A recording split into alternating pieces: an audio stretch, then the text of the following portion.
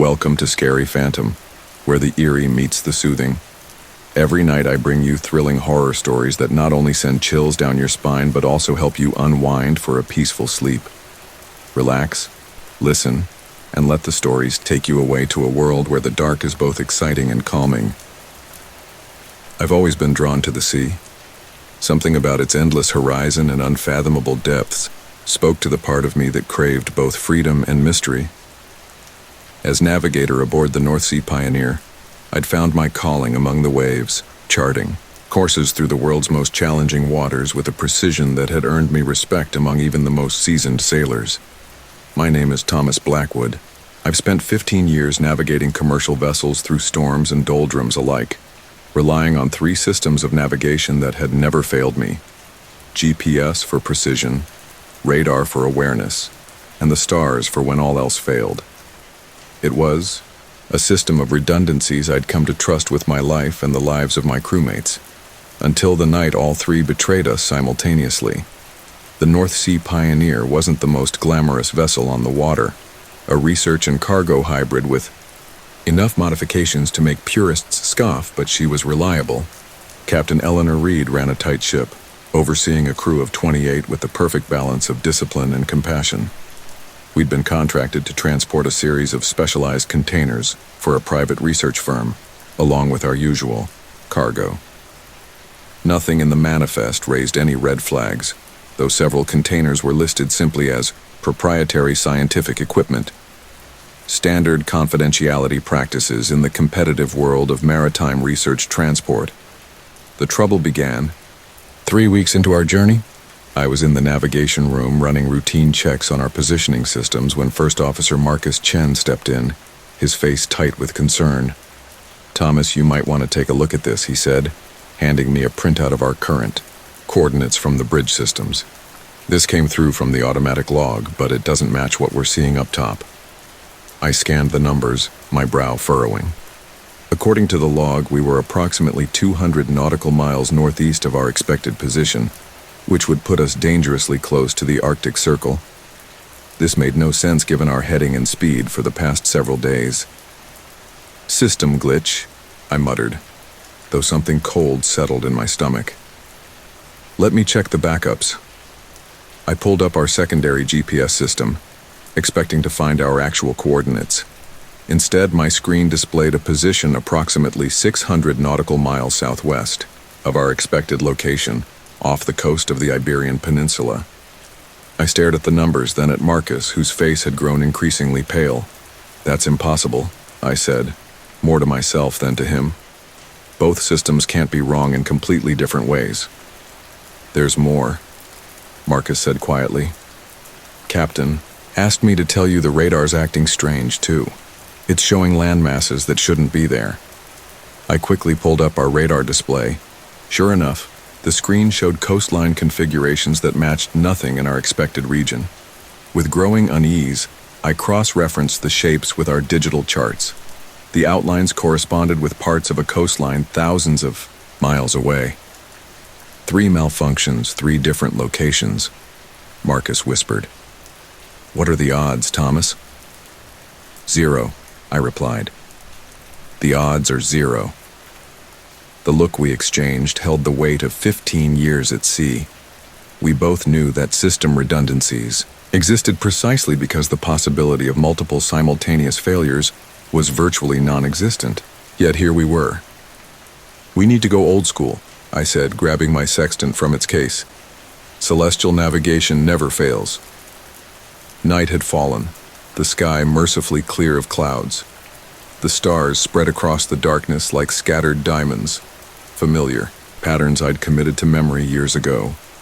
I took my readings methodically, checking and double-checking each calculation.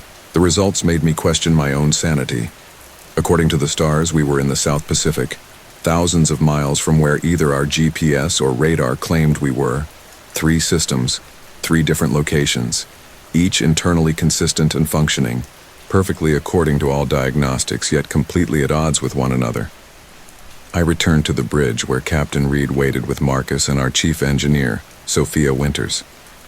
The captain's weathered face registered alarm as I shared my findings. That's not possible, she stated flatly, her voice steady despite the implications.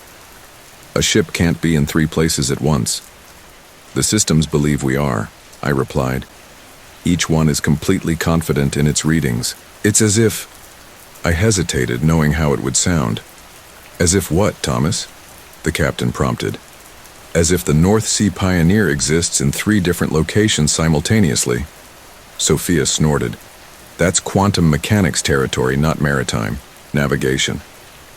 I know how it sounds, I conceded, but I can't explain it otherwise. Every system is functioning correctly according to diagnostics, yet each places us in a completely different part of the world. Captain Reed considered this for a moment, her gray eyes calculating. Sophia, I want every piece of navigation equipment checked, component by component. Replace anything suspicious. Marcus, alert the shipping company of potential navigation issues, but don't cause panic. Request technical support. Thomas, continue manual celestial navigation and keep hourly logs of all 3 systems. Perhaps we'll find a pattern. We dispersed to our tasks, the unspoken fear hanging between us.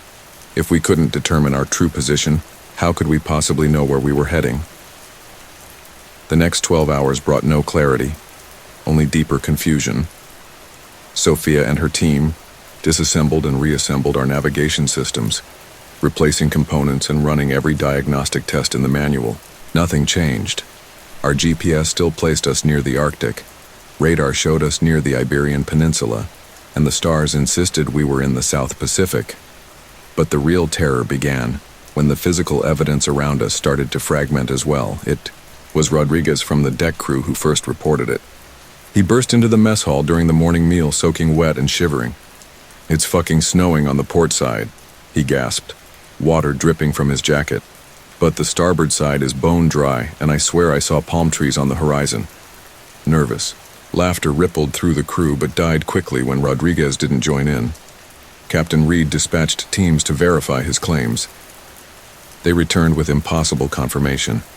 Different weather conditions existed simultaneously on different parts of the ship.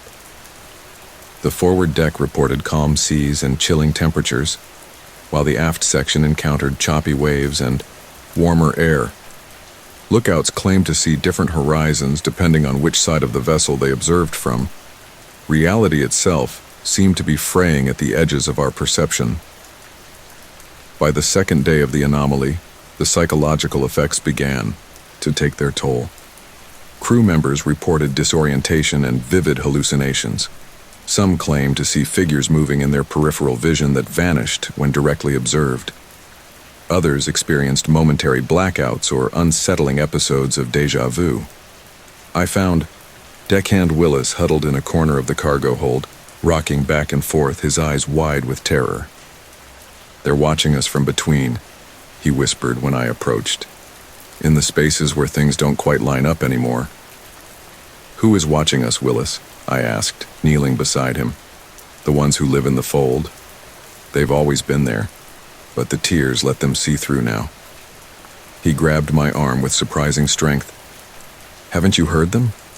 They're using our voices, trying them on like clothes." I gently extracted myself from his grip and escorted him to the medical bay, where our ship's medic, Lana Patel, had her hands full with similar cases. She administered a mild sedative to Willis and turned to me with worried eyes. "Whatever's happening is affecting the crew's mental state," she said quietly. "It's like their minds can't reconcile the contradictory sensory information. They're creating explanations to make sense of it, unless they're actually sensing something we can't yet perceive," I suggested, immediately regretting voicing the thought aloud. Lana's expression darkened. "Let's hope it's just stress and confusion." I nodded and left, heading to the communication room. If we couldn't trust our navigation systems, perhaps we could establish our position through external contact. Communications Officer Derek Hughes sat before his array of equipment, his dark skin ashen with exhaustion. He looked up as I entered, and I could tell immediately that he had news, and none of it good. "You need to hear this," he said, handing me a headset. I put it on and listened as Derek cycled through 3 different radio channels. What I heard chilled me to the bone. The first channel carried a conversation with what identified itself as Northern Maritime Authority, responding to our distress call and providing coordinates for emergency response that matched our Arctic GPS readings. The second channel connected to Southern Peninsula Harbor Master, discussing our approach vectors and assigning a berth number consistent with our radar positioning near the Iberian Peninsula. The third picked up communications from Pacific Island Port Authority, verifying our cargo manifest and estimated arrival time in accordance with my celestial navigation results. 3 different authorities, each unaware of the others, each convinced they were in communication with the real North Sea pioneer. It gets worse, Derek said, taking back the headset. Sometimes we pick up transmissions that sound like us, our voices, our call signs, but saying things none of us have said. Like what? I asked, my mouth dry. Mayday calls, position reports, from locations we've never been, and... He hesitated. Distress signals describing conditions aboard that haven't happened. Yet. I finished for him. Derek nodded grimly. That's what I'm afraid of. By the third day, Captain Reed called an all-hands meeting in the mess hall. The faces that gathered were haggard, eyes darting nervously as if expecting something to materialize in their peripheral vision at any moment. I won't sugarcoat our situation, the captain began, her voice firm, despite the dark circles under her eyes. We're experiencing unprecedented navigation and perception anomalies. Our position remains uncertain, and some crew members are experiencing psychological effects. Chief Engineer Winters has a theory she'd like to share. Sophia stepped forward, tablet in hand. She looked as exhausted as the rest of us, but there was a fierce determination in her eyes. I've been analyzing our power consumption patterns, she began. There's an unexplained energy drain coming from the forward cargo hold, specifically from container unit XR7219. Murmurs rippled through the gathered crew. According to the manifest, Sophia continued, that container houses experimental navigation technology for the research firm Quantum Horizons. It's drawing massive power far beyond what was disclosed in our cargo briefing. Could it be causing our navigation issues? Captain Reed asked. It's more than possible, Sophia replied. The energy signatures match known patterns for experimental quantum field generators. If they're running some kind of prototype, we need to examine that container, I interjected. Whatever's inside might explain what's happening to us. Captain Reed nodded. Agreed. Thomas, Sophia, Marcus, we'll inspect the container immediately.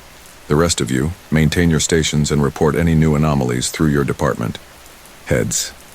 As the crew dispersed, Willis caught my eye from across the room. He made a strange gesture. Fingers splayed as if tracing invisible threads in the air, before Lana gently guided him back toward the medical bay. Our small team made our way to the forward cargo hold, each step feeling somehow longer than it should have. The air grew noticeably colder as we approached container XR7219, our breath fogging before us despite the hold's climate control system. The air temperature drops nearly 15 degrees around this container, Sophia noted, checking. Readings on her tablet, and there's electromagnetic interference unlike anything I've ever seen. The container itself looked ordinary enough. Standard shipping dimensions, matte gray surface, security locks engaged. But standing before it, I felt a distinct unease, as if the space surrounding it was somehow less substantial than it should be. The edges of the container seemed to shimmer slightly when viewed from the corner of my eye, though they appeared solid when directly observed. Something's not right, Marcus muttered. Look at the floor. We followed his gaze. The metal flooring around the container displayed a subtle distortion, as if viewed through rippling water. Captain Reed crouched down, reaching toward the anomaly, but Sophia caught her wrist. I wouldn't touch it, she warned. The electromagnetic readings are off the charts. The captain nodded and straightened. Let's open it up, carefully. Sophia overrode the security protocols with the emergency access codes provided for all cargo, in case of shipboard emergencies. The locks disengaged with a pneumatic hiss. As the door swung outward, cold mist spilled onto the floor like liquid fog, swirling around our ankles. Inside, we discovered something that defied conventional understanding. The container housed what appeared to be a complex array of equipment centered around a suspended crystalline structure. The crystals, if that's what they were, hung in midair, caught in intersecting fields of blue-white energy that pulsed with hypnotic regularity. Surrounding this central feature were banks of equipment unlike any conventional maritime technology, sleek black surfaces with holographic displays showing rapidly changing mathematical formulas and three-dimensional models that rotated and transformed without human input. "What the hell is this?" Captain Reed whispered. Sophia approached one of the display panels, careful not to touch anything. "It's a quantum positioning system," she said after studying the readouts, "but unlike any I've heard of. According to these notes, it's designed to calculate every possible location of an object simultaneously." "That's impossible," Marcus objected. "An object can only be in one place at a time."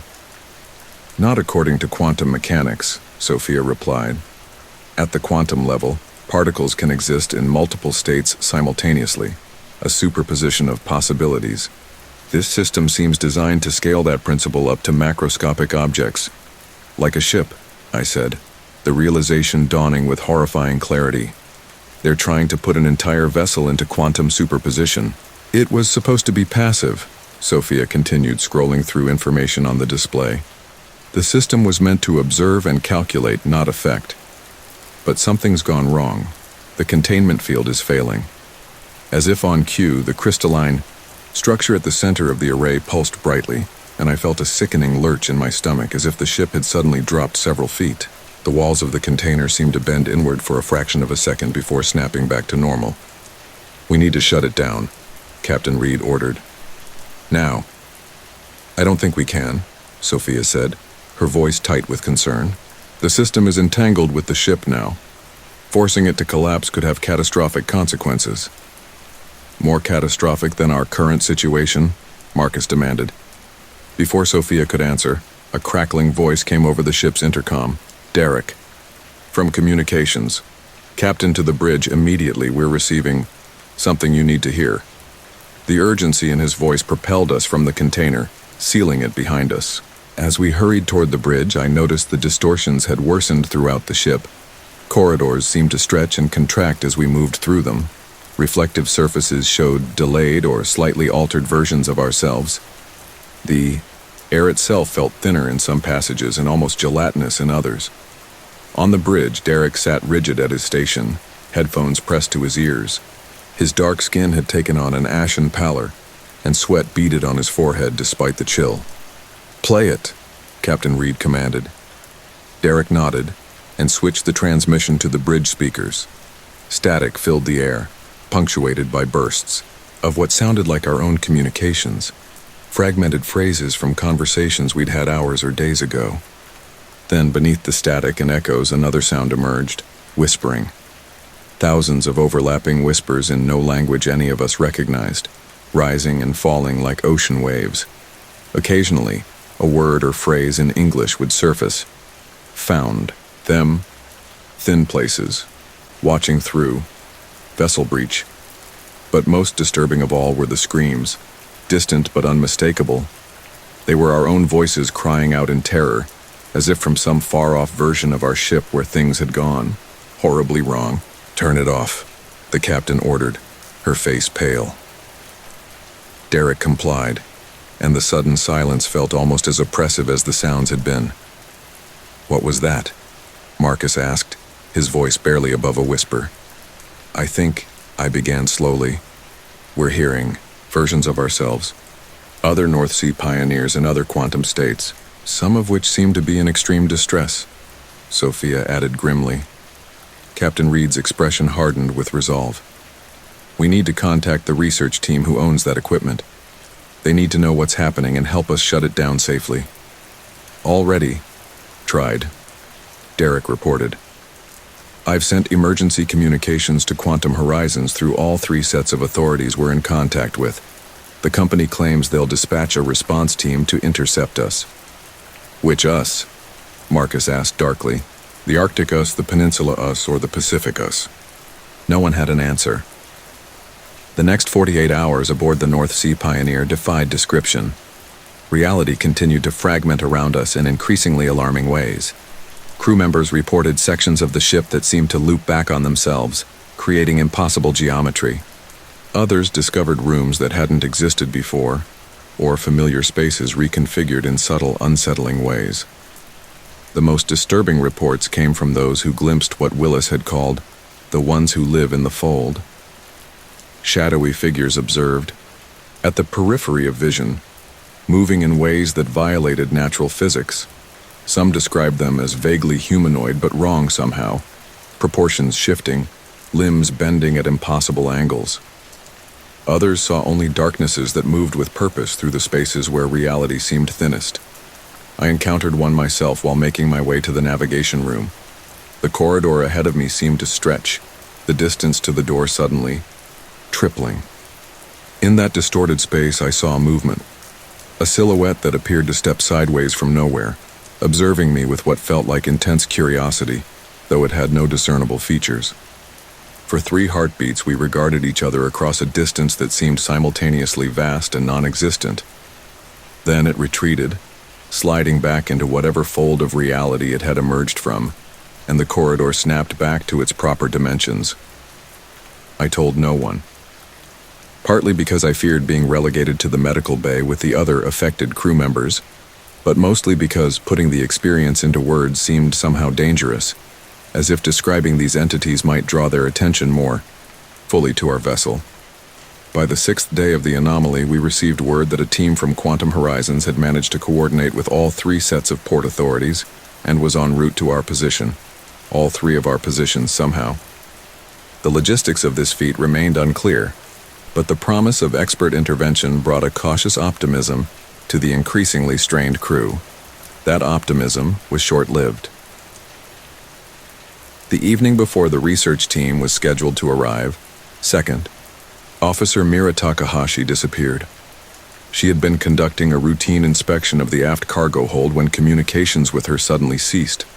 Search parties found no trace, though several reported hearing her voice calling from behind, walls or beneath floors, locations physically impossible for her to reach. 6 hours later, she reappeared on the bridge, collapsing from a doorway that led to a storage closet. Her uniform was soaked with seawater, though the closet was dry. Her skin was pale with hypothermia, and she babbled incoherently about the between space and the others watching from the cracks. Most disturbingly, she carried items none of us recognized. A logbook written in what appeared to be her handwriting but detailing events that had never occurred aboard our ship, and a photograph showing our crew posed on the deck, though several faces were those of strangers who had replaced familiar crew members. Lana sedated her and took her to the medical bay, where she joined the growing number of crew members too psychologically affected to perform their duties. By this point, nearly a third of our complement had been relieved of active duty due to severe anxiety, hallucinations, or dissociative episodes. The research team from Quantum Horizons arrived the following morning, or at least a version of them did. 4 scientists came aboard via helicopter, their equipment cases marked with the company's distinctive logo. They were led by a severe-looking woman who introduced herself as Director Eliza Hammond. "We received your distress communications," she stated without preamble as she met with Captain Reed, Sophia, Marcus, and myself in the conference room. Though I must say the simultaneous receipt of identical messages from 3 different maritime authorities was unprecedented. "As is our current situation," Captain Reed replied coolly. "Your experimental technology has placed my ship and crew in extreme danger. We demand immediate assistance in resolving this crisis." Director Hammond's expression remained neutral, but something like unease flickered in her eyes. The quantum positioning system was designed to be entirely observational. It shouldn't have affected your vessel in any way. "Well, it has," Sophia interjected, sliding her tablet across the table. "These are our current readings. Your containment field is failing, and the quantum effect has spread throughout the ship. We're experiencing position uncertainty on a macroscopic scale." One of Hammond's colleagues, a younger man with anxious eyes, examined the readings and whispered something urgently to her. Her composure slipped momentarily, genuine alarm crossing her features. "This shouldn't be possible," she murmured. The system was designed with multiple fail-safes specifically to prevent quantum effects from propagating beyond the observation apparatus. "Tell that to my missing crew member who reappeared with items from some parallel version of our ship," Captain Reed snapped. "Or the growing number of people in my medical bay experiencing severe psychological trauma from your observational experiment." Director Hammond straightened. "We'll examine the equipment immediately and determine the best course of action." "And if you can't fix it?" I asked. The look she gave me contained a cold calculation that suggested she'd already considered this possibility. "Then we initiate emergency protocols. The quantum effect must be contained regardless of other considerations." The implication hung heavily in the air. To Quantum Horizons, the ship and its crew might be acceptable losses if it meant preventing whatever was happening from spreading further. The research team made their way to the forward cargo hold, accompanied by Sophia and 2 security officers. The rest of us waited in tense silence, each lost in our own thoughts about what emergency protocols might entail. An hour later, the ship's intercom crackled to life. Sophia's voice came through, tight with urgency. "Captain, to the cargo hold. Now, they've found something." We hurried to the container, the distortions in space seeming to worsen with every passing minute. Corridors twisted at subtle angles. Distances expanded and contracted unpredictably. And several times I could have sworn we passed the same intersection more than once despite maintaining a direct route. The scene that greeted us at container, XR7219, defied comprehension. The research team had opened panels in the equipment to reveal its inner workings, but what should have been conventional circuitry and components instead revealed crystalline structures that had grown like alien, coral spreading through the machinery in patterns too organic to be manufactured. "It's evolving," Hammond stated, her scientific detachment crumbling. "The system is spontaneously developing new structures, new configurations. It's as if it's trying to optimize itself for some function we never programmed." "What function?" Captain Reed demanded. The anxious young scientist, Dr. Ellis, according to his identification badge, looked up from his instruments. "It appears to be attempting to strengthen the quantum field effect, specifically targeting the fabric of local space-time." "Meaning?" Marcus prompted. "Meaning," Dr. Ellis continued. "It's trying to tear holes in reality." Hammond shot him a warning look, but it was too late. The words hung in the air, giving shape to the nameless dread we'd all been feeling. "Why would it do that?" I asked, my voice steadier than I felt. Dr. Ellis hesitated, glancing at Hammond, who gave a slight nod of resignation. "The quantum positioning system works by detecting alternative quantum states, essentially mapping all possible locations where an object might exist according to wave function mathematics," he explained. "Oh, but something in our calculations was wrong. Instead of simply observing these alternative states, the system is actively trying to bring them into alignment." "Alignment?" Sophia questioned. "Convergence," Hammond clarified grimly. "It's attempting to collapse multiple quantum realities into a single point of intersection." "And what happens at this intersection?" Captain Reed asked. No one answered immediately. Finally, Dr. Ellis spoke, his voice barely above a whisper. "We don't know. Theoretically, it could create a space where multiple realities exist simultaneously, a bubble of overlapping possibilities." "Isn't that exactly what we're experiencing now?" I asked. Hammond nodded slowly. "Yes, but on a limited scale, affecting only your vessel and immediate surroundings. If the process continues to its logical conclusion, the effect could spread," the third scientist concluded, "potentially destabilizing quantum coherence across a much wider area." "How wide?" Marcus demanded. The scientists exchanged glances loaded with unspoken dread. "We need to shut it down," Hammond declared, avoiding the question.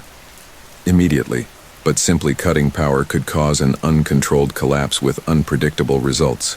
We need to initiate a controlled shutdown sequence that will allow the quantum field to decay naturally." "How long will that take?" Captain Reed asked. "Approximately 6 hours," Hammond replied, "during which time the effects you're experiencing may intensify before they resolve." Intensify how? I pressed. Hammond's expression was grim. The barriers between quantum states will thin further. Your crew should be confined to essential areas only, travel in pairs, and maintain constant communication. Anyone experiencing severe disorientation should be immediately escorted to your medical bay. Captain Reed nodded sharply. Make it happen. I want this nightmare ended. As Hammond and her team began their work, we implemented the new safety protocols ship-wide.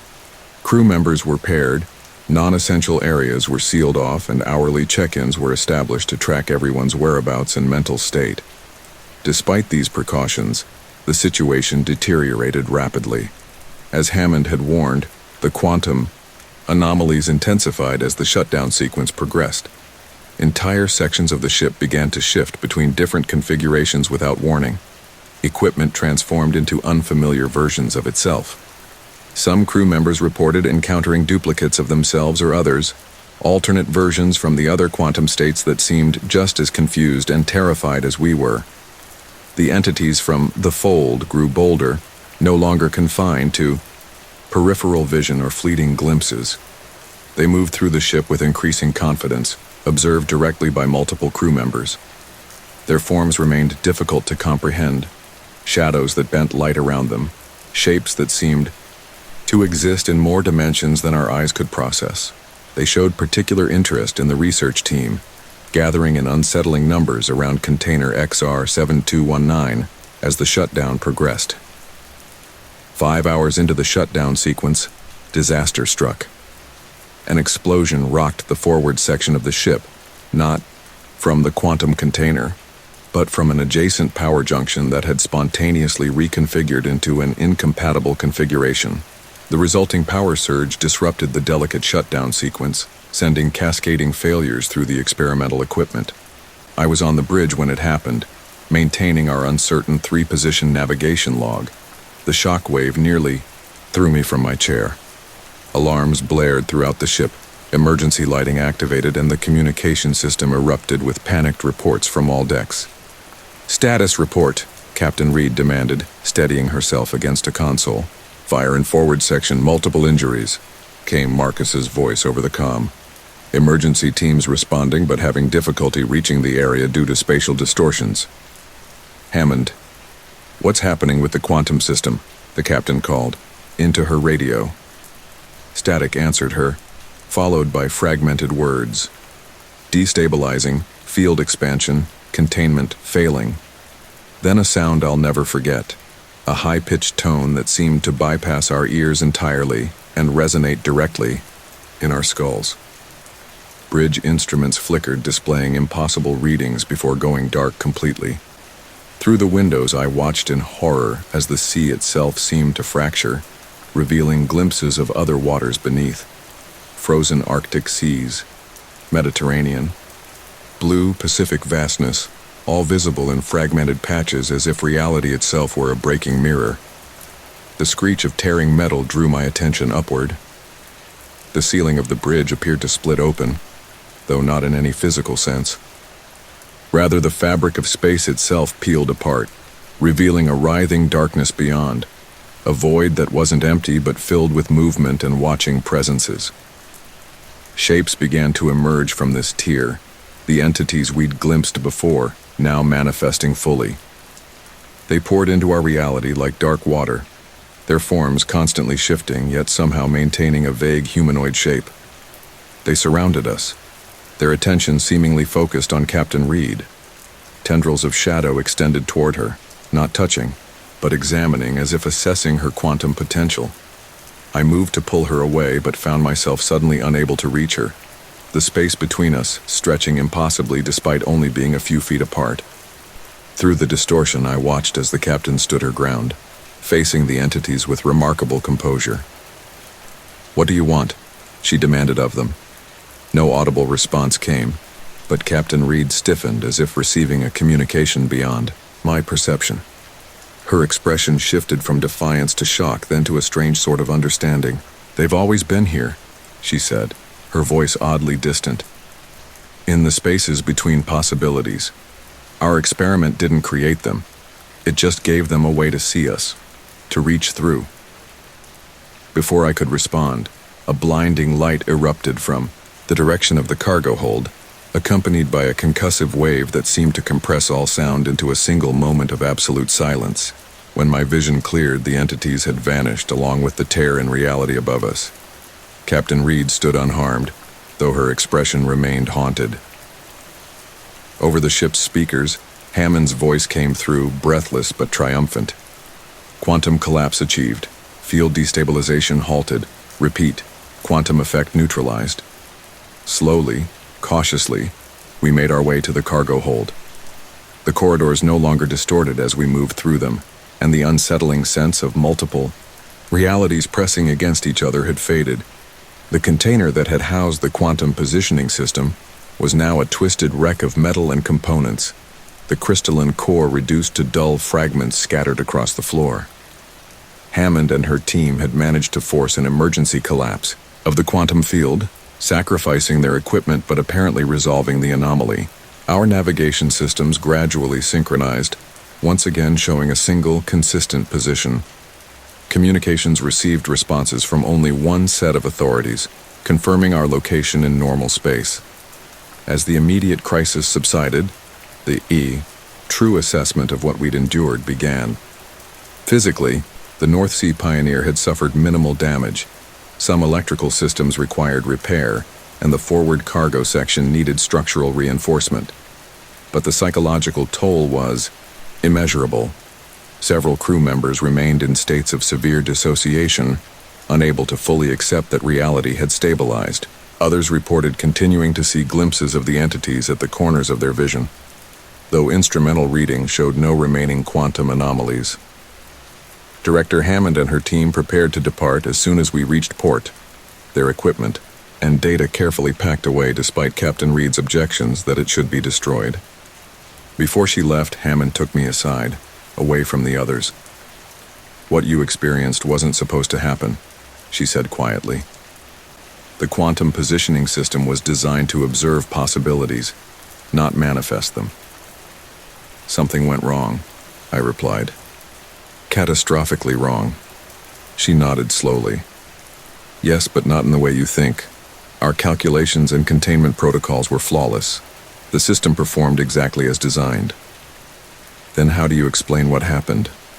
Hammond's eyes held a troubled knowledge. "We failed to account for the observers." "What observers?" "The entities you encountered. They exist in what theoretical physicists call the superposition space, the realm of quantum possibility between collapsed states of reality. They've always been there, watching our world through the quantum foam of existence. Our system didn't create a way into our reality. It created a window through which they could see us more clearly than ever before. And they became curious. Curious enough to tear holes in our reality? I asked incredulously. They don't perceive reality as we do, Hammond explained. To them, the barriers between quantum states are artificial constructs, unnecessary limitations. They were simply removing what they saw as obstacles to better observation, at the cost of our sanity and potentially our lives. Hammond had the decency to look troubled. We didn't know they existed. How could we?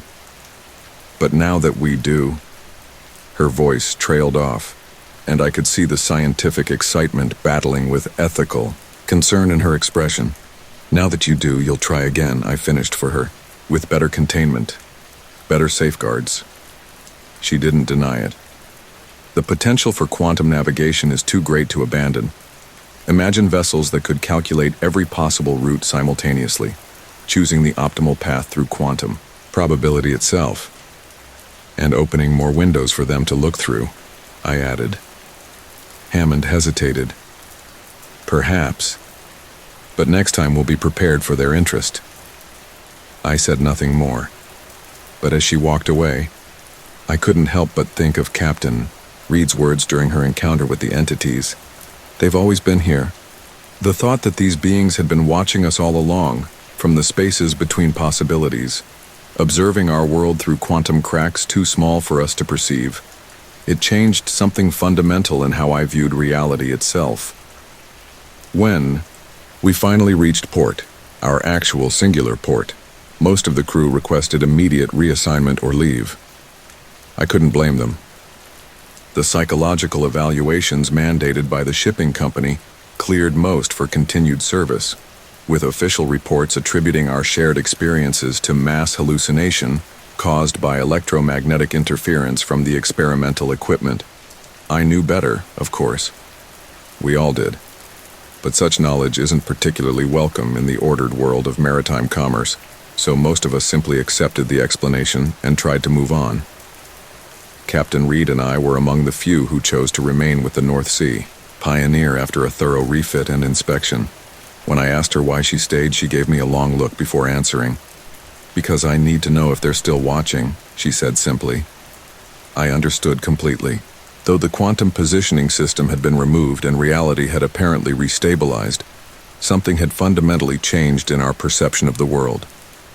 Something remained with those of us who had experienced the quantum fracturing, a heightened sensitivity to the subtle wrongness that occasionally rippled through ordinary reality.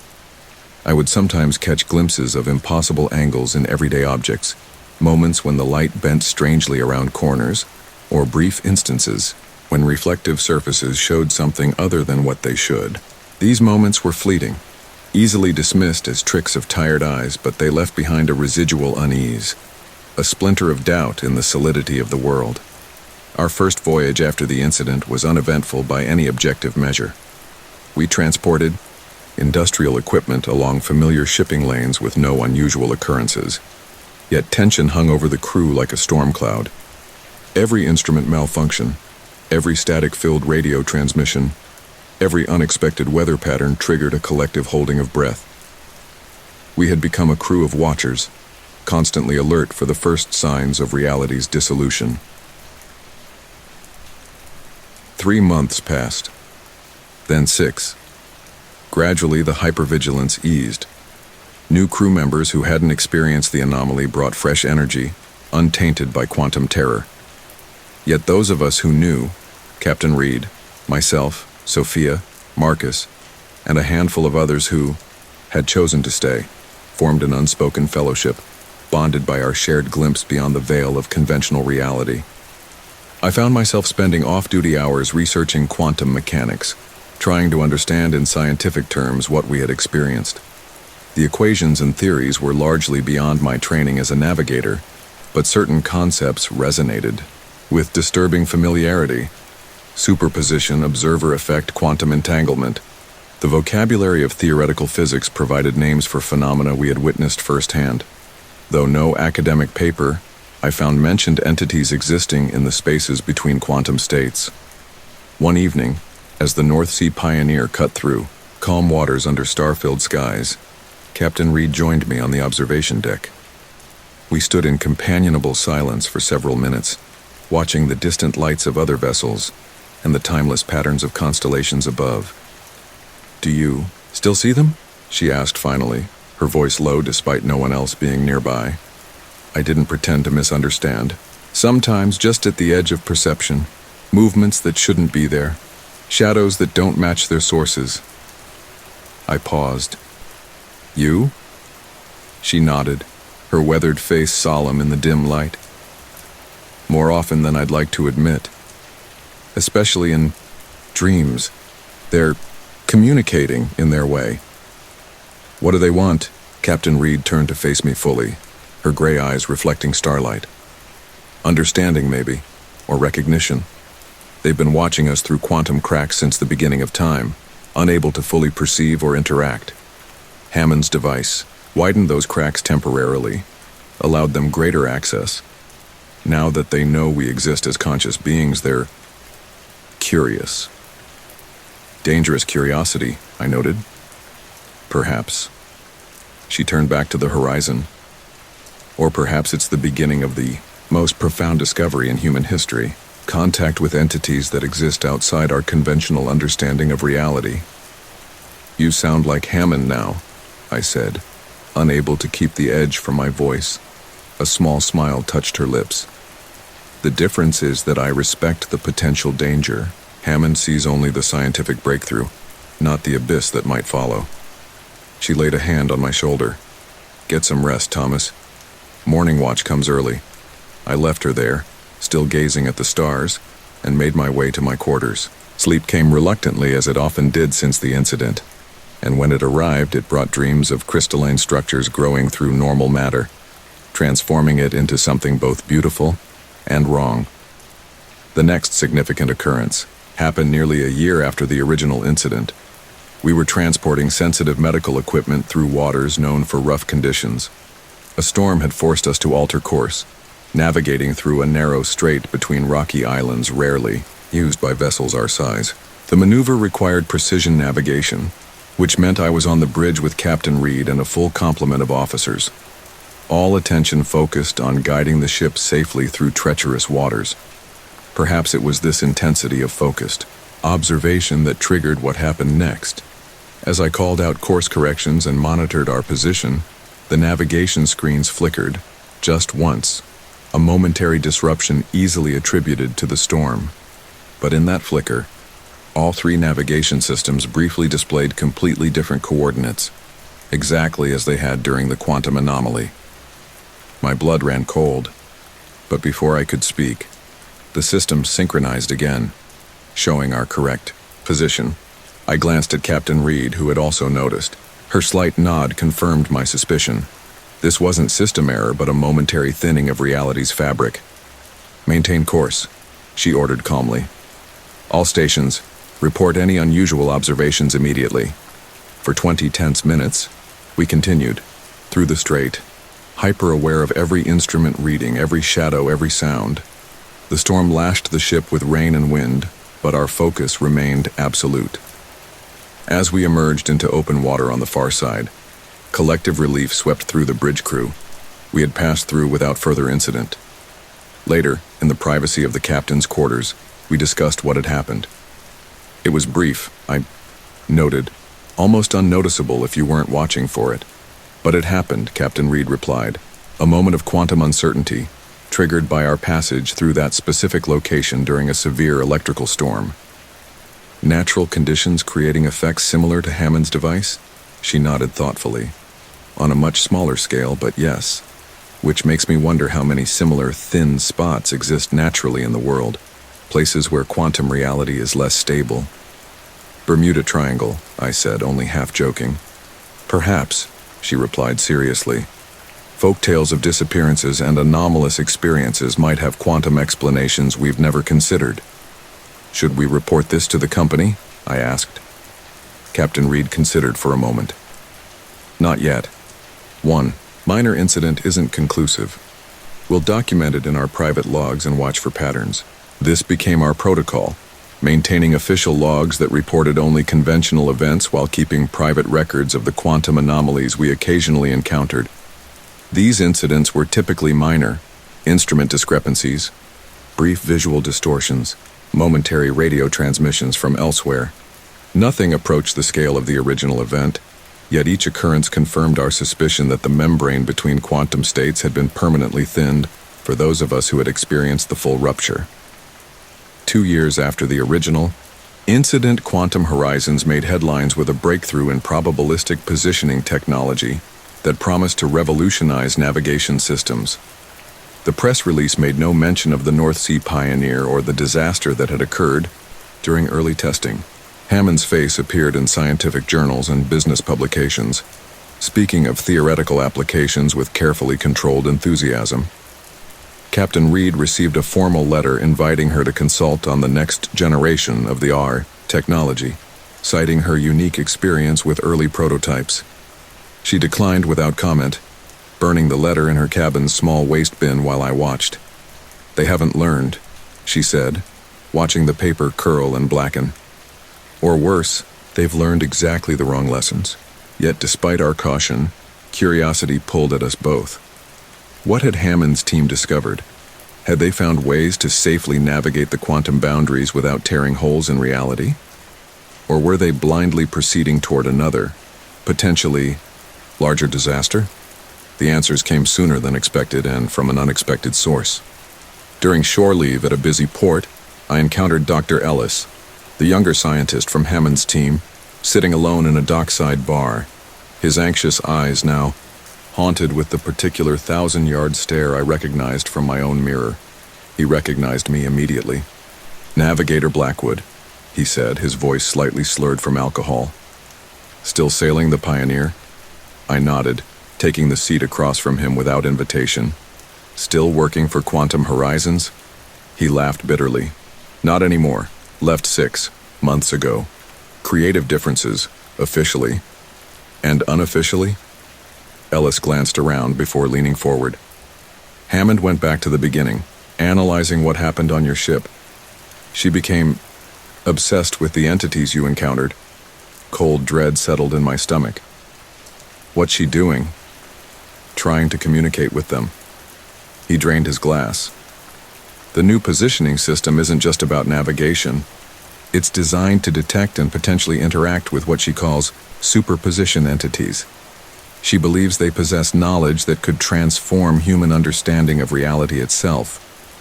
"That's insane," I said flatly.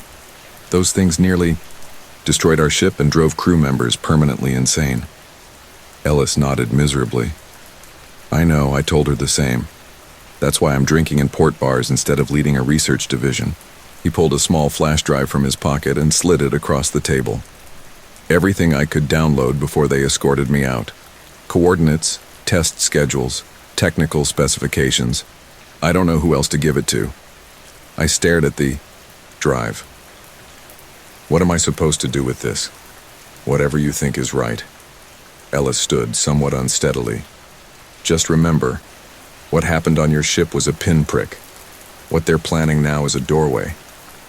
He left without another word, disappearing into the crowded waterfront. I sat for a long time, the flash drive heavy in my palm, before finally returning to the North Sea Pioneer where Captain Reed waited in her office. She examined the data in silence, her expression growing progressively grimmer with each file. When she finally looked up, resolution had hardened her features. "They're testing at sea on a converted research vessel," she said. "The Quantum Voyager, registered as a private research ship conducting oceanographic studies." "When?" 3 weeks from now. Northern waters officially charting deep-sea thermal vents." She closed the laptop. "We'll be there." "How?" "We can't exactly divert a commercial cargo ship without explanation." Captain Reed's smile held no humor. "After all we've seen, you're worried about logistics? I have 40 years of maritime contacts, and enough leave accumulated to take personal time. The question is, are you with me?" The answer required no thought. "Always, Captain." Preparations were made quietly. Captain Reed arranged a temporary leave of absence, citing personal matters. I did the same. Together with Sophia, who insisted on joining once she learned our purpose, we chartered a small but well-equipped vessel, suitable for the northern waters where Quantum Horizons planned their test.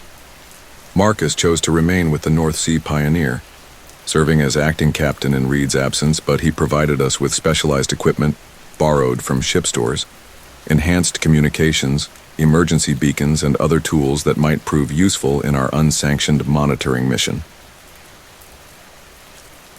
We sailed north, our small vessel making good time through increasingly cold waters. Captain Reed had plotted an intercept course based on the coordinates from Ellis's files, positioning us near enough to observe the Quantum Voyager's activities without drawing immediate attention. We located the research vessel 3 days later, a sleek modern ship bristling with specialized equipment and satellite communications arrays. From our position several miles distant, we used high-powered observation equipment to monitor their activities while maintaining communications silence. For 2 days, nothing unusual occurred. The Quantum Voyager conducted what appeared to be routine oceanographic research, deploying sensor arrays and remote submersibles. Had we not known their true purpose, nothing would have seemed amiss. On the 3rd day, subtle changes became apparent. Crew activity on deck intensified. Additional equipment was assembled on the aft section, components similar to those we had seen in container XR7219, though significantly larger and more complex. Even from a distance, I could make out the distinctive crystalline structures at the center of the array. They're preparing for the test, Sophia murmured, lowering her binoculars. Probably waiting for optimal conditions. Which would be what? I asked. Based on these readings, she replied, checking atmospheric and electromagnetic sensors we had set up. A combination of minimal solar activity, specific geomagnetic conditions, and atmospheric stability. All of which... She checked her instruments again. We're approaching within the next 12 hours. Captain Reed's expression was grim. Then we need to act before they initiate the test. Options? We considered our limited choices. Direct intervention seemed impossible. We were 3 people on a small vessel against a fully crewed research ship with corporate backing. Attempting to communicate our concerns would likely be dismissed, especially given the confidential nature of their work. We could try to disrupt their systems remotely, Sophia suggested. Create electromagnetic interference that might force them to postpone. Temporary at best, Captain Reed replied, and potentially dangerous if initiated during a critical phase of their experiment. I stared at the distant vessel, remembering the terror of reality unraveling around us, the entities that had emerged from the quantum folds. We need to make contact with someone aboard who might listen, someone who isn't completely committed to Hammond's vision. Ellis mentioned other researchers who shared his concerns, Captain Reed noted. If we could identify them. A sudden change aboard the Quantum Voyager interrupted our planning. Lights across the vessel dimmed momentarily, then brightened to greater intensity.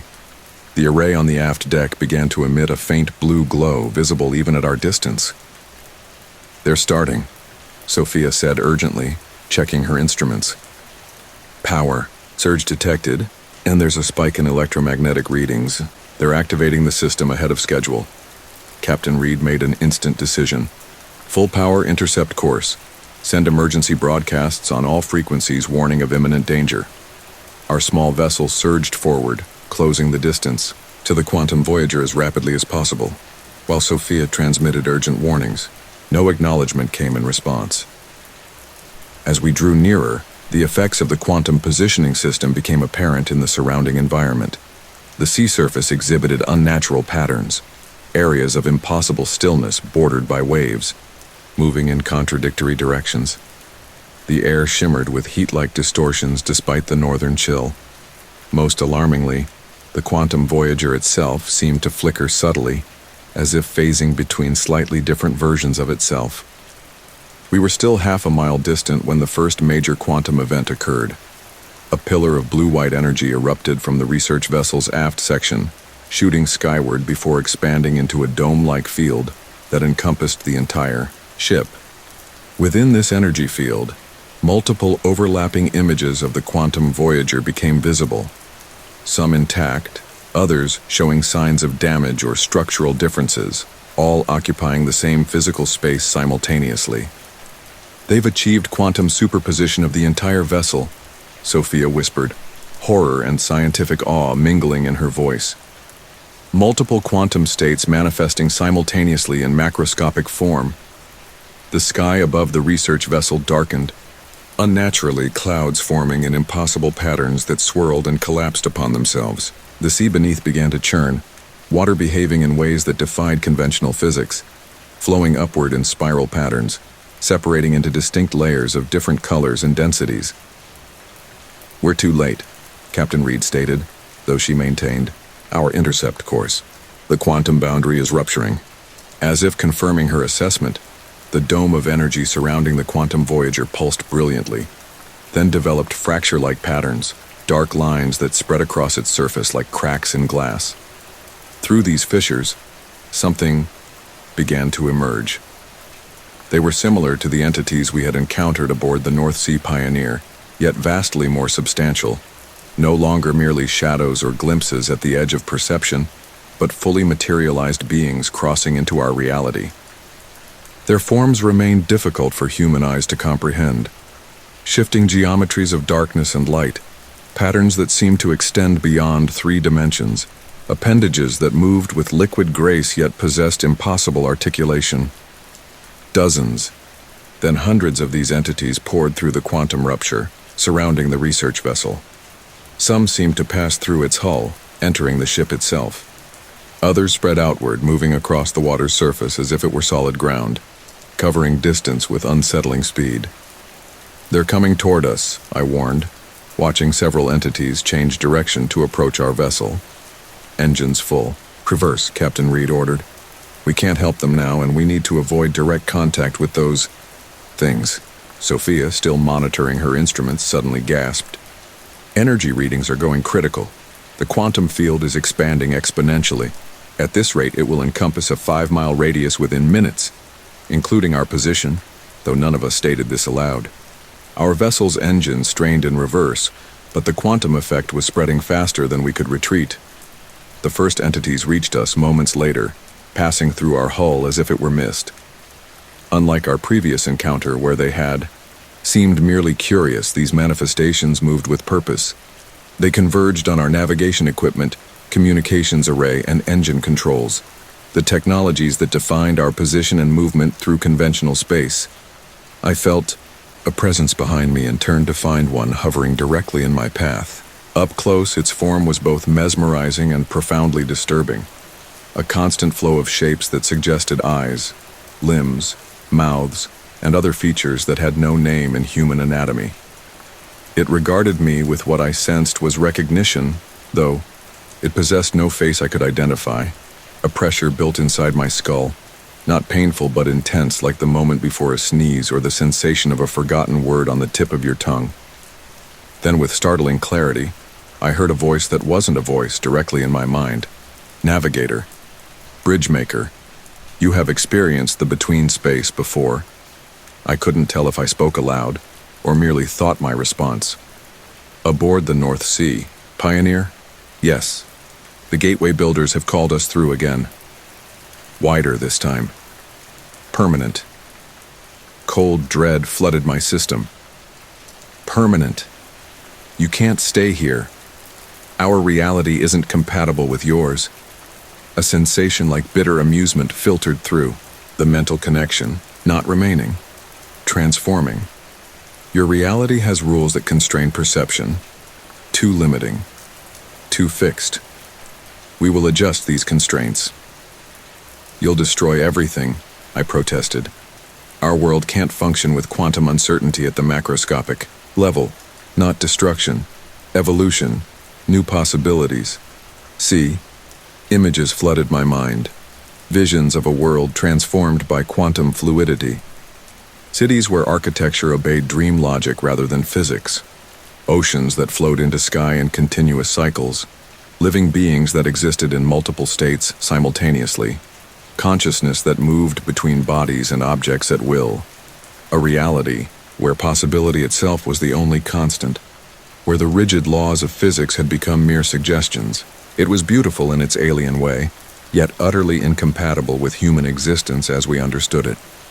Our minds, our bodies, our entire civilization was built upon the predictable consistency of classical physics. What these entities envisioned would unravel the very foundation of our world. "We can't survive such a transformation," I managed to communicate. "Please, your curiosity will eradicate us." The entity's response carried something almost like compassion. "Some will adapt. Those who have touched the between space already. Like you, the others will become something new." A blinding flash from the direction of the quantum voyager interrupted our exchange. The research vessel appeared to implode, its structure collapsing inward before erupting in a shockwave of quantum energy that expanded outward at impossible speed. The entity before me dissipated as the wave approached, its final communication echoing in my mind. Too late. The transformation begins. The quantum shockwave struck our vessel with the force of a physical blow. Reality itself seemed to bend around us, colors shifting beyond normal spectrums, sound becoming visible, light acquiring texture and weight. I felt my own body become uncertain, consciousness splitting into multiple potential states of existence. For a timeless moment, I experienced simultaneously, drowning in cold northern waters, standing safely on our intact vessel watching the Aizhou distant explosion, lying broken on the deck as our ship splintered around me. and floating in a void where direction had no meaning, observing the entire scene from outside conventional space. Then, with a thunderous crack that seemed to echo, through dimensions rather than merely air, something stabilized. Reality snapped back into focus, or at least a version of reality did. I found myself on the deck of our vessel, which appeared largely intact despite the quantum shockwave. Captain Reed and Sophia were nearby, both disoriented but conscious. Beyond us, where the quantum Voyager had been, nothing remained but a perfect circle of unnaturally calm water, its surface reflective as polished glass. "Is everyone all right?" Captain Reed asked, her voice steady despite circumstances.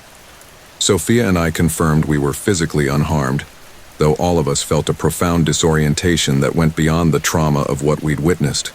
Something fundamental had changed, though at first I couldn't precisely identify what. As we cautiously checked our vessel and equipment, the alterations became apparent. Our navigation systems functioned but provided reading with a degree of uncertainty never before encountered. Positions that shifted slightly with each observation, compass directions that seemed to breathe rather than remain fixed. More disconcertingly, our perception itself had been affected. Distances seemed fluid, with objects occasionally appearing closer or farther than they actually were. Colors would briefly shift into impossible hues before settling back into normal spectrums.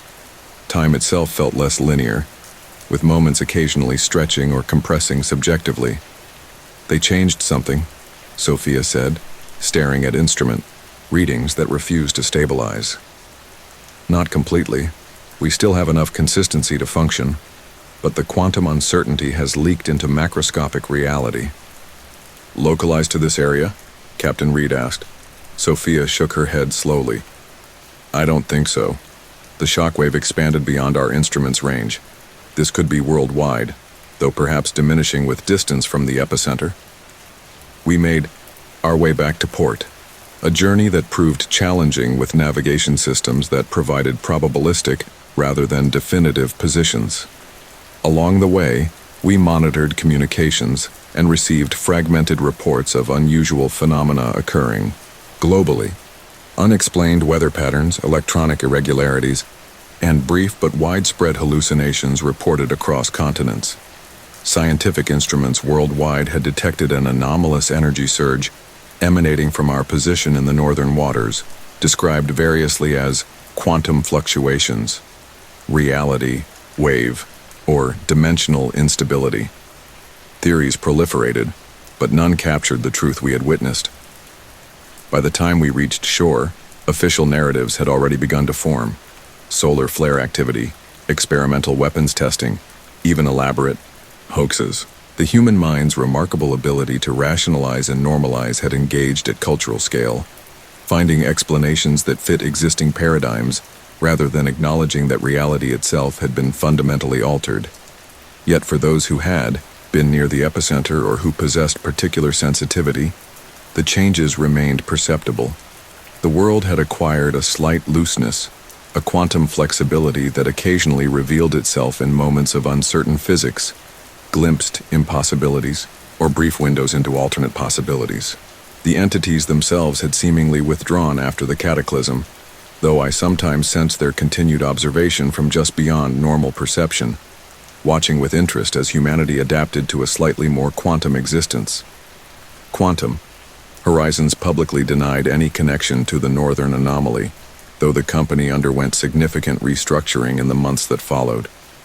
Director Hammond disappeared from public view entirely, her ultimate fate unknown. Captain Reed, Sophia, and I eventually returned to the North Sea Pioneer, resuming our duties with a new perspective on navigation, position, and reality itself.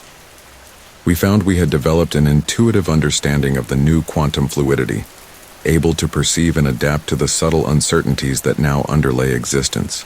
This sensitivity proved valuable in waters where other vessels occasionally reported mysterious navigational discrepancies or instrument failures. The North Sea Pioneer gained a reputation for reliability in regions known for unexplained phenomena. Our captain somehow able to guide us safely through areas where other ships encountered difficulties. Few connected this ability to our involvement in the Northern Incident, allowing us to quietly use our quantum awareness while maintaining professionally respectable explanations. 5 years have passed since the quantum Voyager experiment. The world has largely adjusted to the subtle changes, incorporating slightly higher uncertainty into scientific models and technological systems. Most people remain unaware that anything fundamental shifted that day, perceiving only occasional oddities quickly dismissed or explained away. For those of us who know the truth, however, navigation has become a different art entirely. We sail not only through physical seas but through probabilities and possibilities, sensing the places where reality runs thinner or thicker, avoiding the spots where quantum boundaries remain particularly permeable. Sometimes, in dreams, I still communicate with the entities from the between space. They express satisfaction with the partial transformation, viewing it as a first step toward greater dimensional integration. I try to convey the importance of stability for human civilization, negotiating a balance between their desire for quantum fluidity and our need for consistent physical laws. Whether they truly understand or simply humor me remains unclear. Last month, I received a message from Dr. Ellis, the first communication since our meeting in the port bar years ago. It contained only geographic coordinates and a brief note. They're trying again. Different approach. Limited quantum bubble. Controlled environment. I shared this with Captain Reed, who studied the coordinates with her experienced navigators. Remote location, minimal population. They're being more cautious this time. Does that make it any less dangerous? I asked. She considered the question carefully before responding. Perhaps more dangerous. Subtlety often achieves what brute force cannot. She met my gaze steadily.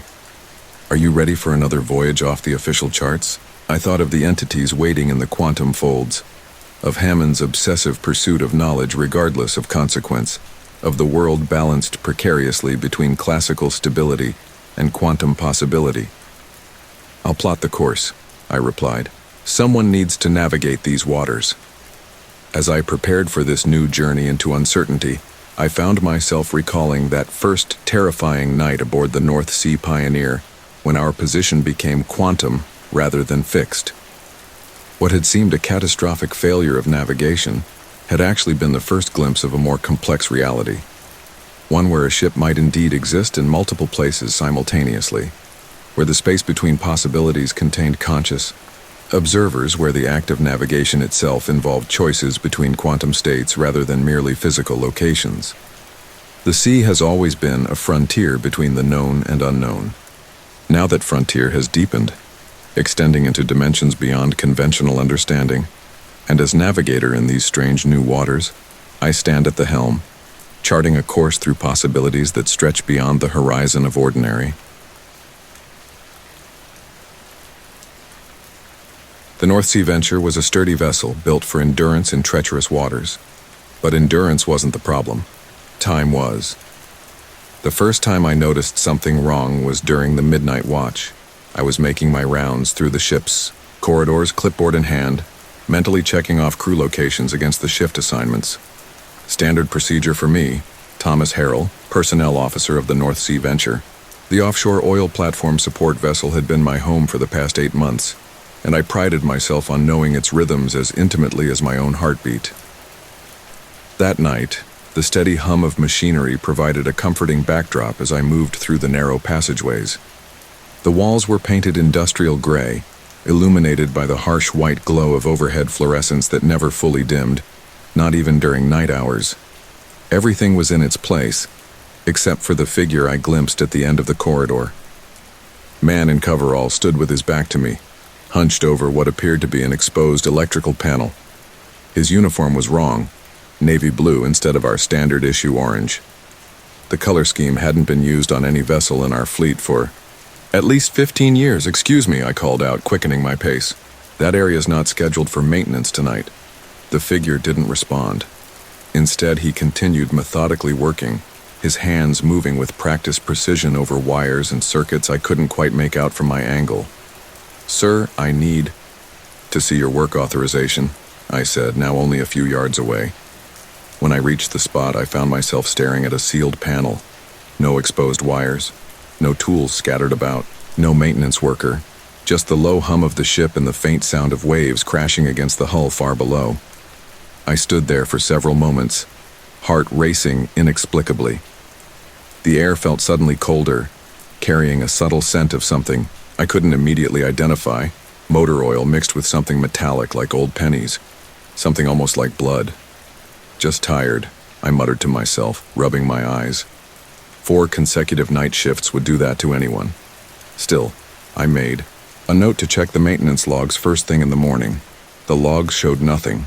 No scheduled work, no emergency repairs. No record of anyone being in that section of the ship during the midnight shift. I might have dismissed it entirely if Eliza Morgan hadn't mentioned something similar over breakfast in the mess hall the next morning.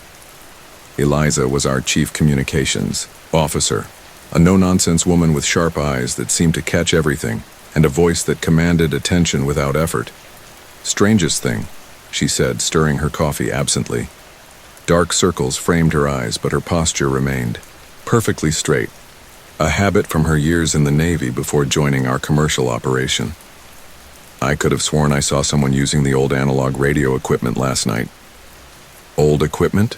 I asked, setting down my fork. "Yeah, you know the backup systems we keep in storage? The ones that haven't been installed on the bridge for years?" She shook her head. "I was doing my final communications check before heading to bed, and there he was, some guy I didn't recognize, operating equipment that shouldn't even be there anymore. When I blinked, both he and the equipment were gone." A chill ran down my spine despite the mess hall's aggressive heating system. "What did he look like?" "That's the thing," Eliza said, lowering her voice. I couldn't see his face. He was wearing one of those old-style uniform caps, the kind with the longer bill that they phased out before I even joined the company. But the shoulder patches were our company's logo, just an older version. Around us, the mess hall buzzed with morning activity. Crew members shuffled in for coffee and breakfast before their shifts, their conversations creating a comfortable background noise. Steel utensils clinked against plates, and the smell of bacon and industrial-strength coffee filled the air. Everything was normal, routine. And yet, something felt off, like the subtle shift in atmospheric pressure before a storm. "You think I'm losing it, don't you?" Eliza asked, her eyes narrowing slightly. "No," I said carefully. "Actually, I saw something similar last night. A maintenance worker who wasn't there. Wrong uniform color." Eliza's expression didn't change, but her knuckles whitened around her coffee mug. "You believe in ghosts, Thomas?" I forced a laugh. "Of course not. There's always a logical explanation." "Right," she said, not sounding convinced. "Like exhaustion, or carbon monoxide. I'll check the environmental systems," I offered. "Make sure there's no gas leak or ventilation issue." Eliza nodded, but the worry lines around her eyes didn't soften. "Do that, and maybe keep this between us for now. No need to spook the others." I agreed, though something told me we weren't the only ones experiencing these anomalies. There was a certain tension in the air, a subtle shift in the dynamics of the crew. Conversations that stopped when I approached, glances exchanged between veteran crew members. No one was saying anything outright, but I could sense it. Something wasn't right on the North Sea venture. As personnel officer, I had access to every crew member's file.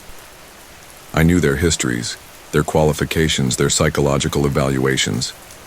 I knew who had families waiting for them on shore and who had nowhere else to go but this floating metal island. I knew who might be prone to hallucinations from stress or isolation, and who might be playing elaborate pranks to break the monotony. After my conversation with Eliza, I returned to my cramped office and pulled up the crew manifest, cross-checking every name, every face. 118 souls officially aboard the North Sea venture.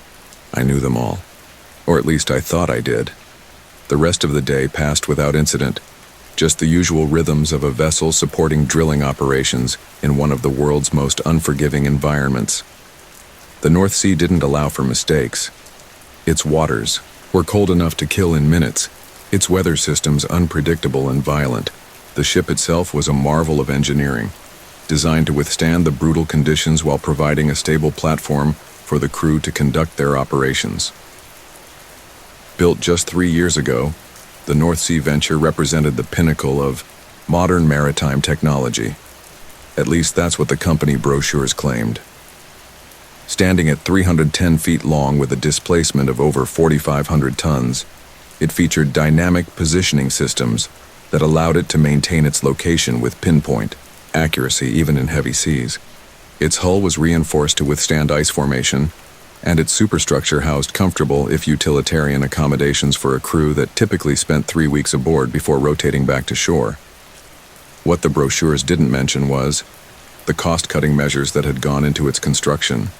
I had heard rumors, nothing concrete, nothing that would hold up under scrutiny, but rumors nonetheless, that Oceanic Marine Ventures had salvaged materials from other vessels, components from ships that had been decommissioned or worse, vessels that had met unfortunate ends in these same waters. That evening, I found myself drawn to the ship's small library. Located near the officers' quarters, it was rarely used except as a quiet place for off-duty personnel to read or play chess. The walls were lined with shelves containing technical manuals, a few dog-eared paperbacks left behind by previous crews, and, most importantly for my purposes, the company's historical archives. I wasn't sure what I was looking for until I found it. A slim volume entitled Oceanic Marine Ventures, Fleet History 1970-2010. The book was mainly corporate propaganda, glossy photos of vessels and smiling crews, interspersed with dry technical specifications and glowing accounts of the company's accomplishments. But tucked between stories of record-breaking operations and technological innovations were brief mentions of losses. Ships caught in storms, engineering failures, fires that had gutted vessels before they could be brought under control. One entry in particular caught my eye, the MV Northern Light, a supply vessel that had disappeared without a trace in 1992, approximately 180 nautical miles from our current position. The accompanying photo showed a ship smaller than the North Sea Venture but with a similar profile. The crew wore navy blue coveralls. I was so engrossed in my research that I didn't hear the library door open. A throat cleared behind me and I nearly jumped out of my skin. "Sorry to startle you," said Cameron Willis, the ship's first officer. He was a large man with a perpetually sunburned face despite spending most of his time indoors and eyes that seemed to evaluate everything they saw. "Bit late for light reading, isn't it?" I closed the book, feeling oddly guilty. "Just doing some background research." Cameron's eyes flicked to the volume in my hands, then back to my face. "Company history? Any particular reason?" I hesitated. Cameron was well respected among the crew, known for his steady hand and clear thinking in crisis situations. If anyone might have insights into the strange occurrences, it would be him. But Eliza's caution echoed in my mind. No need to spook the others. "Just curious about our predecessors," I said casually. "You've been with Oceanic longer than most. Ever hear anything about the Northern Light?" Something flickered across Cameron's face, so brief I might have imagined it. "That was before my time," he said carefully.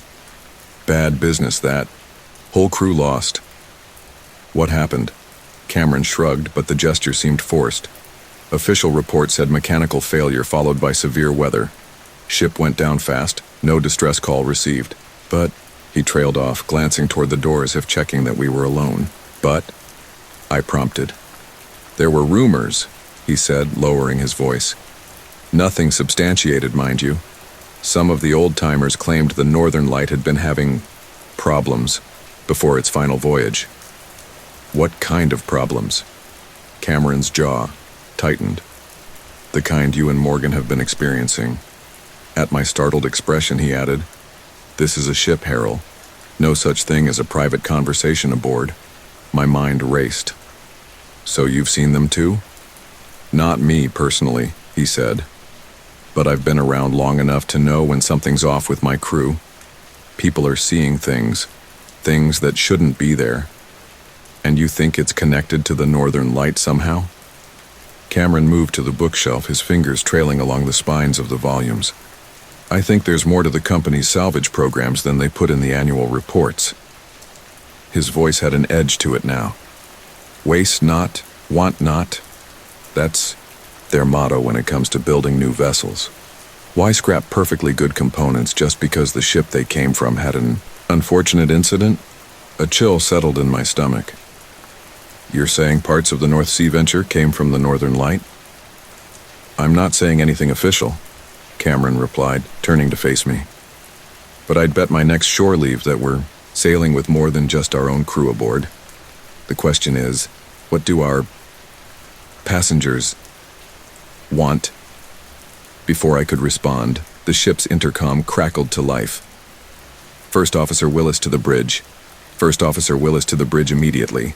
Cameron straightened, all traces of uncertainty vanishing from his expression. We'll continue this discussion another time, Harold. For now, keep your observations to yourself. The last thing we need is panic among the crew. After he left, I remained in the library, the weight of his words settling over me like a shroud. I paged through the book again, looking more carefully at the photos of lost vessels, trying to spot any components that might have found their way onto our ship. It was well past midnight when I finally returned to my quarters, my mind churning with possibilities, each more unsettling than the last. I lay in my bunk, listening to the familiar sounds of the ship, the distant hum of machinery, the occasional footsteps in the corridor as crew members changed shifts, the ever-present voice of the sea as it whispered against the hull. I must have drifted off eventually because suddenly I was standing on the main deck in darkness, the cold North Sea wind biting through my clothes. I had no memory of coming here, no recollection of leaving my quarters. Above me, stars dotted the clear night sky, their light reflecting off the black water that surrounded us in all directions. The deck was slick beneath my feet. Whether from sea spray or rain, I couldn't tell. I wasn't alone. Silhouettes moved. Across the deck, figures going about their duties with practiced efficiency. In the ambient light from the ship's external fixtures, I could make out details of their uniforms. Navy blue, with caps that obscured their faces. None of them acknowledged me. None of them seemed aware of my presence at all. A man walked straight past me, close enough that I should have felt the displacement of air, but there was nothing. He carried a coil of heavy rope over his shoulder and moved toward the railing with purposeful strides. "Hello," I called, but my voice seemed swallowed by the wind. The figures continued their work, checking equipment that wasn't there, securing lines to phantom structures, communicating with silent gestures to one another. I followed the man with the rope drawn by a compulsion I couldn't explain. As he reached the railing, he began to secure the line to a cleat that had been replaced years ago with a newer model. His movements were practiced, almost ritualistic. Wrap, loop, pull tight. Wrap, loop, pull tight. "Who are you?" I asked, moving closer. The figure paused, his hand still on the rope. Slowly he turned toward me. Where his face should have been, there was nothing but darkness, as if the night itself had pooled beneath his cap. Yet somehow, I knew he was looking at me, seeing me. His mouth opened, a black void in the absence of his face, and water poured out, an endless stream that splashed onto the deck at his feet. He was trying to speak, but all that emerged was seawater, dark and foaming. I stumbled backward, my heart hammering against my ribs. The other figures had stopped their work now, all turning toward me in unison. All with the same featureless voids beneath their caps, all with water beginning to stream from invisible mouths. I turned to run and collided with a solid chest. Looking up, I found myself staring into Cameron's concerned face. "Harold, you all right? What are you doing out here at this hour?" I spun around, but the deck was empty save for the two of us. No phantom crew, no ghostly rope, just the wind and the sea, and the cold reality of the ship beneath our feet. I don't know," I stammered, suddenly aware of the icy chill that had permeated my clothes, my skin, my bones. I must have been sleepwalking. Cameron studied me with narrowed eyes. "You're freezing. Come on, let's get you inside." As he led me back toward the accommodation block, I couldn't shake the feeling that we were being watched by eyes I couldn't see. Once I glanced over my shoulder and caught a glimpse of a figure standing at the railing where the man with the rope had been. Just, for an instant, a silhouette against the night sky before it dissolved into darkness. You saw it too? I said quietly. Cameron's stride didn't falter, but his grip on my arm tightened slightly. Get some rest, Harold. We're heading into rough weather tomorrow. You'll need your wits about you. The warning in his voice was clear. This conversation is over. But as I lay in my bunk later, shivering despite the blankets and the cabin's heating system, I knew with absolute certainty that this was just the beginning. The North Sea venture was carrying more than just its assigned crew, and whatever had found its way aboard with us was making its presence known. The murmurs among the crew were growing louder. The Phantom Watch was stirring, and the storm was coming. The ship's meteorologist, Stephanie Chen, delivered the news at the morning briefing with the detached precision that was her trademark. Her dark hair was pulled back in a severe ponytail, and she gestured to the satellite imagery displayed on the screen behind her. We're tracking a low-pressure system moving in from the northwest, she explained, her finger tracing the swirling cloud formation. Barometric pressure is dropping rapidly, and wind speeds are expected to reach 45 to 50 knots by this evening, with gusts potentially exceeding 65 knots. Around the conference table, the department heads exchanged glances. Captain Marshall Reeves, a veteran of 30 years at sea, leaned forward slightly, his weathered face impassive. Wave height projections? He asked, his voice a low rumble.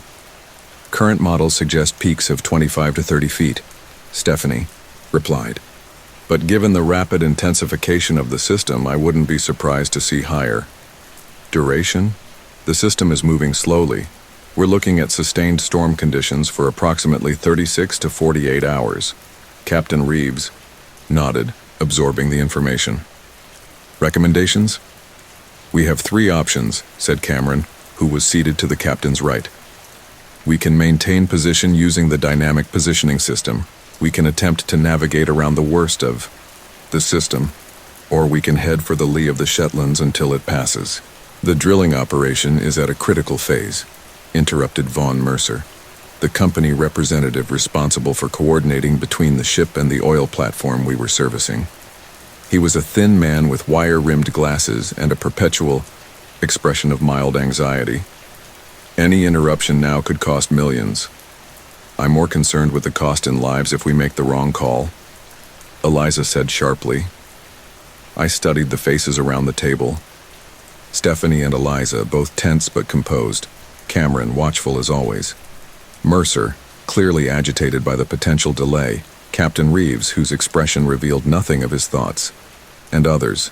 The chief engineer, Marcus Reynolds, a Aussie, bear-like man with massive hands and a surprisingly soft voice. The safety officer, Jackson Palmer, who was methodically taking notes. The medical officer, Sarah Winters, whose alert eyes missed nothing. None of them seemed to be experiencing what Eliza and I had witnessed. Or if they were hiding it well. We'll maintain position, Captain Reeves decided after a moment's consideration. Mr. Reynolds, I want all systems at 100%. Double-check the backup generators and ensure the dynamic positioning thrusters are functioning optimally. Already on it, Captain, Marcus rumbled. I've got teams doing comprehensive inspections as we speak. Dr. Winters, prepare the medical bay for potential injuries. Sarah nodded. I'll stock extra supplies for motion sickness as well. Some of the newer crew members haven't experienced heavy North Sea weather yet. Ms. Morgan, ensure all communication systems are operational. I want continuous contact with both the platform and shore. Yes, Captain, Eliza responded, but I caught the slight furrow in her brow. Mr. Willis will coordinate storm preparations with all departments, Captain Reeves continued. I want all loose equipment secured, emergency protocols reviewed, and the crew briefed. This is likely to be a rough one. As the meeting disbanded, I caught up with Eliza in the corridor. You're worried about something, I said quietly. She glanced around before responding. The backup communication systems, the ones I need to check, they're in the same area where I saw, if there's a power failure, I'll have to go there again. I'll come with you, I offered. Eliza gave me a tight smile. Thanks, but it's not just that. There's something about this storm that feels wrong. Wrong how? She shook her head. I can't put my finger on it. Just a feeling, like it's been waiting for us. Before I could respond, Cameron appeared beside us. Problems? He asked, his tone casual but his eyes sharp. Just discussing storm preparations, I said quickly. Good. Harold, I need your help coordinating the crew rotation during the storm. We'll need to ensure we have experienced personnel on every shift. And Morgan, the captain, wants a direct line to the helicopter dispatch center in case we need emergency evacuation.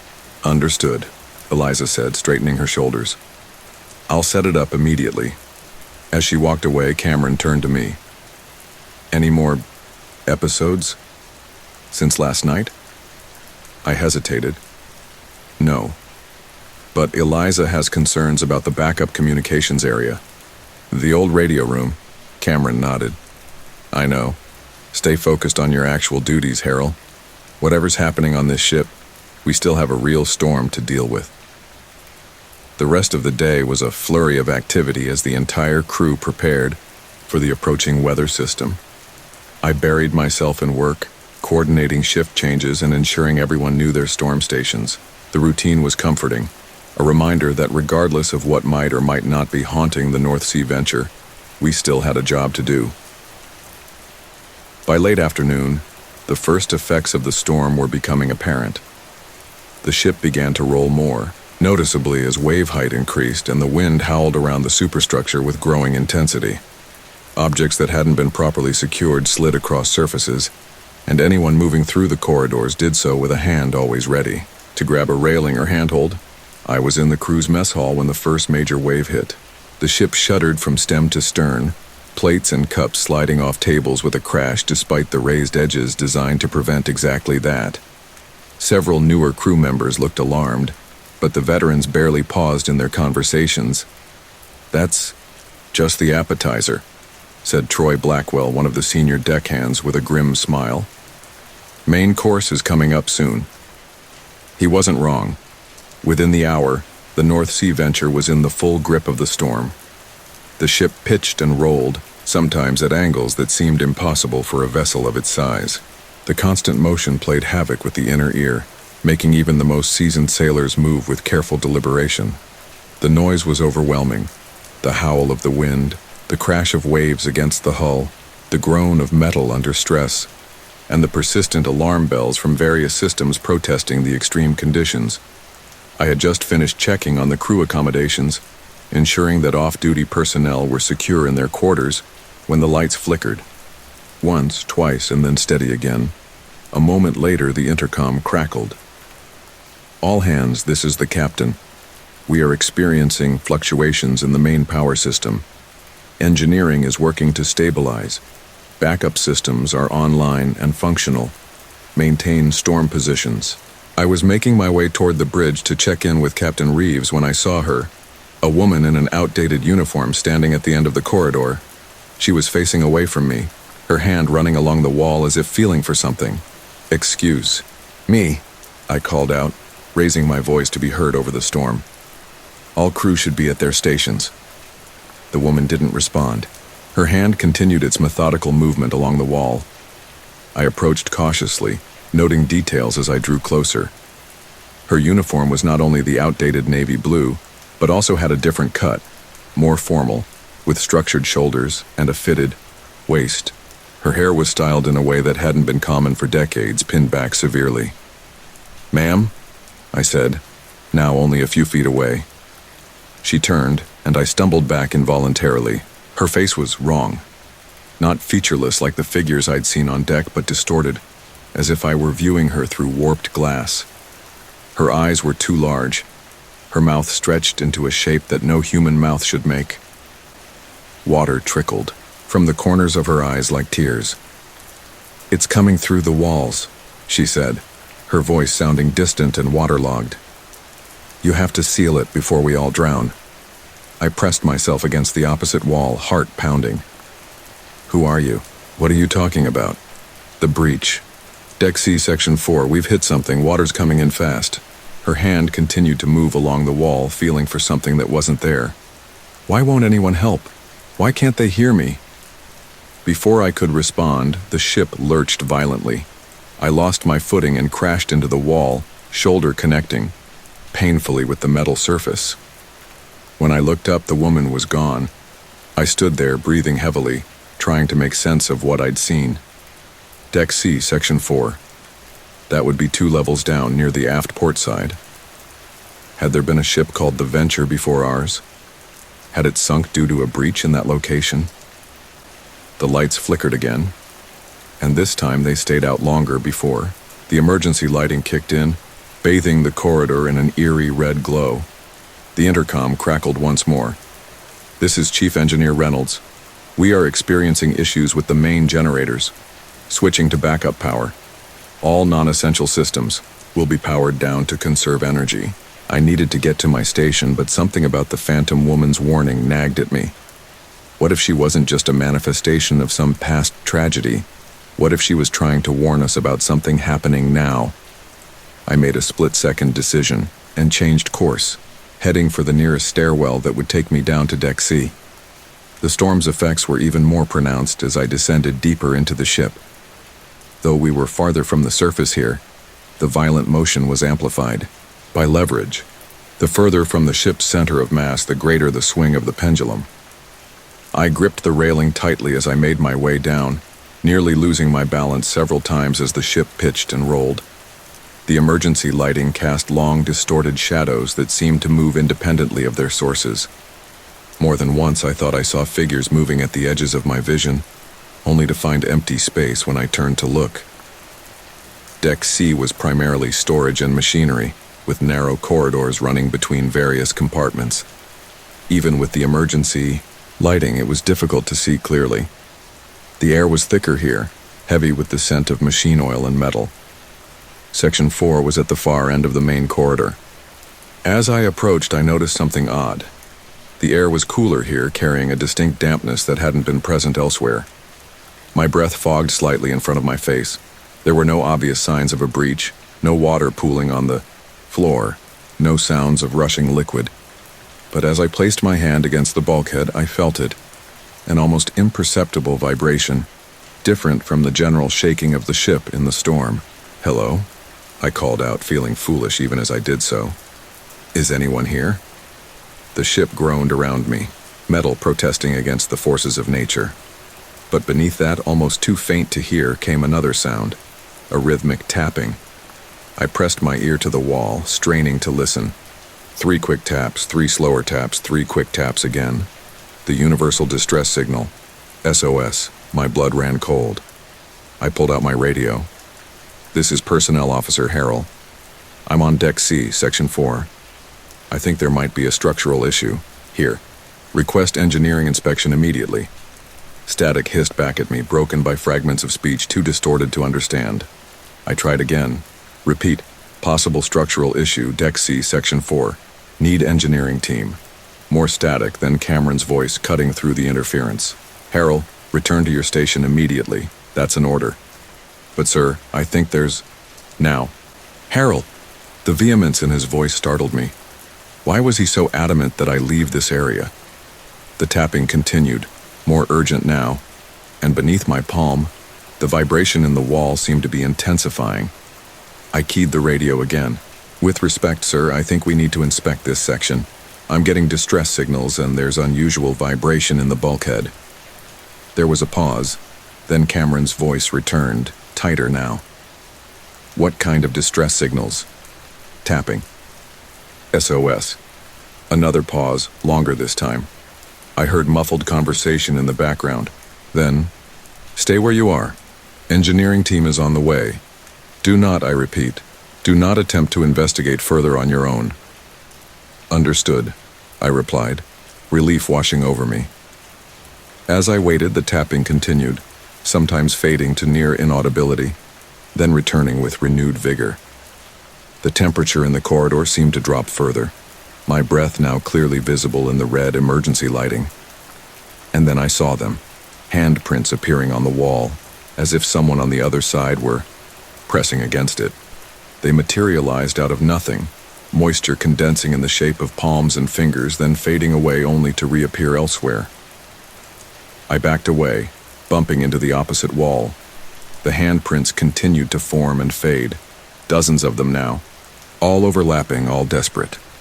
The intercom system crackled to life overhead, making me jump. All hands, this is the captain.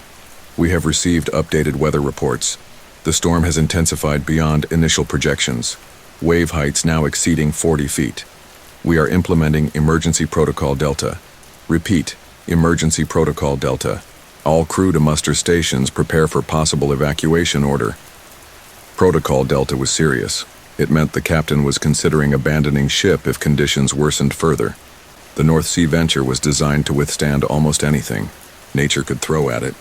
For Captain Reeves to even consider evacuation, the corridor suddenly filled with a sound that cut through even the cacophony of the storm. Metal screaming against metal, a high-pitched shriek that set my teeth on edge and sent pain lancing through my skull. The bulkhead before me bulged inward, the steel deforming as if under immense pressure. Water began to seep through seams that hadn't been visible moments before, first in droplets, then in steady streams. I scrambled backward, heart hammering in my chest. "Engineering team, where are you?" I shouted into the radio, but received only static in response. The bulging metal groaned, a deep bass note that I felt in my bones. More water poured through, now pooling on the deck plates at my feet, and in the distorted surface of the bulkhead, I saw them, faces pressing through from the other side, features twisted in terror, mouths open in silent screams. They weren't pushing from outside the hull, but rather from inside the metal itself, as if they were trapped within the very structure of the ship. I turned and ran, no longer caring about protocols or orders. Behind me, I heard the first rivet pop, the splintering crash of what could only be the bulkhead finally giving way. Water roared into the corridor, a black, churning mass that moved faster than should have been possible, as if it were being pushed, not just by the pressure differential but by some malevolent will. I sprinted for the stairwell, the icy water already lapping at my heels. As I reached the stairs, I risked a glance back and immediately wished I hadn't. The water wasn't just water. Shapes moved within it, human-like forms composed of the dark liquid itself, surging forward with purpose. Hands of water reached for me, stretching impossibly long. I took the stairs two at a time, nearly falling as the ship rolled violently to port. Above me, I heard shouts and the pounding of feet as the crew responded to the evacuation order. Bursting onto Deck B, I collided with Marcus Reynolds and two of his engineering team, who were headed in the direction I'd just come from. "Breach," I gasped, struggling to catch my breath. "Deck C, Section 4, it's giving way." Marcus's eyes widened. "That's not possible. We reinforced that section last refit." "Well, it's happening anyway," I said. "And there's something wrong with the water. It's not normal." One of the engineers, a younger man whose name badge read Kincaid, exchanged a skeptical glance with his colleague. "Get to your muster station, Harold," Marcus said firmly. "We'll check it out." "Don't go down there," I pleaded, grabbing his arm. "There's something in the water. Something coming through." Marcus shook off my grip. This ship was built to compartmentalize any breach. Even if what you're saying is true, the emergency bulkheads will contain it. Now go before I report you for interfering with emergency operations. I wanted to argue further, to make them understand what I'd seen, but the look in Marcus's eyes told me it would be futile. I nodded reluctantly and continued toward my muster station, the feeling of dread growing with each step. My assigned muster station was in the main mess hall, where I was responsible for accounting for all off-duty personnel in the event of an emergency. When I arrived, the space was already crowded with crew members, their faces tense but disciplined. Jackson Palmer, the safety officer, was at the front of the room, clipboard in hand. "Harold, glad you could join us," he said as I approached, a hint of reproach in his tone. "I need you to start the roll call for your section." I nodded, taking the clipboard he offered. But as I began to call out names, checking them against the faces before me, I couldn't shake the image of those watery hands reaching for me, those faces pressed against the metal as if trying to escape from within the ship itself. I was halfway through my list when the lights went out completely. The emergency lighting stuttered and failed to engage. plunging the mess hall into absolute darkness. Voices rose in alarm, but Jackson's authoritative tone cut through the noise. Remain calm. The backup generators will kick in momentarily. But they didn't. Seconds stretched into a minute, then two. In the darkness, I felt a cold dampness spreading around my feet. At first, I thought it was my imagination, a phantom sensation, triggered by my earlier experience. Then I heard the first splash as someone moved, followed by a chorus of confused murmurs. "There's water on the floor," someone said, voice tight with tension.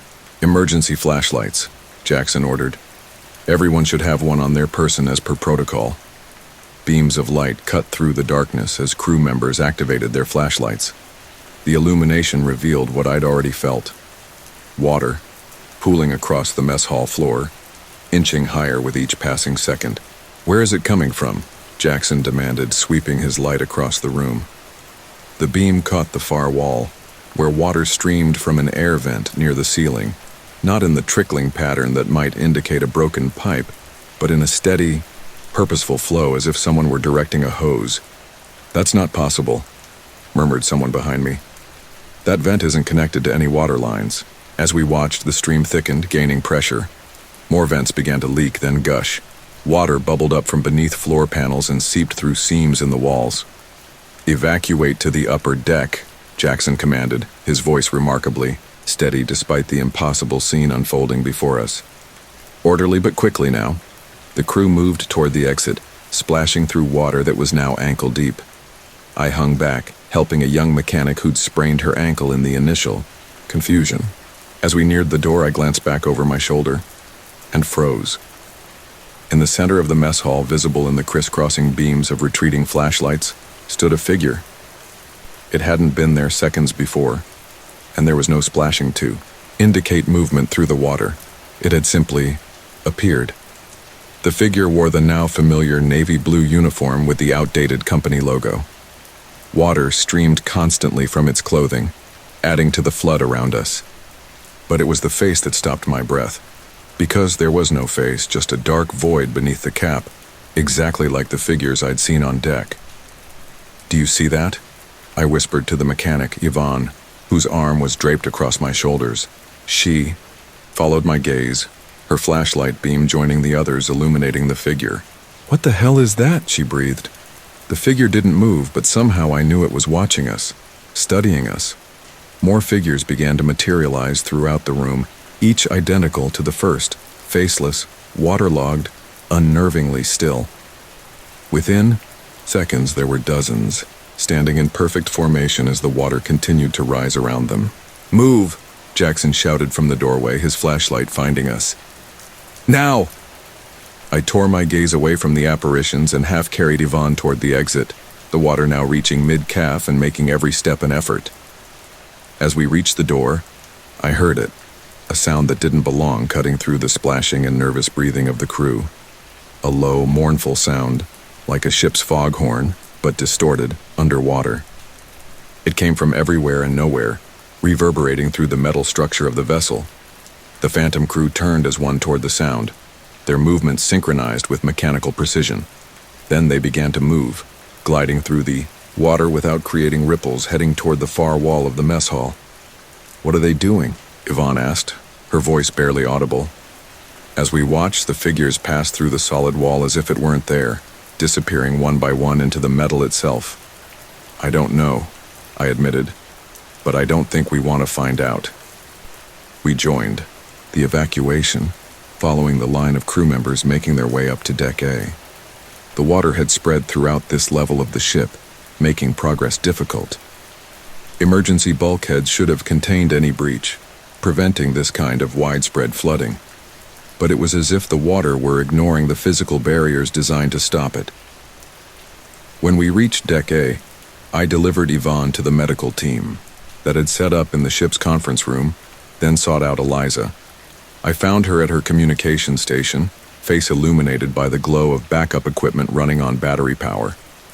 "Harold," she acknowledged without looking up from her console. "Good to see you made it." "What's happening?" I asked, keeping my voice low to avoid alarming the nearby crew members.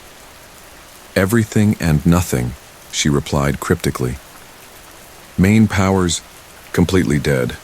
Backup generators failed to engage. We're running on emergency batteries, which give us maybe 6 hours. Communications are spotty at best. And the flooding? Now she did look up, her eyes shadowed with exhaustion and something darker. Engineering can't explain it. There's water everywhere, but they can't locate the source. It's as if the ship has decided to sink itself. I glanced around, ensuring no one was within earshot before continuing. I saw them again, in the mess hall, dozens of them, and they moved through a solid wall, Eliza, like ghosts. They're not ghosts, she said firmly, at least not in the conventional sense.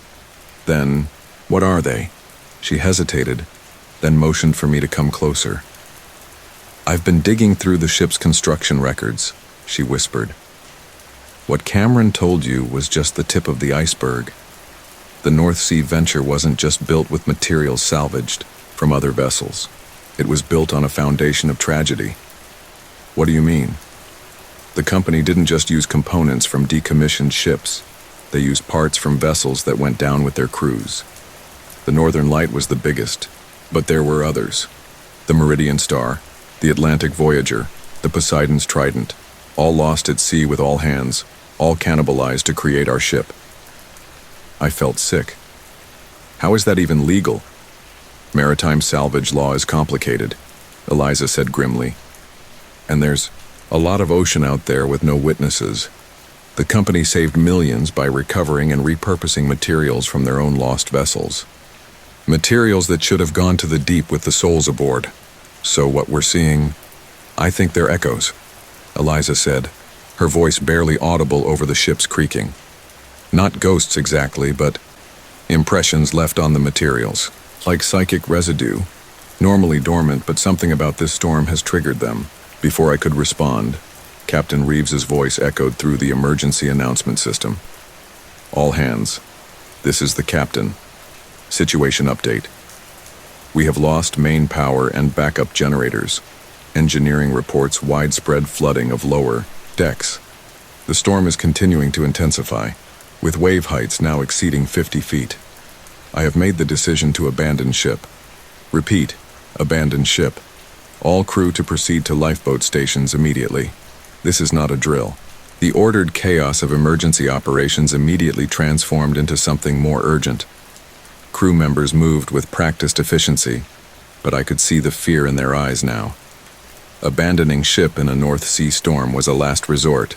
The lifeboats would be at the mercy of monstrous waves and howling winds, with rescue potentially hours away. We need to go, I said to Eliza. She nodded, powering down her equipment. I need to grab the emergency beacon from the bridge first. Meet you at lifeboat station 2. We separated, each moving against the flow of crew members hurrying toward their assigned evacuation points. I had my own responsibilities, ensuring all personnel from my section were accounted for before boarding the lifeboats. The route to my quarters, where I kept the crew manifest backups, took me past the bridge. As I approached, I heard raised voices from within. I recognized Captain Reeves and Cameron Willis engaged in what sounded like a heated argument. Can't just leave them, Cameron was saying, his voice tight with emotion. They're not real. Willis, the captain replied firmly. Whatever you think you're seeing, they're not real people. Tell that to the crew members reporting phantom assistance. Tell that to engineering, who saw impossible repairs being made to failing systems. We're abandoning ship, that's final. If you can't follow orders, it's happening again. Cameron cut in, his voice dropping so low I had to strain to hear. Just like the Northern Light. They're trying to help us, but we're not listening. The captain was silent for a moment. When he spoke again, his voice was dangerously quiet. The Northern Light went down with all hands because the captain refused to abandon ship, chasing phantoms until it was too late. I won't make the same mistake. They're not phantoms, Cameron insisted. They're crew, past and present, all part of the same vessel now. They know something we don't. Enough. Get to your evacuation station or I'll have you placed under guard. I ducked into an alcove as the bridge door flew open and Cameron stormed out, his face a mask of frustration. He didn't notice me as he strode past, heading not toward the lifeboat stations but deeper into the ship. I hesitated, torn between my duty to get to my station and my curiosity about what Cameron might know. The smart choice would be to forget what I'd heard and focus on evacuation. But if Cameron was right, if these manifestations were somehow trying to help, I made my decision and followed him, keeping a safe distance. Cameron moved with purpose, descending a stairwell that led back to the flooded areas of Deck B. The water level had risen significantly since my escape from the mess hall, now reaching almost to my knees. It was ice cold, sending needles of pain up my legs with each step. Ahead, Cameron splashed through the darkened corridor, his flashlight beam bobbing in the gloom. He turned into a side passage, one that led toward the auxiliary control room, a backup bridge used only in emergencies. I followed, moving as quietly as possible through the water. The door to the auxiliary control room was ajar, spilling a faint light into the corridor. I approached cautiously, peering through the gap. The room was dry, impossibly, inexplicably dry despite the water flooding the corridor outside. Cameron stood in the center, surrounded by figures in navy blue uniforms, the Phantom crew. There were at least a dozen of them, standing motionless as Cameron addressed them. "Need your help," he was saying. "The ship can still be saved, but not if everyone abandons it. You know this vessel better than anyone. You are part of it." The figures remained silent, their featureless faces turned toward him attentively. "Show me what to do," Cameron pleaded. "Show me how to stop this." For several heartbeats, nothing happened. Then, one of the figures moved, gliding forward until it stood directly before Cameron. It raised an arm, pointing not at anything in the room but through the wall, indicating a direction. Cameron nodded. "The engine room? Is that where I need to go?" The figure didn't respond verbally, but its head dipped in what might have been affirmation. "What will I find there?" Cameron asked. The figure's other hand rose, palm up. In it appeared a small object that hadn't been there before, something metallic that caught the light. Cameron reached out and took it, examining it closely. "Key? To what?" The figure's hand closed over Cameron's, folding his fingers around the object. Then it leaned forward, the void where its face should be inches from Cameron's. I couldn't hear what it said, if it said anything at all. But Cameron's expression changed, a mix of shock and understanding washing over his features. "All this time," he whispered. "All this time you've been trying to prevent it from happening again." The figure stepped back, rejoining the others. As one, they turned toward the door, toward me. I jerked back, but too late. Cameron's voice called out, "Who's there?" Caught, I pushed the door open fully. "It's Harold," I said, stepping into the impossibly dry room. "What's going on, Cameron? What are they showing you?" Cameron's initial anger at being followed faded quickly into resignation. "They're the crew of the Northern Light," he said. "And the other ships whose materials were used to build the Venture. They're trying to save us from their fate."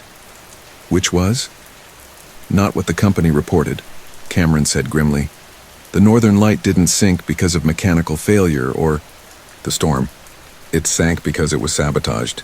I stared at him, trying to process this information. "Sabotaged by whom?" "By the company itself," Cameron said, his voice hard. "The Northern Light discovered something during a routine survey mission, something the company wanted to keep quiet. So they made sure the ship and its crew never returned to port." "What did they discover?" Cameron opened his hand, revealing what the Phantom had given him. It wasn't a key, as he'd first thought, but a small data drive, old-fashioned by current standards but still readable. "The truth," he said simply, "about what's really beneath the seabed where we've been drilling, about why so many vessels have gone missing in this exact area over the decades, about what the company has been covering up for years."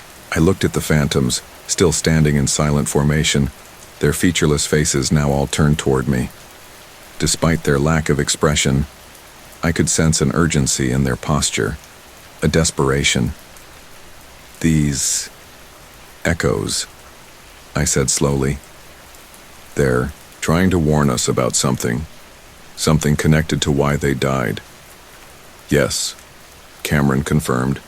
And it's happening again. The storm, the power failures, the flooding, it's all part of a pattern. The company sees this ship as expendable, just like they did the Northern Light. We're being set up to disappear.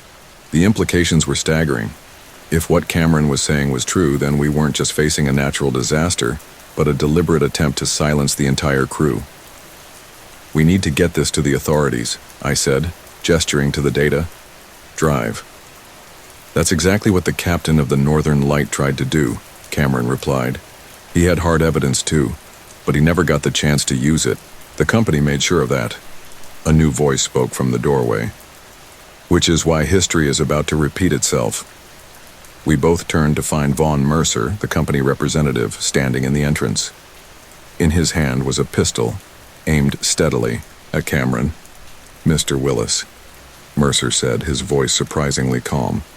"I see you've been fraternizing with our uninvited guests." "You know about them," Cameron said. It wasn't a question. "Oh yes," Mercer confirmed. "The company has been aware of the phenomenon for some time now. An unfortunate side effect of our recycling program. Usually they're dormant, but this particular area of the sea seems to wake them up. Because this is where it happened," I said, understanding dawning. "This is where the Northern Light was sunk." Mercer's smile was cold. "Very good, Mr. Harrell. Yes, we're currently positioned almost directly above the wreckage of the Northern Light. A necessary risk given what lies beneath the seabed here." "And what exactly is that?" Cameron demanded. "Nothing that concerns either of you anymore," Mercer replied. "Now, I'll take that data drive if you please." Cameron's hand closed around the small device. "So you can destroy it? Like you destroyed the original evidence?" "I don't think so." Mercer sighed, as if dealing with particularly stubborn children. "The evacuation order has been given. The storm is real enough and getting worse by the minute. In the confusion of abandoning ship, 2 crew members went missing. Tragic, but not surprising given the conditions. By the time anyone thinks to look for you, the North Sea venture will be at the bottom of the ocean along with anyone foolish enough to remain aboard." He gestured with the gun. "The data drive, Mr. Willis. Now." The Phantom crew hadn't moved during this exchange, standing as still as statues. But as Mercer threatened us, I noticed a change in the atmosphere of the room. The temperature dropped sharply, my breath suddenly visible in the air. The lights flickered, though they weren't connected to the ship's main power. Mercer noticed it too, a flicker of uncertainty crossing his face. "What are they doing?" he demanded, eyes darting to the silent figures. "I think they object to history repeating itself," Cameron said quietly. One of the Phantoms, the one that had given Cameron the data drive, took a step forward, then another, moving with deliberate slowness toward Mercer. "Stay back," Mercer ordered, swinging the gun toward the approaching figure. "I know what you are. You can't hurt me. You're just echoes, memories imprinted on salvaged materials." The Phantom continued its advance, unperturbed by the weapon pointed at it. Mercer fired. The sound was deafening in the confined space of the auxiliary control room. The bullet passed through the Phantom without resistance, embedding itself in the far wall. The figure didn't even pause. Behind it, the others began to move as well, all converging on Mercer. "This isn't possible," Mercer stammered, firing again and again, each shot passing harmlessly through the advancing Phantoms. "You're not real! You're not real!" The lead Phantom reached him, its featureless face inches from Mercer's. For a moment, they stood frozen in a grotesque tableau, the company man and the victim of corporate greed. Then the Phantom's void of a face split open, revealing not a human mouth but a gaping maw, filled with what looked like churning seawater. It lunged forward, engulfing Mercer's head in its impossible jaws. Mercer's scream was cut short, muffled by whatever had invaded his mouth and throat. He thrashed, dropping the gun, hands clawing at the Phantom that was no longer just a visual apparition, but something physical enough to hold him in place. Water poured from the Phantom's body, cascading over Mercer. But this water moved with purpose, flowing up rather than down, defying gravity as it crawled over his clothes, his skin, entering through his nose, his ears, every available opening. Cameron, and I backed away in horror as the other phantoms surrounded Mercer, each adding their impossible water to the assault. Within seconds, Mercer's struggles weakened, then ceased altogether. When the phantoms finally stepped back, he crumpled to the floor, lying motionless in a puddle that extended from his drenched clothing. For a long, terrible moment, the only sound was water dripping from Mercer's sodden form. Then he twitched. His body jerked, spasmed, and began to rise, moving in a jerky, unnatural fashion as if operated by an unseen puppeteer. He stood before us, water still streaming from his clothing, his hair, his skin. But his eyes were gone, replaced by the same featureless void that characterized the Phantom crew. "The company knows," he said, but the voice wasn't Mercer's. It was multiple voices, speaking in unison, a chorus of the drowned. They've always known about this place, about what sleeps beneath the waves. "What is it?" Cameron asked, his voice barely more than a whisper. "Something ancient," the thing that had been Mercer replied. "Something that should remain undisturbed. The company found it decades ago, tried to harness its energy. But they don't understand what they're dealing with. It consumes. It corrupts. It calls the storms to feed its ships and souls." "The drilling operation," I said, pieces falling into place. "It's not for oil at all, is it?" "Oil is the excuse," the drowned chorus confirmed. "They're trying to contain it. But every attempt only makes it stronger, more aware. The Northern Light discovered the truth. So did others. All silenced. All added to its collection." "And the North Sea venture?" Cameron asked. "Is it too late for this ship, for the crew?" The possessed Mercer tilted his head, as if listening to something we couldn't hear. "The storm is his hunger. The water is his reach. But he can be redirected. For a time." "How?" "A sacrifice," came the reply. "Not of the innocent, but of the guilty. The company has taken enough. Now it must give back." Cameron and I exchanged glances, understanding dawning. "Mercer," I said, "you're using him as a channel," the chorus confirmed. "A conduit. To give back what was taken. But it won't be enough for long. The evidence must reach the surface, the drilling must stop. Or next time, nothing will be able to appease what lies below." The data drive in Cameron's hand seemed to grow heavier with this knowledge. Whatever was on it, it was important enough that people had died to suppress it, and important enough that even the dead had found a way to preserve it. "We need to get to the lifeboats," I said urgently, "before they launch without us." Cameron nodded, but addressed the possessed Mercer once more. Can you help us reach them safely?" The drowned chorus seemed to consider this. "We can hold back the water, clear your path, but you must hurry. Our influence fades the further we get from what was once ours." With that, the thing that had been Mercer turned and walked to the doorway, the Phantom crew falling in behind it in perfect formation. As they reached the corridor, the water that had been flooding the passageway drew back, as if repelled by their presence, creating a dry path ahead of them. "I think that's our cue," Cameron said grimly. We followed the procession through the ship, witnessing a macabre miracle as the floodwaters parted before the phantoms, allowing us to move quickly through areas that should have been impassable.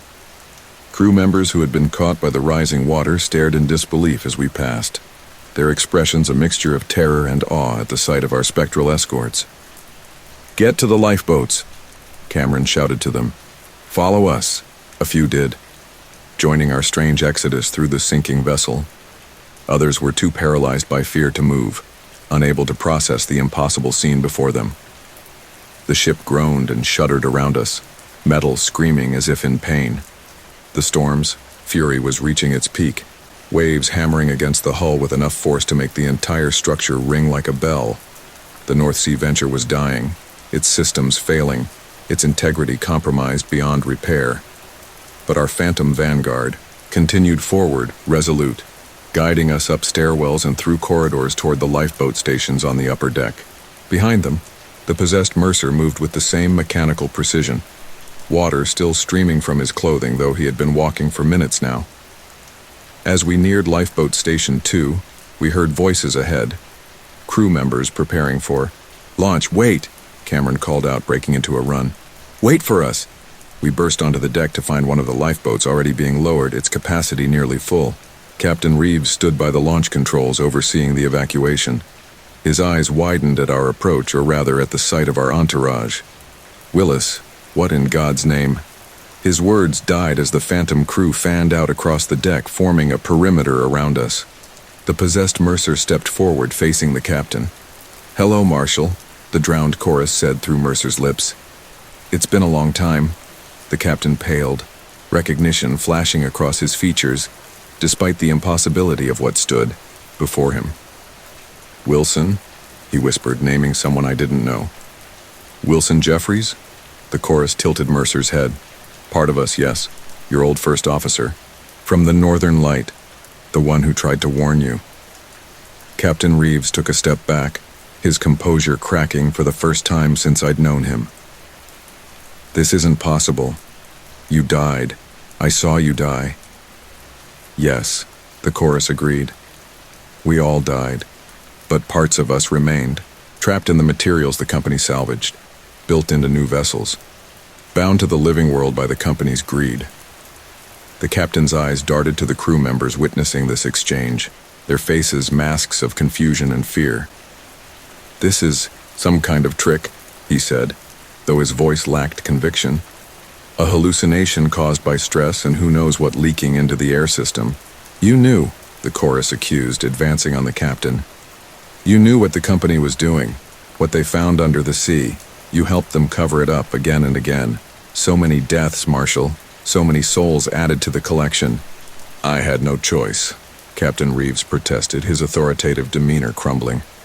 "They threatened my family, said they'd make them disappear too if I didn't cooperate." "There's always a choice," the chorus replied implacably. "And now you have another one. Help these people escape with the truth or join us in the deep." The deck pitched violently as a massive wave struck the ship.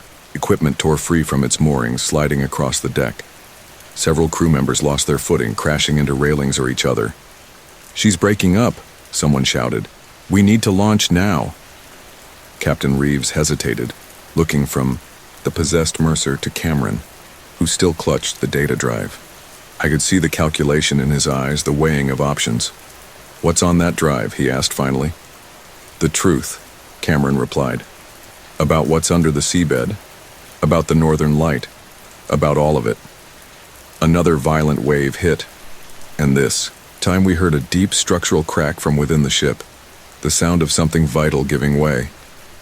"Launch the remaining boats," the captain ordered, his decision made. "Everyone aboard now."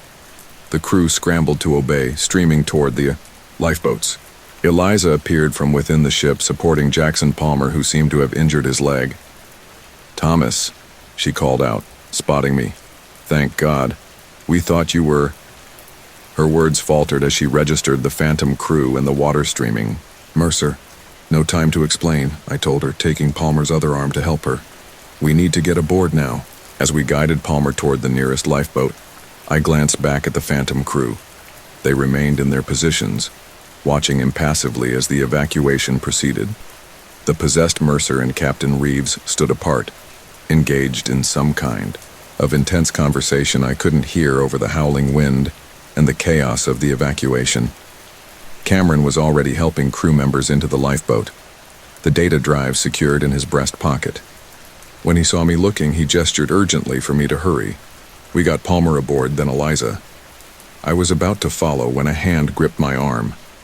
I turned to find one of the Phantoms beside me, the same one that had given Cameron the data drive. Up close, the absence where its face should have been was even more disturbing. Yet somehow I sensed an individuality to this particular echo, a distinct presence separate from the others. "What do you want?" I asked, having to shout to be heard, over the storm. The Phantom's grip tightened, and a voice spoke directly into my mind, bypassing my ears entirely. "Remember us," it said, the words carrying a weight of sorrow and determination. "Tell our story. Make them pay for what they've done. I will, I promised, though I wasn't sure how much impact one personnel officer could have against a corporation powerful enough to make entire ships and crews disappear. The Phantom released me, then reached out again, pressing something cold and metal into my palm. I looked down to see a weathered name badge, the kind once worn on maritime uniforms. The name Lating Sarah Hayes was still legible despite the corrosion. When I looked up again, the Phantom was gone, rejoined with the others. I pocketed the badge and climbed into the lifeboat where Cameron was preparing for launch.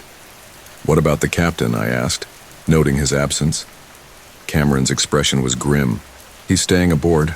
Says he has unfinished business."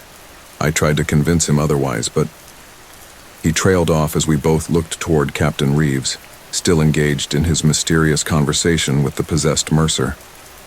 As if sensing our attention, the captain turned and raised a hand in farewell.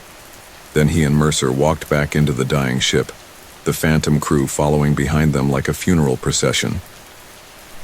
"Launch," Cameron ordered, and the crew member, at the controls, didn't hesitate. The lifeboat dropped away from the North Sea venture, the winches paying out cable at a controlled rate despite the turbulent conditions. As we descended toward the raging sea below, I kept my eyes on the ship above us, its lights flickering, its massive hull creaking, the sound of metal tearing apart barely audible over the storm. Just before we hit the water, I saw the Phantom, crew one last time. They lined the railing above, a silent honor guard watching our departure. Then the lifeboat splashed down into the churning waves, and the mechanism releasing us from the cables engaged automatically.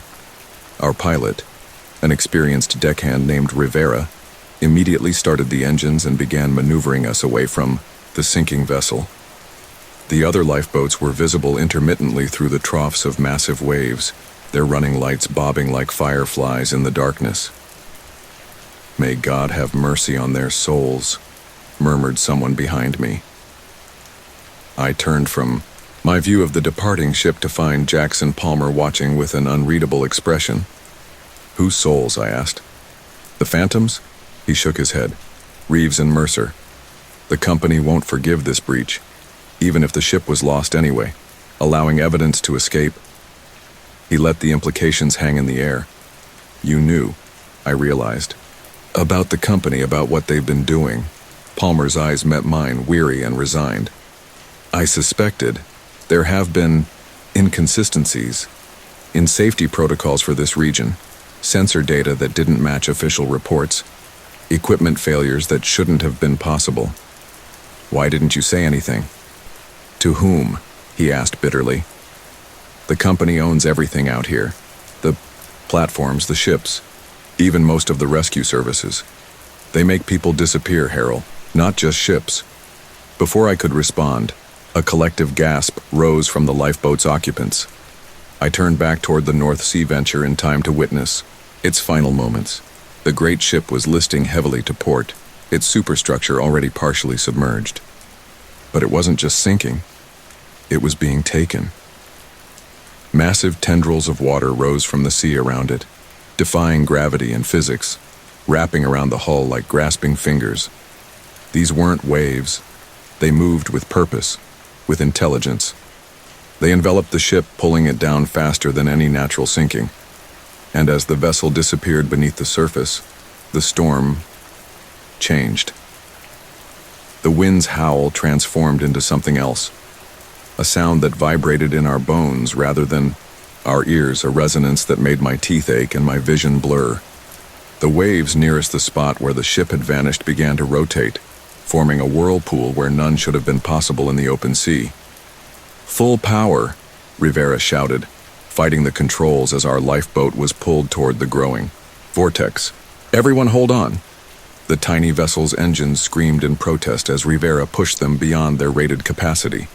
For several harrowing moments we made no progress, caught in the pull of whatever force had claimed the North Sea venture. Then, just as suddenly as it had formed, the whirlpool collapsed. The unnatural waves receded, and though the storm continued to rage around us, its epicenter seemed to be moving away, following the ship to the depths. "It got what it wanted," Eliza said quietly beside me. "The ship?" I asked. She shook her head. Not just the ship, the guilt, the knowledge, the responsibility. Her eyes met mine. The Phantom crew. They were never trying to escape their fate. They were trying to ensure the right people shared it. The implications of her words settled over me like a physical weight. Captain Reeves hadn't stayed behind out of some noble sacrifice. He'd stayed to face judgment from those he had helped condemn. Our lifeboat mounted the crest of a massive wave, and for a moment, I could see for miles across the storm-tossed sea. The other lifeboats were scattered but intact, all moving away from where the North Sea Venture had gone down, and in the distance I saw lights, the running lights of rescue vessels responding to our distress call. We would survive. We would make it back to shore with our evidence, with our testimony, with the truth. I fingered the corroded name badge in my pocket. Lieutenant Sarah Hayes, whoever she had been, would have her story told. They all would. The crews of the Northern Light, the Meridian Star, the Atlantic Voyager, the Poseidon's Trident, all those lost to corporate greed and cosmic horror. As our lifeboat descended into the trough of the wave, returning us to our isolated bubble of survival in the vastness of the storm, I made a silent promise to the Phantom Watch. Their vigil was ending. Ours was just beginning. Part 3. Reckoning. The storm raged for another 18 hours. Our small flotilla of lifeboats managed to stay relatively close to each other, though there were terrifying stretches where we lost sight of the others entirely, swallowed by massive waves or obscured by sheets of driving rain. The rescue ships we'd spotted couldn't reach us immediately. The conditions were too dangerous even for vessels designed for search and rescue operations in the North Sea. Instead, they maintained position at the edge of the storm system, tracking our emergency beacons and providing a psychological lifeline through intermittent radio contact. Inside our lifeboat, conditions were grim, but manageable. The vessel was designed to accommodate 25 people in an emergency, and we were at capacity. There was barely room to shift position, let alone move about. The constant violent motion left several crew members violently ill, adding the stench of vomit to the already unpleasant mixture of fear sweat, diesel fumes, and the metallic tang of the sea spray that found its way inside despite our best efforts to keep the hatches sealed. I sat wedged between Eliza and a pale-faced engineer, whose name I couldn't recall, my hands clutching the safety railing so tightly my knuckles had long since gone white. Across from me, Cameron maintained the outward calm of a seasoned officer, though the tightness around his eyes betrayed his concern. The data drive remained secure in his breast pocket, occasionally patted as if to reassure himself it was still there. "What exactly is on that thing?" I asked during a relatively quieter moment, when the howling of the wind had temporarily subsided to a dull roar. Cameron glanced around at our fellow survivors, most of whom were either lost in their own thoughts or focused entirely on not being sick before leaning closer. "Evidence of a cover-up spanning decades," he said, voice barely audible. "The Northern Light was conducting a routine seafloor survey when they discovered anomalous readings. Temperature, fluctuations, electromagnetic disturbances, radiation patterns that didn't match any known natural phenomenon. And the company wanted to keep it quiet?" I prompted when he paused. "At first, they just wanted exclusive access for research," Cameron continued. "But then people started experiencing effects, hallucinations, behavioral changes. The science team sent down to investigate the anomaly returned different. A massive wave struck the lifeboat, tilting us at a precarious angle before we righted ourselves. Several people cried out in alarm, and Rivera cursed as he fought with the controls. When things had settled again, Cameron resumed, even quieter than before. "The data indicates that whatever is down there, it's not just a physical phenomenon. It has some kind of influence on human consciousness. Proximity seems to enhance the effect." The company realized they had found something that could potentially be weaponized. "Psychological warfare," Eliza murmured, who had been listening silently. Cameron nodded. "Exactly. But they couldn't control it. The effects were unpredictable, sometimes violent. The Northern Lights captain, a man named Jeffries, decided the discovery was too dangerous to keep secret. He prepared a complete report and collected all the raw data, intending to deliver it to authorities outside the company's influence when they returned to port. But they never made it, I said, the pieces falling into place. The official record states they were lost in a storm, Cameron confirmed. But according to the data, they reported sabotage, deliberate damage to their engines and communication equipment. They were dead in the water when the storm hit, unable to call for help or navigate to safety. And the same thing almost happened to us, Eliza said, glancing toward the spot on the horizon where the North Sea venture had disappeared. History repeating itself, I agreed. But why now? Why us? The drilling operation, Cameron explained. It wasn't for oil, at least not primarily. The company has been trying to reach the source of the anomaly, to contain it for study, but every attempt only seems to make its influence stronger, more widespread. The Phantom crew, I said, remembering their words.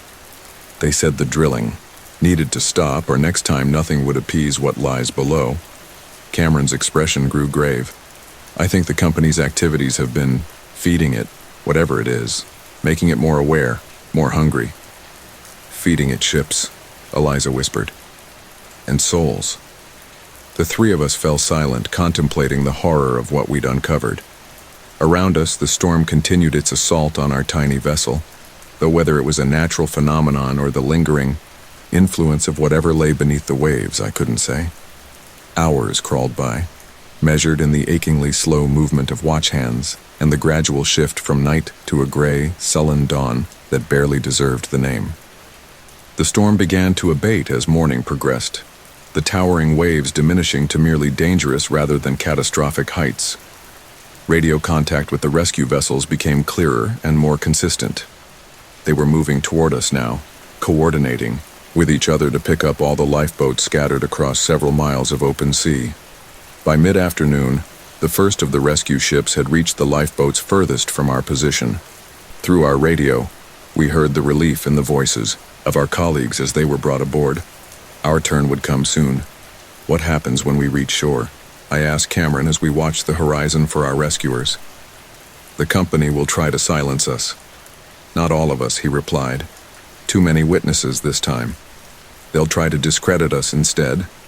Claim it was mass hysteria, poisoning from a gas leak, anything to explain away what we experienced. The data drive is our only hard evidence, Eliza pointed out, and they'll do anything to get it back. Cameron patted his pocket once more. Which is why we need to make copies as soon as possible. Distribute them widely. Make the information too public to suppress. And then what? I asked. Even if people believe us about the cover-up, who's going to believe the part about phantom crews and whatever entity is down there affecting human minds? They don't need to believe all of it, Cameron said. Just enough to stop the drilling, to launch an investigation into the company's activities in this region. The rest, well, the rest might have to wait for science to catch up to what we experienced. The radio crackled to life, announcing that a rescue vessel was now heading for our position. Sure enough, we soon spotted a ship on the horizon, growing larger as it approached. As we prepared for rescue, I found myself scanning the waves around our lifeboat, half expecting to see those unnatural tendrils rise from the depths once more.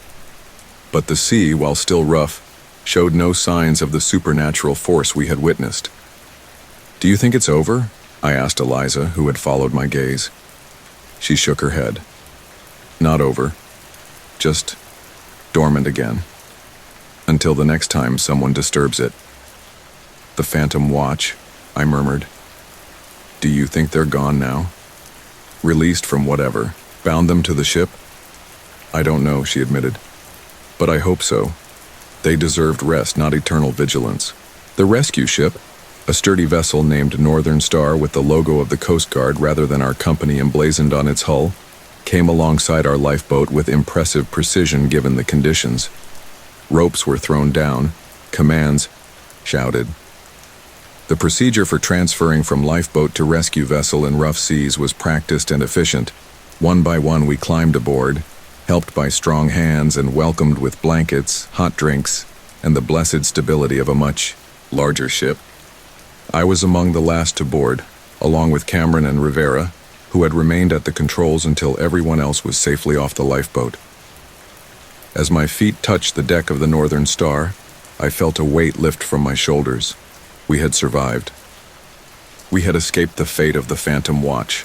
Now we just had to ensure their sacrifice meant something. The crew of the rescue vessel directed us below decks, where we joined other survivors from the North Sea venture who had been picked up earlier. The mess hall had been converted to a temporary shelter, with cots set up for those needing rest and medical attention available for the injured. I spotted Jackson Palmer seated at a table, his injured leg propped up on a chair, deep in conversation with Marcus Reynolds. They both looked up as we entered, visible relief on their faces at the sight of more survivors. Harold, Morgan, Willis, Marcus acknowledged as we approached. "Glad you made it.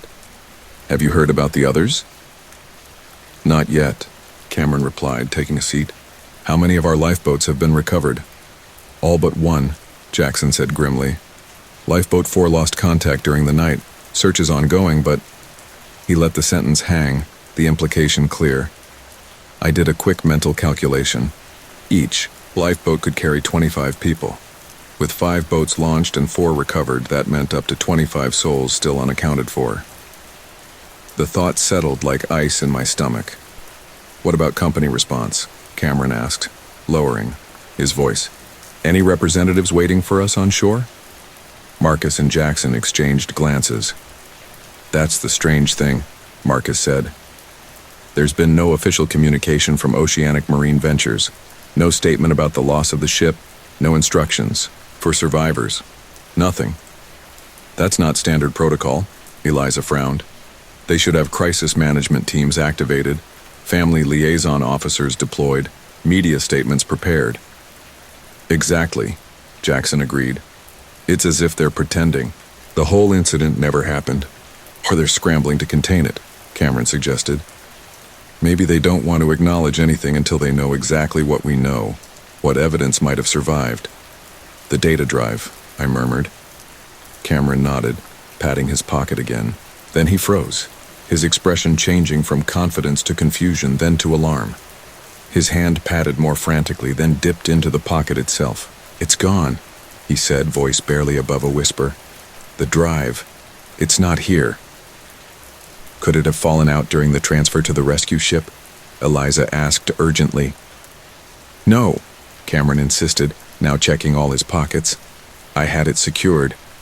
I checked it just before we were rescued. It can't have just disappeared, but it had. Despite a thorough search of his clothing, the lifeboat, and the path he had taken from one vessel to the other, the data drive was nowhere to be found. Our key piece of evidence, the validation for everything we had experienced, and the truth about what lay beneath the North Sea, had vanished as completely as if it had never existed. The company," Jackson said quietly. "They must have someone aboard. Someone who managed to pick your pocket during the confusion of the rescue." We all glanced around the mess hall, studying the faces of both survivors and rescue personnel with new suspicion. Who among them might be working for Oceanic Marine Ventures? Who had been tasked with ensuring the company's secrets remained buried? "We still have our testimony," I pointed out, trying to salvage some hope from the situation. "Over 100 witnesses to what happened on the North Sea venture. They can't discredit all of us." "Can't they?" Marcus asked darkly. "Think about what we're claiming. Phantom crews, possessed company representatives, sentient water. Without hard evidence, we sound delusional." He was right, and we all knew it. Without the data drive, our story would be dismissed as the product of trauma, panic, and group hysteria. A textbook case of shared delusion under extreme stress. "There's still this," I said, reaching into my pocket and withdrawing the corroded name badge that the Phantom had given me. "Lieutenant Sarah Hayes, a tangible connection to the Northern Light." The others leaned in to examine the badge. It was real enough. Solid metal with engraved lettering, the edges worn smooth by years underwater. "It's something," Cameron acknowledged, "but not enough to prove the wider conspiracy.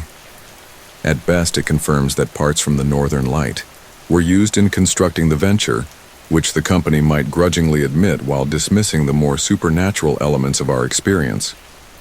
Our discussion was interrupted by one of the rescue vessel's officers who approached with a clipboard in hand. "Excuse me," she said briskly. "I'm Lieutenant Commander Walsh. I need to take preliminary statements from all survivors while events are still fresh in your minds. Standard procedure for maritime incidents of this nature." We exchanged glances, silently debating how much to reveal. Without the data drive, would telling the full truth help our cause or hurt it? Cameron took the lead. "Of course, Commander. We understand the importance of accurate record-keeping in these situations." What followed was a careful dance of truth and omission. We described the storm, the power failures, the flooding. We explained Captain Reeves's decision to abandon ship and his subsequent choice to remain aboard, framed as a heroic last-minute check for remaining crew members rather than a supernatural reckoning.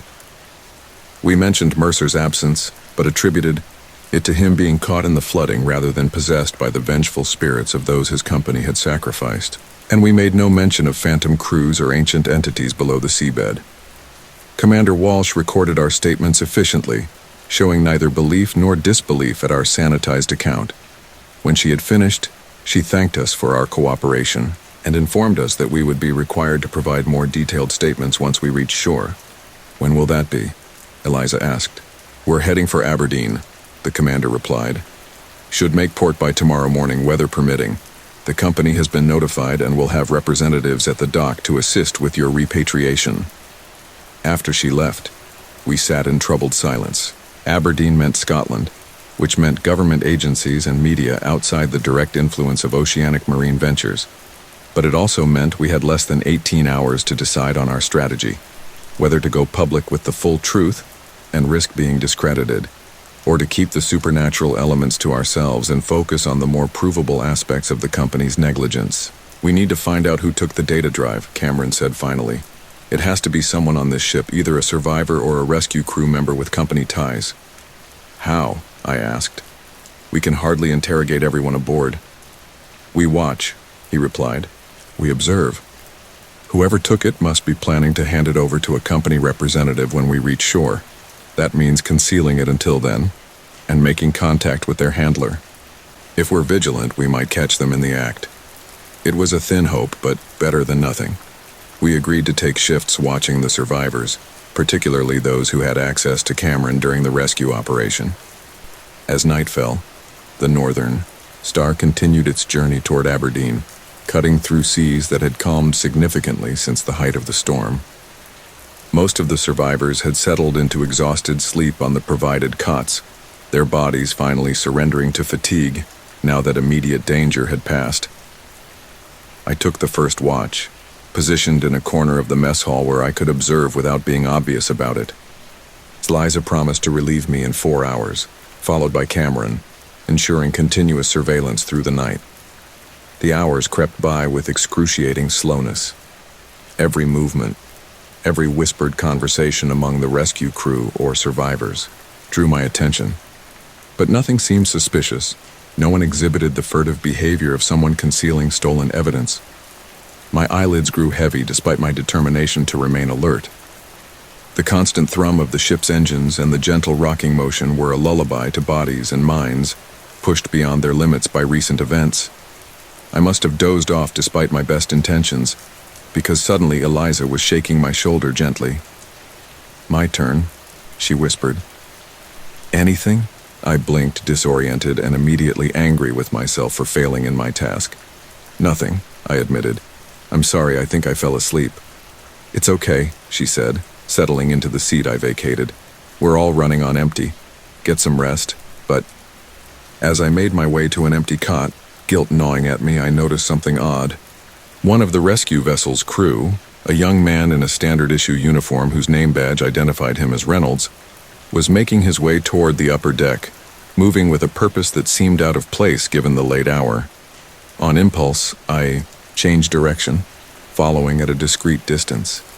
The crewman climbed a ladder to the communications deck, glancing over his shoulder before disappearing through a watertight door. I hesitated, weighing the risk of being discovered against, the possibility that this might be connected to the missing data drive. Curiosity won out and I ascended the ladder quietly, approaching the door through which Reynolds had vanished. It was slightly ajar, allowing a thin sliver of light to escape. I positioned myself beside it, straining to hear any conversation, from within, delivered as arranged. Reynolds was saying, his voice low but clear enough. No complications. None of them suspect.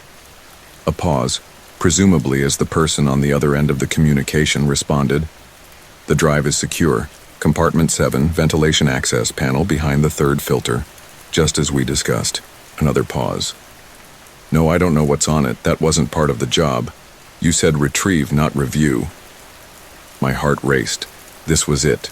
Confirmation that the data drive had indeed been stolen, and evidence of a prearranged plan to conceal it until it could be handed off to company agents.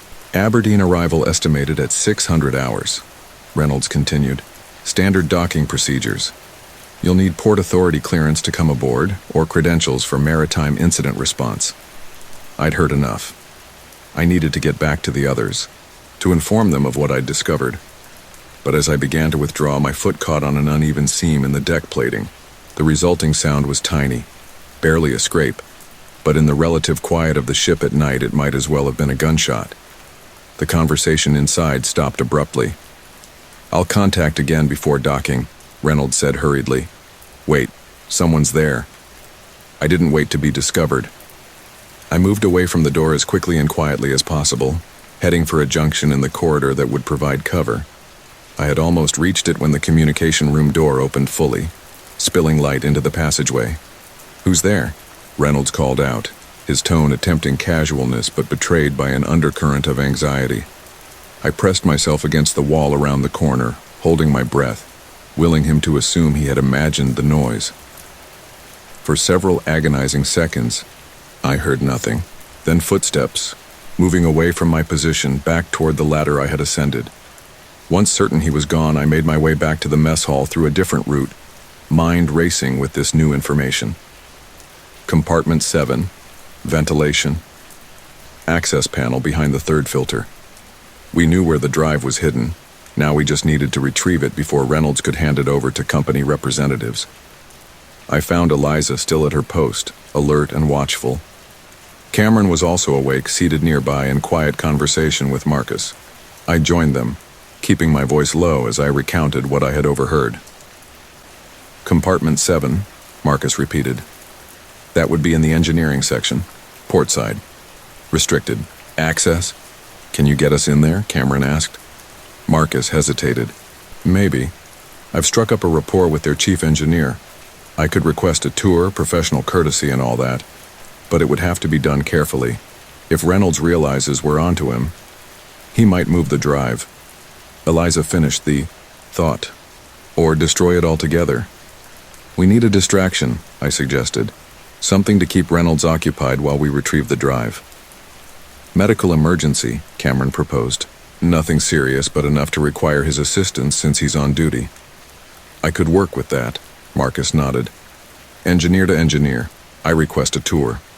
Meanwhile, someone else creates a diversion. A third person slips into compartment 7 during the confusion. We spent the next hour refining the plan, allocating roles based on our strengths and positions. Marcus would request the tour of the engineering section, using his professional credentials to gain access. Eliza, with her communications background, would create the diversion, a convincingly staged collapse that would require medical attention, drawing Reynolds and potentially other crew members away from the restricted areas. I would be the one to actually retrieve the drive, guided by Marcus's description of where to find compartment 7 and how to access the ventilation system. Cameron would remain with the other survivors, providing a plausible alibi for our activities and keeping watch for any other potential company agents. As dawn broke, painting the horizon in shades of gray and pink, we put our plan into motion. Marcus approached the Northern Star's chief engineer during breakfast, engaging him in a technical discussion that soon evolved into an invitation to tour the vessel's propulsion systems, from one professional to another. Approximately 20 minutes after Marcus departed with his new colleague, Eliza enacted her part of the plan. Her collapse was masterfully executed, a sudden, concerning but not immediately life-threatening medical episode in the middle of the mess hall. As predicted, Reynolds was among those who responded, helping to transport her to the ship's small medical bay. With the diversion in place, I slipped away, following the directions Marcus had provided to reach the engineering section. The morning shift change worked in my favor, with crew members moving purposefully throughout the ship, making my presence in the corridors less conspicuous. Compartment 7 proved to be a storage area for ventilation equipment, filters, spare parts, and maintenance tools. I found the access panel Reynolds had mentioned easily enough, and sure enough, behind the third filter was a small package wrapped in waterproof material and secured with tape.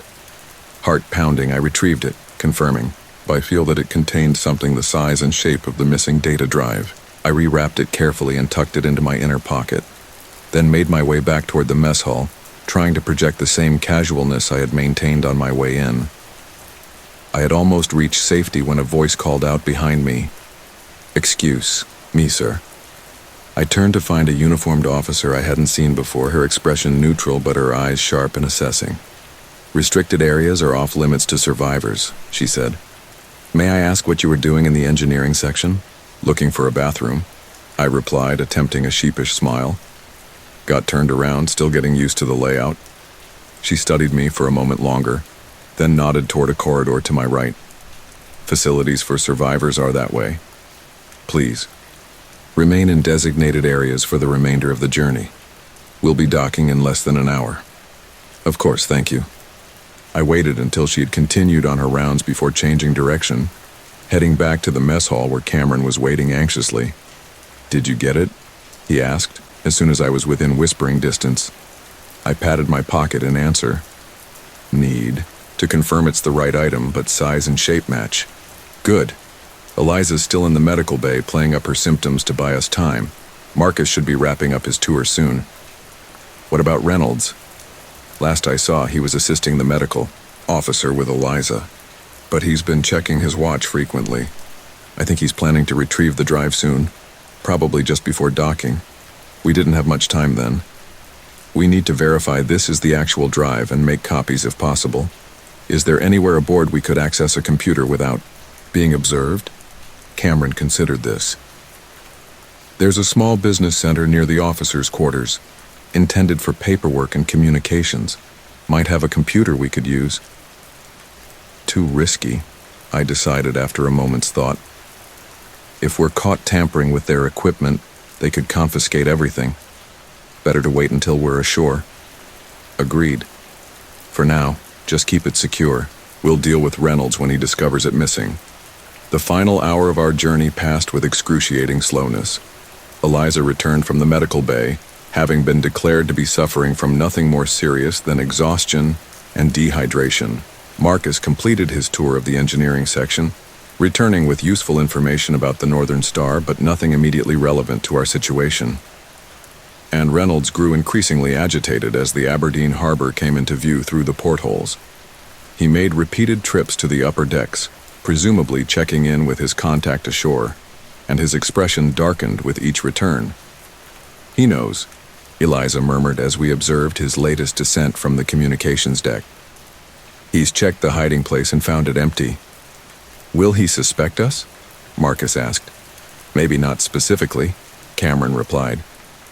"There are over 100 survivors aboard. Any of them could have overheard his transmission or stumbled upon the hiding place accidentally.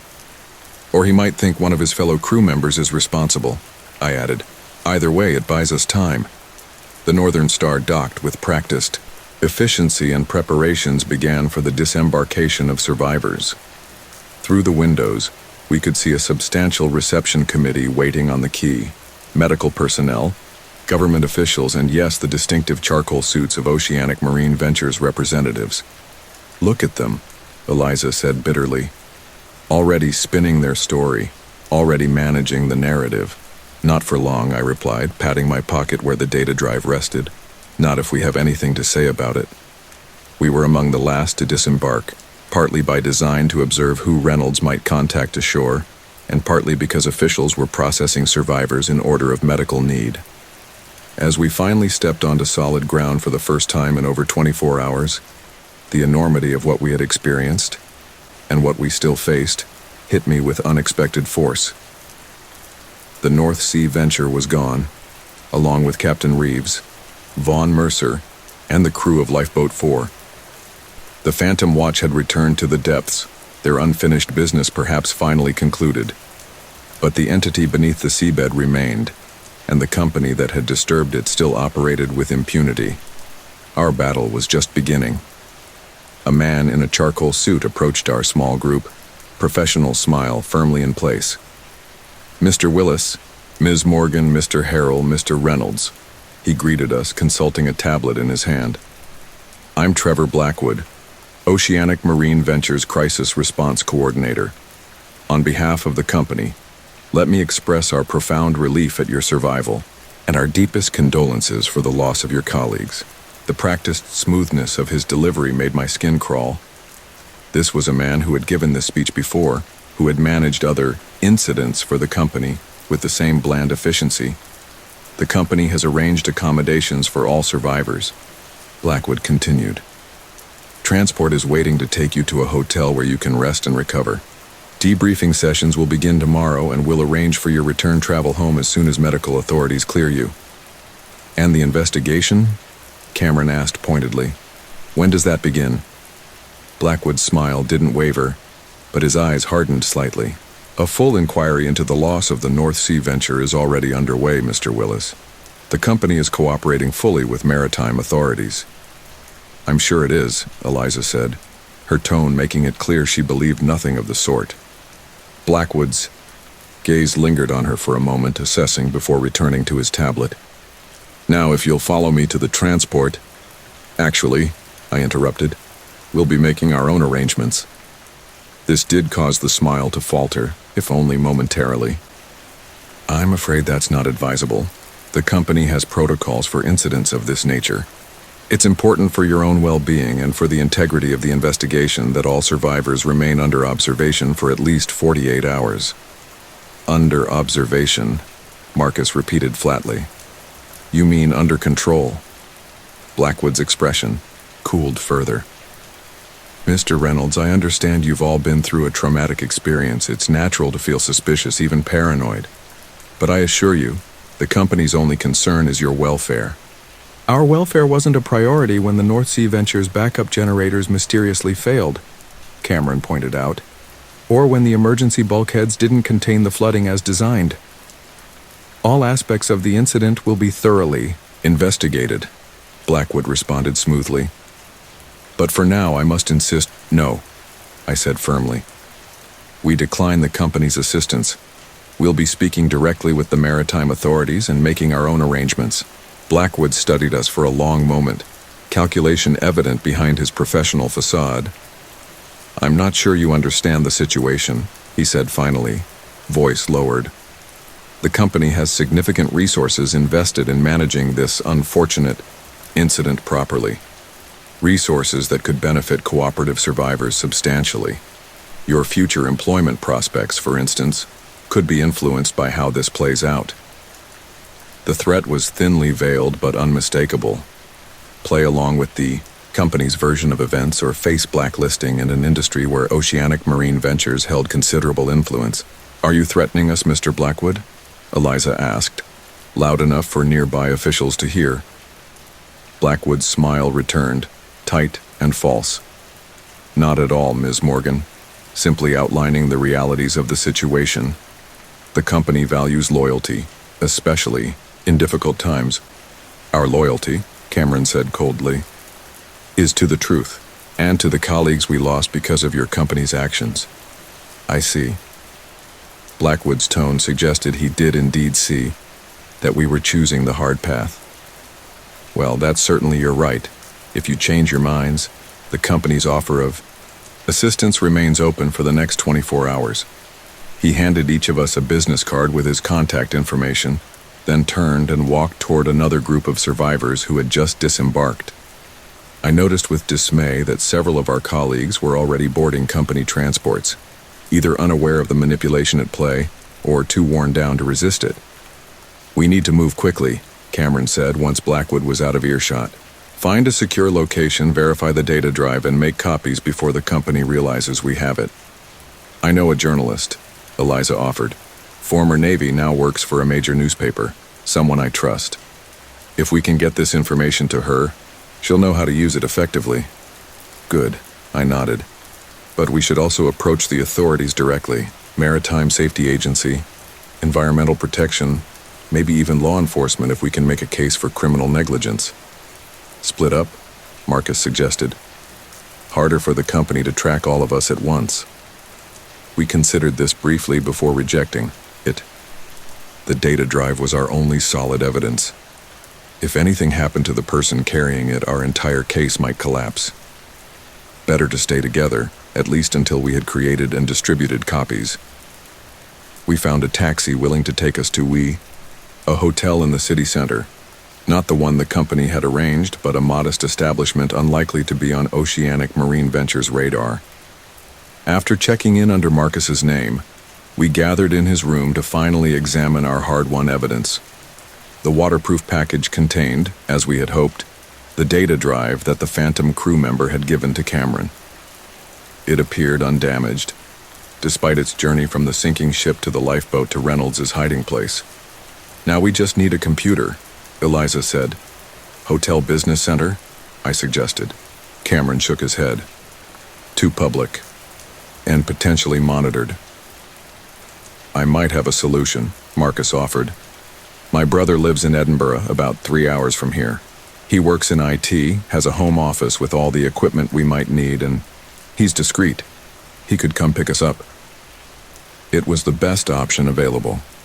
Marcus called his brother, explaining enough of the situation to convey the urgency without revealing details that might put him at risk if the call was somehow monitored. To our relief, he agreed to drive to Aberdeen immediately. While we waited, we took turns showering and changing into clean clothes purchased from a nearby store.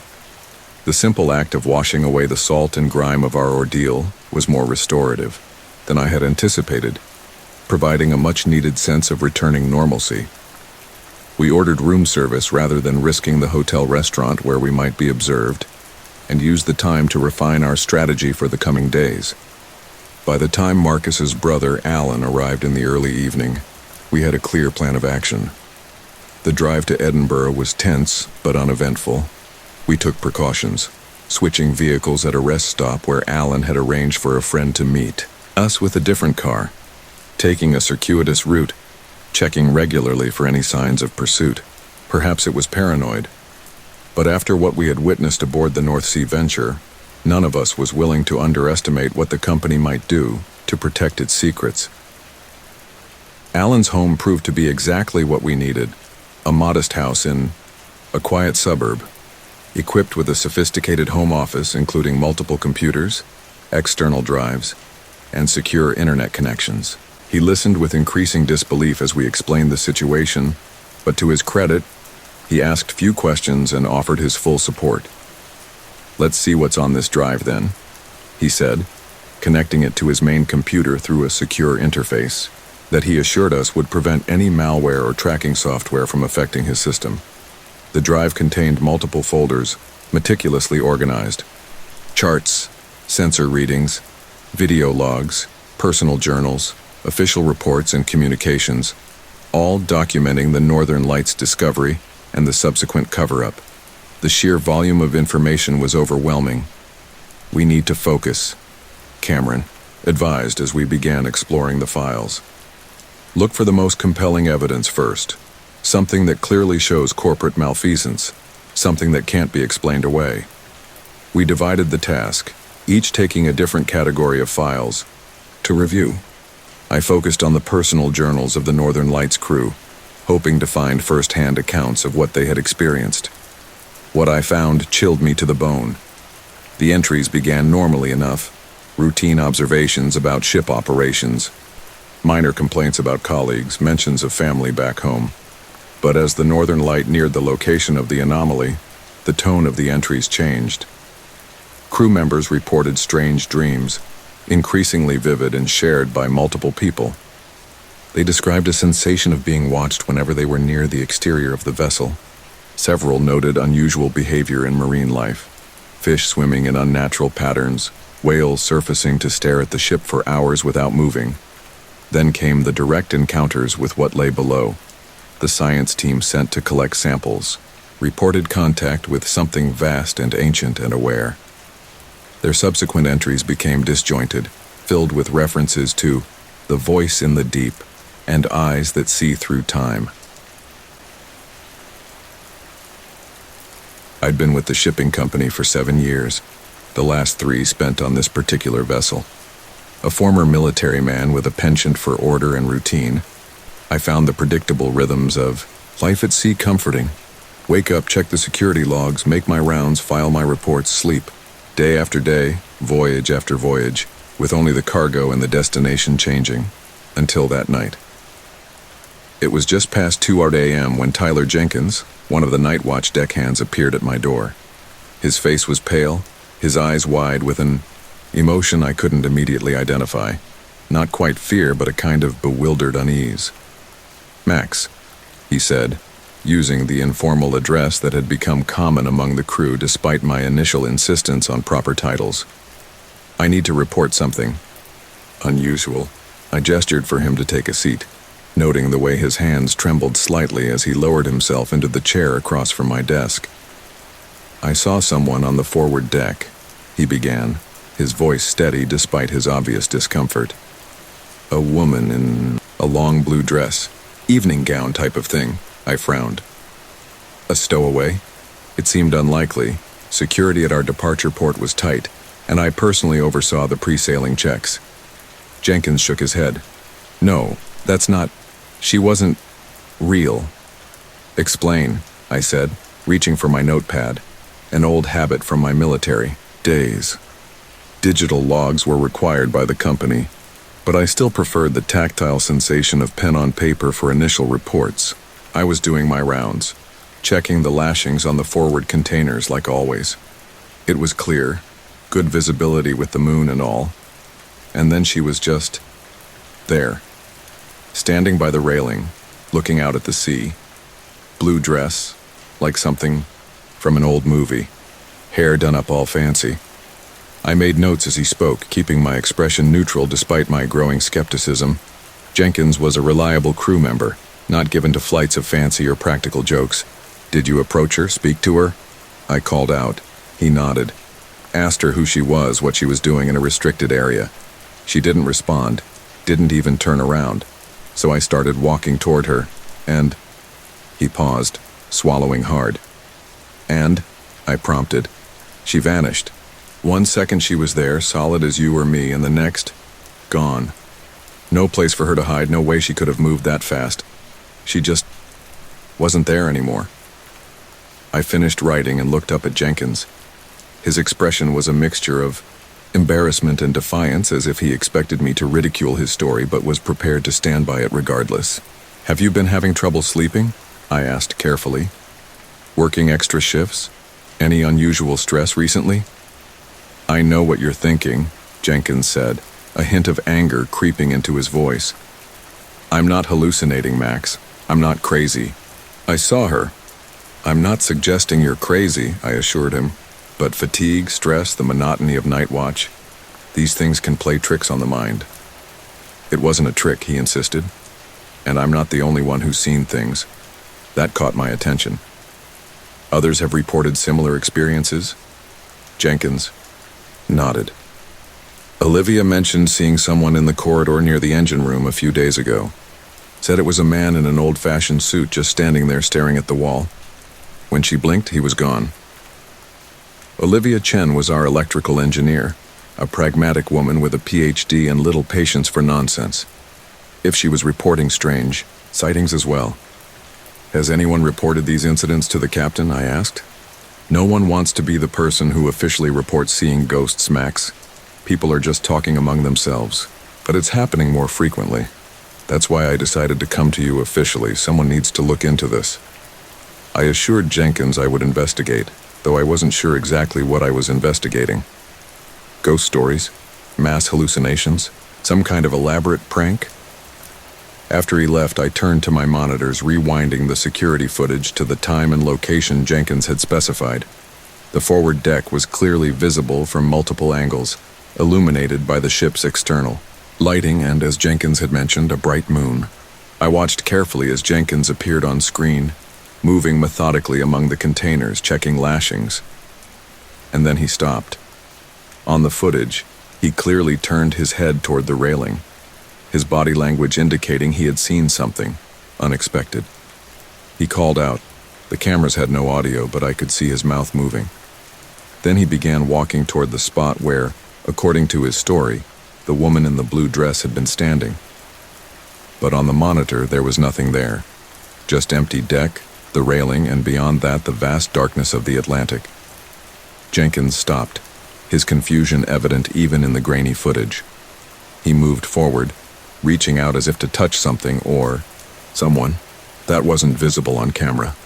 Then he stepped back suddenly, his posture conveying shock. He looked around wildly, then pulled out his radio, presumably to call for backup, though he never completed the call.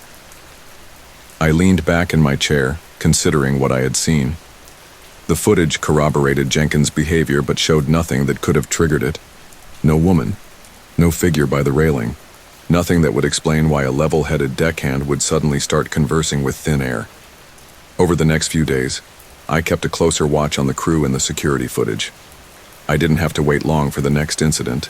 Olivia Chen came to me directly, her usual confidence somewhat diminished as she described her most recent encounter.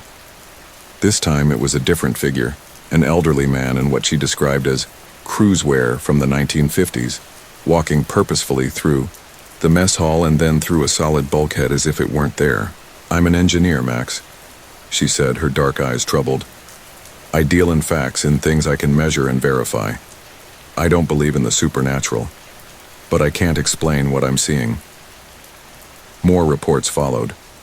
Martin Ramirez, one of the officers, saw a young couple in formal attire walking arm in arm down a corridor before vanishing around a corner. When he followed, the corridor was empty. Sarah Williams, the communications specialist, heard what she described as ballroom music coming from an empty cargo hold, music that stopped the moment she opened the door to investigate.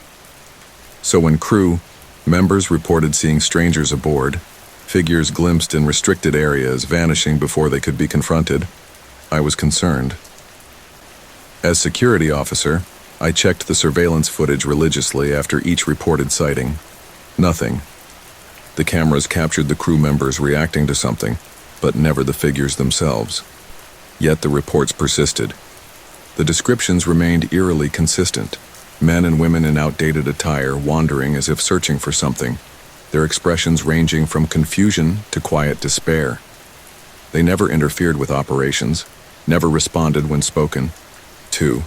They simply appeared and disappeared. I compiled the reports meticulously, noting the time, location, and description of each sighting. At first, I suspected some kind of mass delusion, perhaps triggered by environmental factors. A gas leak, maybe, or contaminated food or water. But medical scans showed no abnormalities, and environmental tests came back clean. Then we noticed something even more disturbing. They followed patterns. It was Sarah who first pointed it out. "The woman in the blue evening gown," she said during an impromptu meeting in my office with several crew members who had experienced sightings. "I've seen her 3 times now, always on the upper deck, always walking the same path. It's like she's following a route that isn't there anymore." Others began to nod in agreement. "The older man in the cruisewear," Olivia added. "He always appears near the mess hall, always walks through that same bulkhead. Same direction, same pace every time." "And the couple," Martin chimed in, "always arm in arm, always turning at that same corner. A woman in a blue evening gown, always walked the same path along the upper deck. A man in a dark suit repeatedly entered what had once been a first-class lounge, now just another storage hold. Another figure, barely more than a shadow, always stopped near a bulkhead before, suddenly vanishing as if they had done this before, as if they had always done this." The implications were unsettling. These weren't random apparitions. They were repetitive, predictable, like a video set on loop, playing the same scenes over and over again. I decided it was time to bring Captain Eleanor Blackwood into the loop. A veteran of 30 years at sea, Captain Blackwood was not a woman easily rattled. She listened to my report with a neutral expression. only the slight tightening of her jaw indicating any reaction at all. When I had finished, she was silent for a long moment, fingers steepled before her face. Finally, she spoke. "I've been at sea a long time, Mr. Reed," she said formally. "I've heard stories from every corner of the maritime world. Ghost ships, phantom crews, voices calling from empty waters. Most of it is superstition, the product of isolation and the human brain's insistence on finding patterns in randomness." She paused, her steel-gray eyes meeting mine directly. "But I've also learned that the sea keeps secrets that rational minds struggle to explain. I'm not saying I believe in ghosts. I'm saying that I believe my crew. If they're seeing something, there's a reason for it, whether that reason is supernatural or merely unusual." "What do you suggest we do, Captain?" I asked, relieved that she was taking the report seriously. "Research," she replied decisively. "This ship has a history. Perhaps that history can explain what's happening now." She authorized me to delve into the Atlantic Voyager's past, granting access to the ship's complete records and permission to contact the company's archives department for any additional information. It was more than I had expected. Captain Blackwood was known for her by-the-book approach to command, and this was decidedly off-book. "Keep this investigation quiet for now," she advised as I was leaving her cabin. "No need to add fuel to the rumors already circulating among the crew. Report directly to me with whatever you find." I spent the next few days dividing my time between my regular security duties and research into the Atlantic Voyager's history. The ship's own records were sparse. Basic specifications, ownership transfers, maintenance logs, nothing that explained what we were experiencing. The company archives were more helpful, though getting information from them was like pulling teeth. The archive department, based at company headquarters thousands of miles away, seemed reluctant to provide details beyond the most basic facts. Each request was met with delays and vague responses. It wasn't until I mentioned Captain Blackwood's direct authorization and hinted at possible safety concerns affecting current operations that the floodgates finally opened. A substantial file arrived in my inbox containing documents, photographs, and newspaper clippings dating back decades. Research uncovered the truth. Decades ago, the Atlantic Voyager had been a luxury ocean liner, one of the last of its kind before air travel became the preferred method of crossing the Atlantic. Named the Aurora then, it had been renowned for its elegance and exclusivity, catering to the wealthy and famous seeking passage between America and Europe. The photographs showed a very different vessel from the utilitarian cargo ship I knew. Grand salons with crystal chandeliers, a ballroom with a polished hardwood floor, first-class staterooms that rivaled luxury hotel suites, a promenade deck where passengers could stroll and socialize. After financial troubles following the rise of commercial aviation, it was stripped, gutted, and rebuilt for cargo. The sightings matched the layout of the old ship, places that had once been grand salons, promenades, and state cabins. I cross-referenced the locations of reported sightings with the original deck plans of the Aurora. The results were startling. The woman in the blue evening gown always appeared on what had once been the promenade deck, her path matching exactly with the walkway that had existed decades ago. The man who vanished through a bulkhead was walking through what had once been a doorway, sealed during the conversion to a cargo vessel. The first-class lounge that was now a storage hold, all of it matched, but it was the final passenger voyage that truly explained what we were seeing. The last crossing of the Aurora as a passenger liner had occurred in late October of 1962. The passenger manifest listed 173 souls aboard, along with a crew of 89. The ship had departed from New York bound for Southampton in calm seas and fair weather. 6 days into the voyage, something happened. The details were vague in the official report, a shipboard incident resulting in passenger casualties. The Aurora completed its crossing, arriving in Southampton 3 days behind schedule. Upon arrival, several passengers were noted as disembarked at sea, a euphemism that made little sense. That last trip had ended in mystery. Several passengers had vanished without a trace, their disappearances quietly written off as accidental falls overboard. The case was hushed up. The ship was sold, converted, and the past was erased. or so they thought.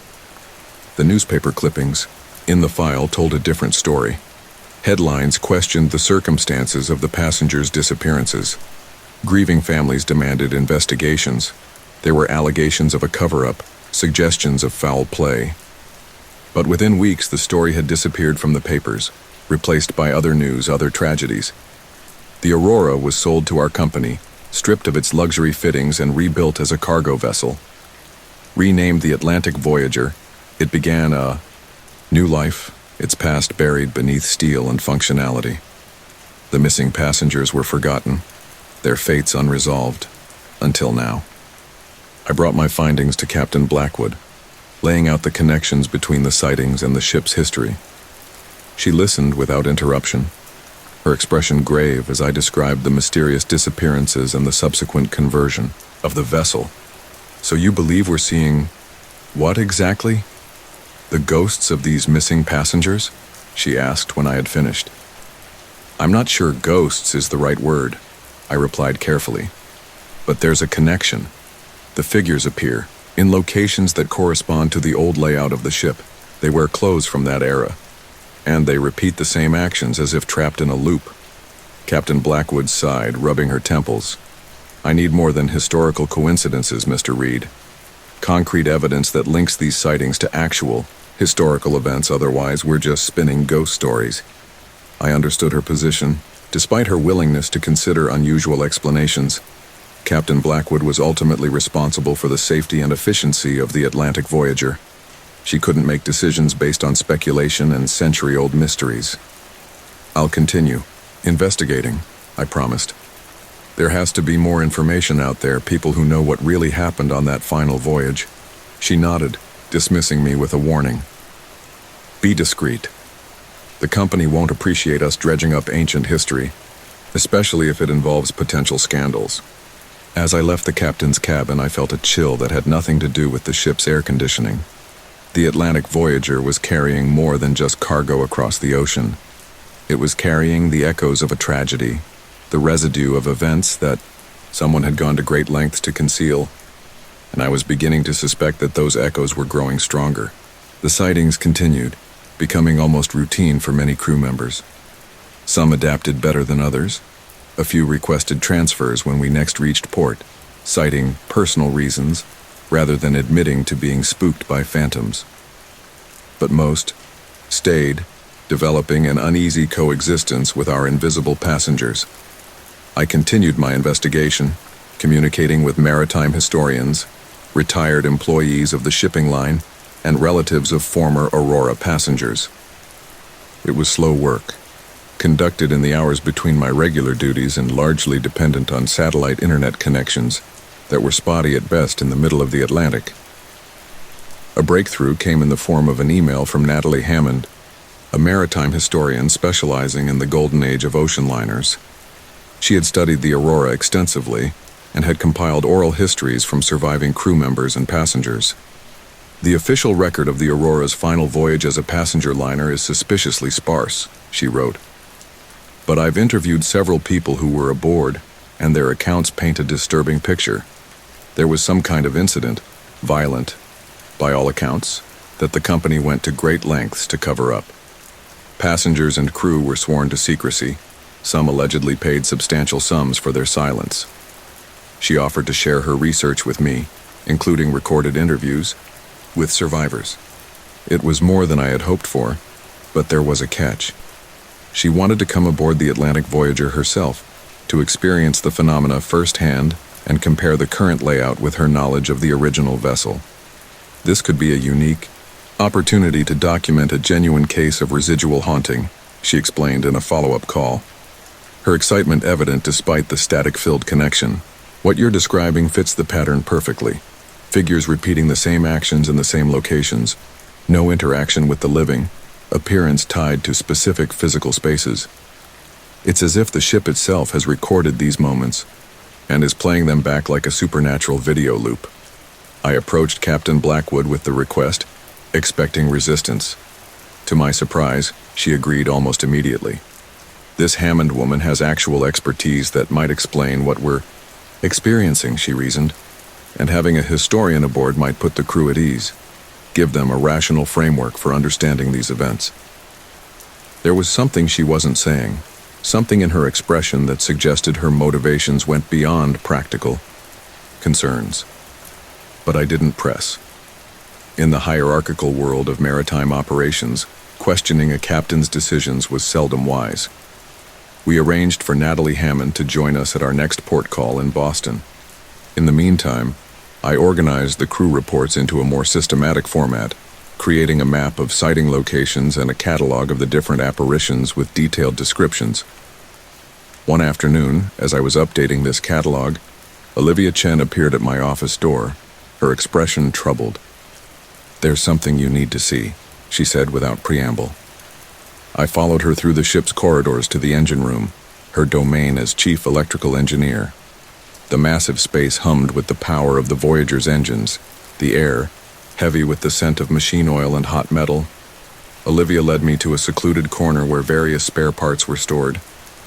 She pointed to a section of the bulkhead that appeared no different from any other. "Watch," she said, pulling out her phone and opening a video app. She held it up to show me footage she had recorded earlier. The screen showed the same corner of the engine room, but with an addition, a hazy figure of a man in what appeared to be a ship officer's uniform from the 1960s, bent over as if examining something on the floor. "I've seen him 3 times now," Olivia explained as we watched the figure move slightly, still focused on whatever invisible object held his attention. "Always in the same spot, always doing the same thing. But this is the first time I managed to record it." I stared at the screen in disbelief. Until now, none of the apparitions had appeared on any recording device, not the ship's security cameras, not crew members' phones or cameras. Yet here was undeniable evidence, grainy and somewhat distorted, but clearly showing what could only be described as a ghost. "How?" I began, unable to complete the thought. Olivia shrugged. "I don't know why it worked this time, but watch what happens next." On the screen, the figure suddenly straightened and turned, revealing a face contorted in what could only be described as terror. His mouth opened in a silent scream, and then he was gone, not fading away, not walking out of frame. There one moment, gone the next. "Jesus," I muttered, the hair on the back of my neck standing up despite my attempts to maintain professional detachment. "There's more," Olivia said grimly, taking her phone back and opening a different app.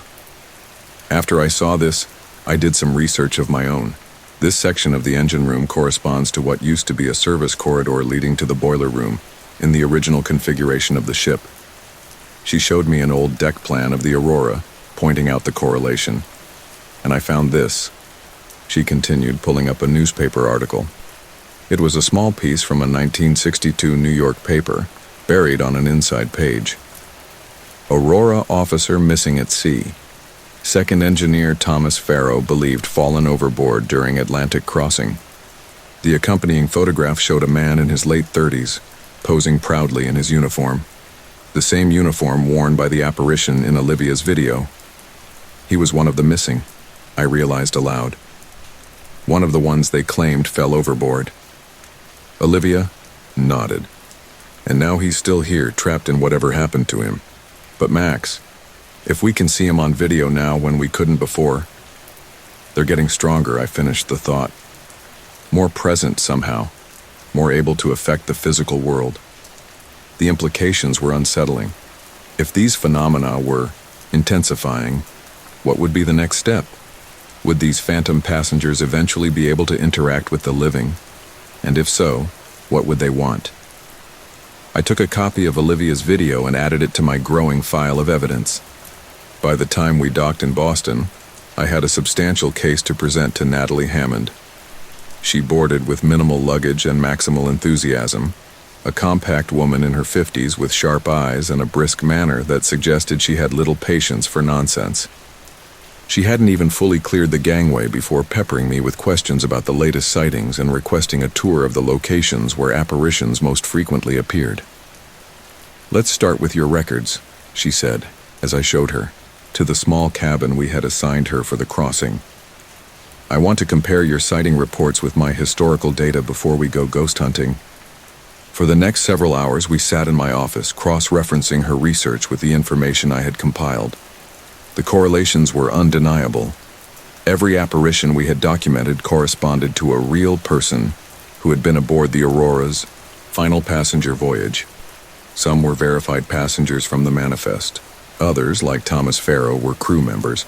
Most significantly, every figure that had been clearly identified matched a person who had fallen overboard during that fateful crossing. 7 passengers and 3 crew members officially listed as accidental deaths, Natalie mused, scanning the old newspaper clippings. All within a 48-hour period in the middle of the Atlantic. No bodies recovered, an internal investigation that wrapped up suspiciously quickly, and then the ship sold and completely rebuilt within months of the incident. They were covering something up, I agreed. But what? What happened on that ship? Natalie spread out her interview transcripts, pointing to highlighted sections. According to these accounts, there was some kind of disturbance on the night of October 17th. Several passengers reported hearing shouting, possibly a physical altercation. The ship diverted from its course briefly, then resumed its journey. The next morning, passengers were informed that several people had fallen overboard during the night. No one questioned this? Some did, she nodded. But it was a different era. The shipping line had considerable influence, and there was no social media to amplify suspicions. Grieving families were quietly compensated. Curious passengers were reminded of confidentiality agreements they'd signed. The crew was dispersed to other vessels or paid to retire early. One particular interview transcript caught my attention, the account of Eleanor Marsh, a young stewardess aboard the Aurora during its final crossing. She had been more forthcoming than most, perhaps because she had left the shipping industry shortly afterward and felt less constrained by old loyalties. It wasn't just a fight, Eleanor had told Natalie during their interview. It was, I don't know how to describe it, like a nightmare come to life. Something happened in the first-class lounge, something horrible. I only saw the aftermath. Blood on the walls, furniture destroyed, and the passengers, the ones who went missing. I don't believe they fell overboard. I think they were taken. Taken? Natalie had pressed. By whom? Not by whom, Eleanor had responded, her voice dropping to a whisper even in the recording. By what? There was something on that ship with us. Something that didn't belong. And after that night, it was like the ship itself changed. Corridors seemed longer. Rooms felt colder. And sometimes, just sometimes, you'd hear them, the missing ones, whispering behind closed doors, footsteps in empty staterooms, as if they were still there, but elsewhere. I looked up from the transcript, meeting Natalie's gaze. She's describing exactly what we're experiencing. But it's been decades. Why are these manifestations only becoming noticeable now? Actually, Natalie corrected me, there have been reports throughout the ship's history as a cargo vessel. Nothing as consistent or widespread as what you're experiencing, but enough that I was able to track a pattern. She pulled out a timeline she had constructed showing reported unusual occurrences aboard the Atlantic Voyager since its conversion. The incidents were sporadic, clustering every few years and then subsiding. The reports spiked during certain periods, she explained. Always when the ship is traversing this particular section of the Atlantic, roughly the same coordinates where the original incident occurred. It's as if the ship remembers what happened there, and the memories become stronger when it returns to the scene of the trauma. We've been running this same route for the past 6 months, I realized. A new shipping contract has us crossing that exact section of the Atlantic repeatedly. We've passed through the trigger zone more times in half a year than the ship usually would in a decade. Each passage reinforcing the phenomena, Natalie nodded. Like wearing a groove deeper and deeper into a record. The ship is remembering more clearly each time, and the manifestations are growing stronger as a result. Our discussion was interrupted by a call from the bridge. Captain Blackwood's voice was tense as she requested my immediate presence and suggested that Dr. Hammond might want to accompany me. When we arrived, the captain was standing by the main console, her face ashen. Several other officers were present, all wearing the same stunned expression. "Show them," she instructed the first officer, a man named Lewis who looked like he had seen a ghost, which, I realized, might literally be the case. Lewis silently activated one of the bridge monitors, bringing up footage from the ship's external cameras. The view showed the ocean at night, waves visible in the glow of the ship's lights. At first I saw nothing unusual, just the eternal meeting of water and air. Then it appeared, a massive passenger liner running parallel to our course, its silhouette unmistakable against the horizon. Lights blazed from every porthole, illuminating the elegant lines of a vessel that belonged to another era. Even at a distance, I could make out details. The distinctive funnel, the promenade deck, the lifeboats hanging from their davits. It was the Aurora, restored to its original glory, sailing alongside its future self. "That's impossible," I breathed, though the evidence was right before my eyes. "It appeared about 20 minutes ago," Captain Blackwood said, her voice unnaturally calm. "Keeping perfect pace with us. No radar signature. No radio response to our hails. Just there." Natalie had gone completely still, her eyes fixed on the image with an expression of wonder and horror. "This isn't a residual haunting anymore," she whispered. "This is something else. Something I've never encountered in all my years of research." As we watched, the phantom ship began to change. The lights flickered, some going dark. The sleek white hull seemed to distort, sections of it appearing to elongate or compress like a reflection in a funhouse mirror. And then slowly but unmistakably, the entire vessel began to list to one side. "It's sinking," Lewis muttered. "My God, we're watching it sink." But it wasn't a normal sinking. The ship wasn't going down intact. Instead, it seemed to be coming apart at the seams, sections of it twisting and separating in ways that defied the laws of physics. The hull split, but instead of water rushing in, darkness poured out. A blackness deeper than the night around it, spreading like ink across the ocean's surface. And within that darkness, shapes moved. Human figures, dozens of them, flailing, as they were pulled from the disintegrating vessel into the yawning void beneath. The radio crackled to life suddenly, making us all jump. Through a storm of static, voices came through, panicked, desperate, pleading. Not directed at us, but fragments of a disaster unfolding decades in the past, taking on water. "Get to the lifeboats." "Oh God, it's coming through the walls. Help us, please, someone help." Then a single voice, clearer than the others, cutting through the chaos with chilling precision. "It's not water. It's not water. It's alive and it's taking us." The transmission cut off as abruptly as it had begun. On the monitor, the Phantom Aurora gave one final, convulsive shudder before collapsing in on itself, folding into the darkness that had engulfed it. Within seconds, there was nothing left. No ship, no debris, no evidence that anything had been there at all. Just the empty ocean, continuing its eternal rhythm. The bridge was silent, all of us struggling to process what we had witnessed. It was Captain Blackwood who finally broke the spell, her voice hoarse but determined. "I want that footage secured," she ordered. "Multiple backups, and not a word of this to the rest of the crew. Not yet." She turned to Natalie, her expression, Mr. Hammond, "I think it's time you told us everything you know about what happened on the Aurora's last voyage. No academic restraint, no professional caution. Everything."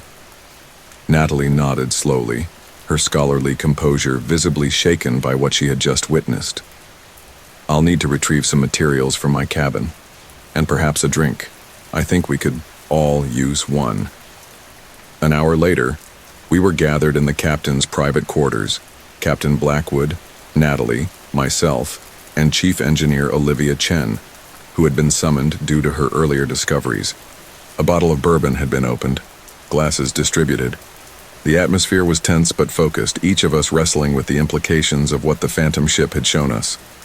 The official report states that the Aurora encountered a severe storm in mid-Atlantic. Natalie began, spreading documents across the captain's table. Several passengers were allegedly swept overboard during the turbulence. But my research indicates there were no significant weather systems in that region during the entire week of the crossing. She produced a weather map from the relevant dates, confirming her statement. The accounts I've gathered from survivors suggest a very different scenario. There was some kind of incursion, an entity that entered the ship from the ocean itself. An entity? Olivia repeated skeptically. Like what? A sea monster? Not in the traditional sense, Natalie clarified. More like a presence. Something that could manipulate physical matter, alter perception, influence behavior. The descriptions vary, but there are consistent elements. A darkness that moved with purpose. A cold that penetrated to the bone. Voices that seemed to come from inside one's own head. She handed us copies of transcribed interviews, each describing similar phenomena despite coming from passengers and crew who had had no contact with each other after leaving the Aurora. Whatever it was, it targeted specific individuals, the official man overboard victims, but they didn't fall into the ocean. According to these witnesses, they were absorbed, taken into the darkness and simply gone. Captain Blackwood leaned forward, her expression hard. And the shipping company covered it up. Of course they did. Natalie nodded. Imagine the scandal. A luxury liner invaded by some kind of unknown entity that consumed passengers. It would have been the end of the company. So they silenced witnesses, paid off families, and scrapped the ship as quickly as possible. But they didn't scrap it, I pointed out. They converted it, kept the basic structure intact.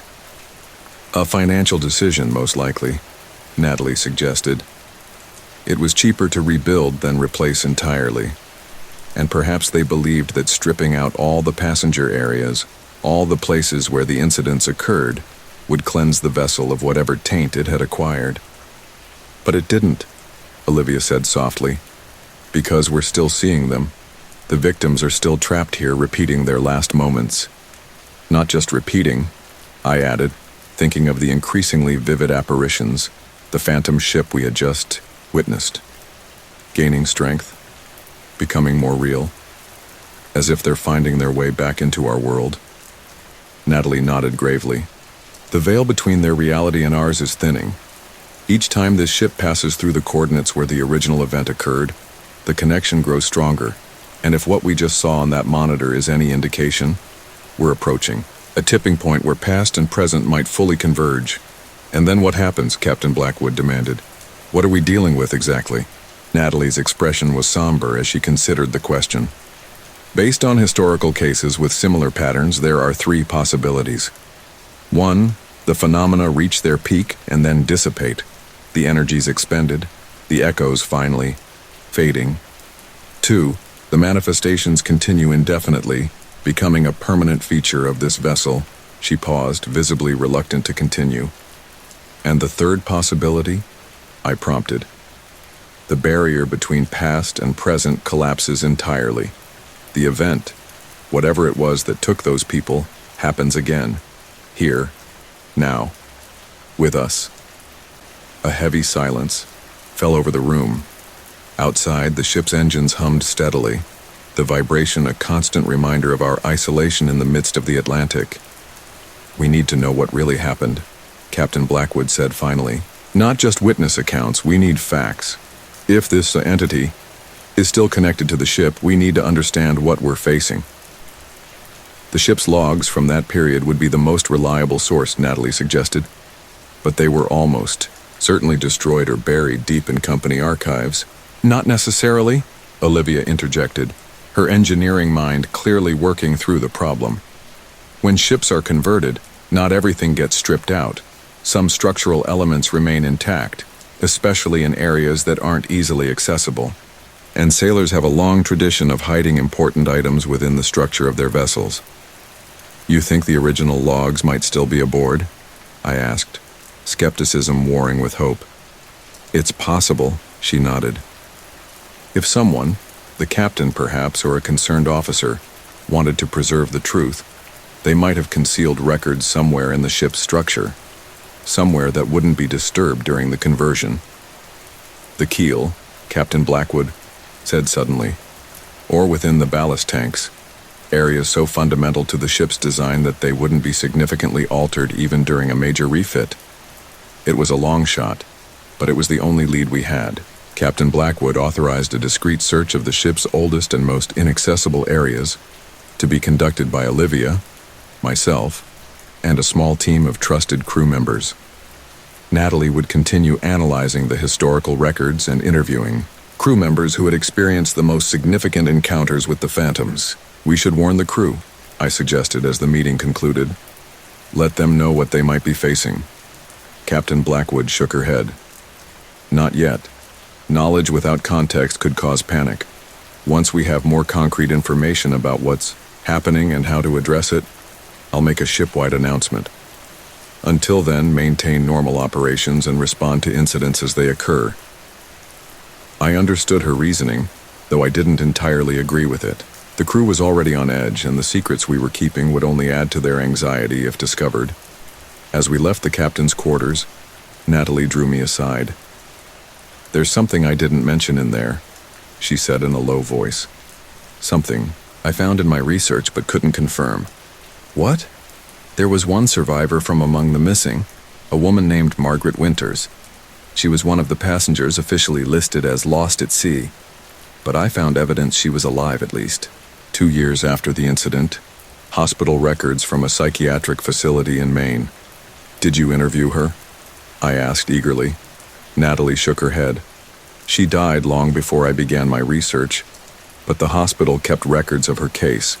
She was admitted with severe traumatic dissociation, claiming she had been taken into the darkness but had somehow escaped. The medical staff diagnosed her with delusional psychosis, triggered by the trauma of surviving whatever accident had supposedly claimed the other passengers. But you don't think it was delusional? I think she was telling the truth as she experienced it. And her descriptions of what happened aboard the Aurora match what we're seeing now. The repetitive apparitions, the distortion of physical space, the sense of something ancient and alien intruding into our reality. Did she ever explain what the entity was, what it wanted? That's the most disturbing part, Natalie said, her voice dropping even lower.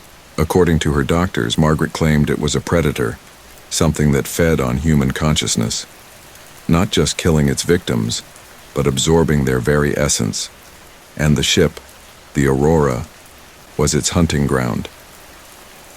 A chill ran through me that had nothing to do with the ship's air conditioning. A hunting ground it's apparently still using. Yes, which raises the question, if these apparitions are the echoes of its past victims, what does their increasing strength signify? Are they trying to warn us? Or is their growing presence a sign that the hunter is returning to feed again? The search for hidden documents began the next morning. While Olivia led a team to inspect the ballast tanks and other structural areas, I focused on sections of the ship that corresponded to important locations in its previous incarnation as the Aurora, the captain's quarters, the purser's office, the radio room. The phantom passengers continued to make their presence known, with sightings increasing both in frequency and clarity. Crew members who had previously reported glimpsing shadowy figures or transparent apparitions now described encountering solid-seeming entities that remained visible for longer periods. The repetitive patterns continued, each ghost following its established route, each scene playing out exactly as before, but with a new intensity that was impossible to ignore. Sarah Williams, our communications specialist, reported hearing not just distant music but full conversations emanating from empty rooms, the ghostly sounds of a dinner party that had ended decades ago. Martin Ramirez found himself surrounded by phantom passengers on the main deck, all of them dressed for an evening promenade that was taking place only in the ship's memory. Most disturbing were the new apparitions, figures that hadn't been seen before, emerging from the shadows with increasing frequency.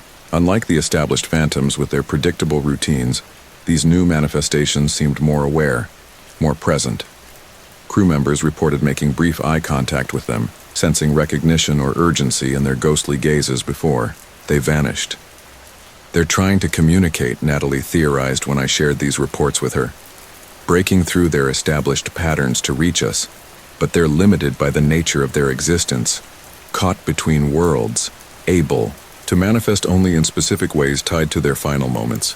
If they're trying to warn us, they're not being very clear about it, I observed. Imagine trying to warn someone when you can only repeat the same few gestures, the same few steps, over and over, she countered. They're doing the best they can with the limited agency they possess. It's up to us to interpret their messages. Our search for hidden documents continued for 3 days without success. We found plenty of evidence of the ship's previous incarnation, original structural elements that had been incorporated into the conversion, ancient graffiti from workers who had built the Aurora, even a few small personal items that had somehow survived the transformation, but nothing that shed light on what had happened during that fateful final crossing. As we approached the coordinates where we had previously witnessed the Phantom Aurora, tension aboard the Atlantic Voyager reached a breaking point. Even crew, members who hadn't been briefed on our investigation, sensed that something momentous was approaching. Sleep was difficult for everyone, with nightmares plaguing those who did manage to rest. Electronic equipment throughout the ship experienced strange malfunctions, communication systems picking up impossible signals, navigation instruments displaying contradictory readings, lights flickering without apparent cause.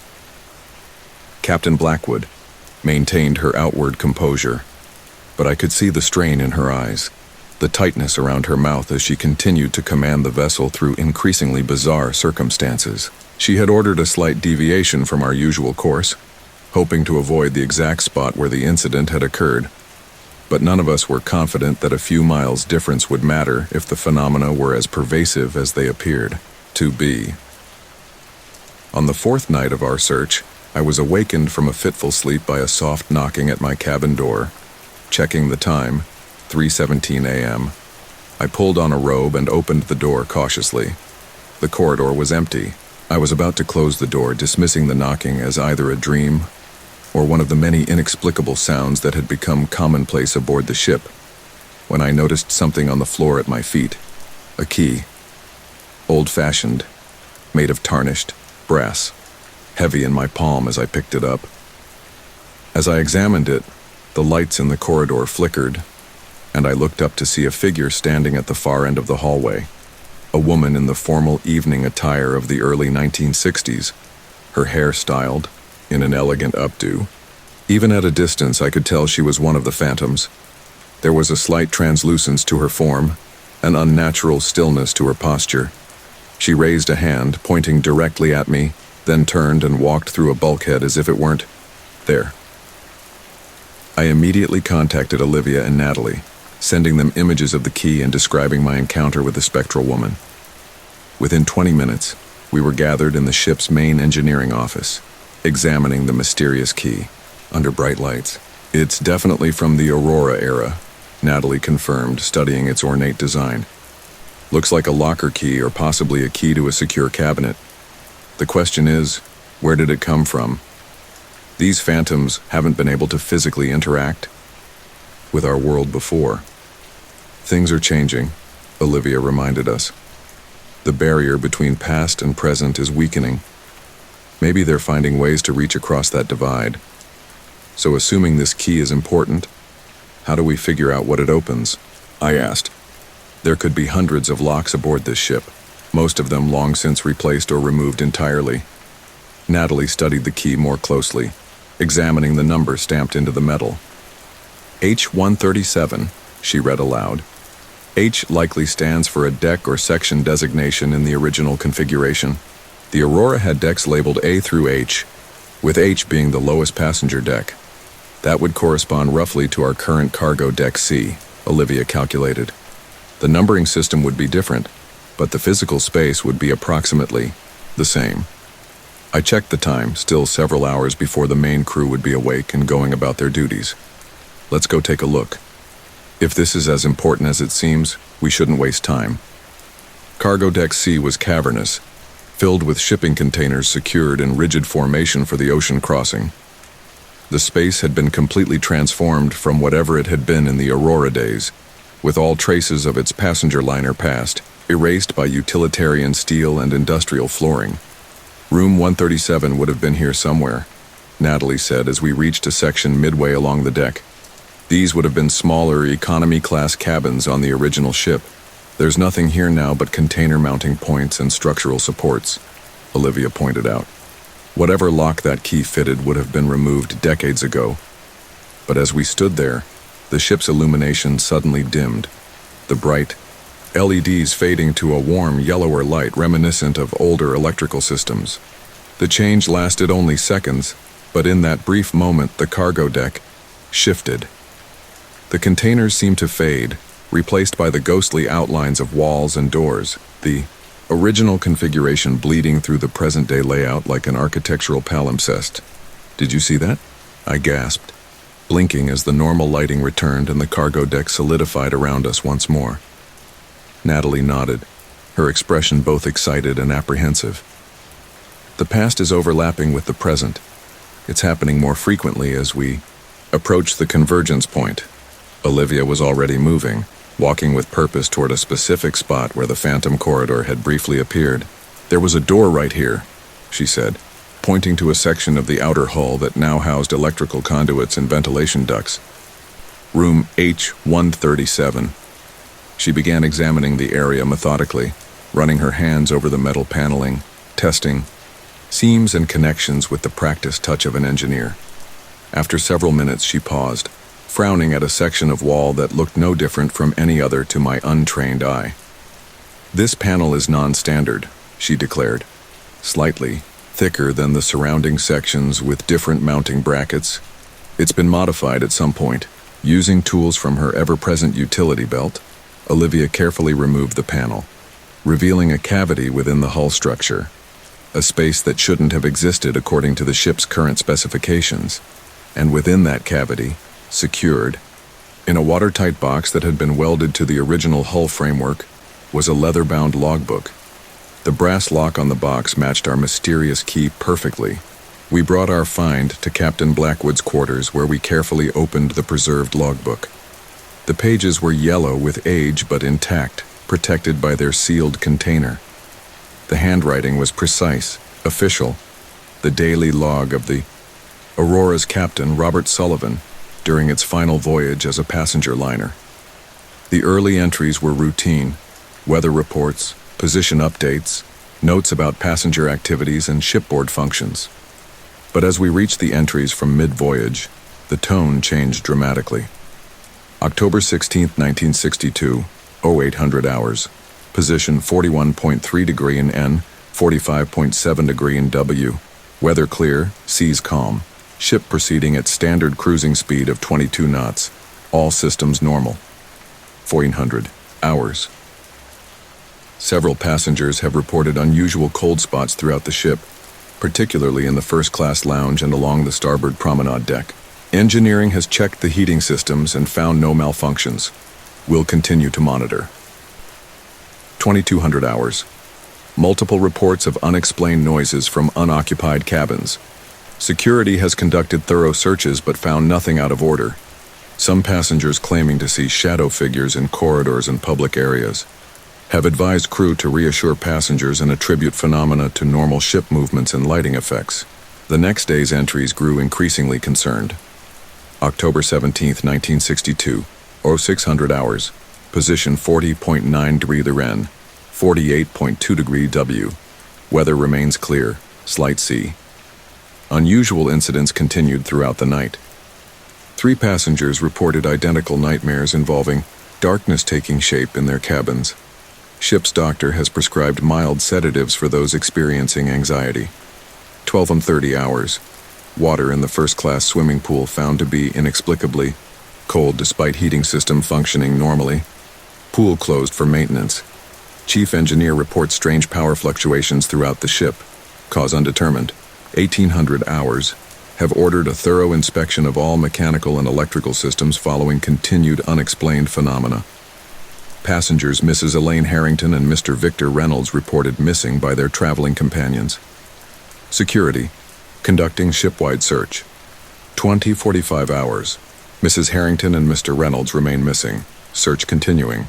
Radio officer reports unusual interference on all frequencies, described as whispers, breaking through the static.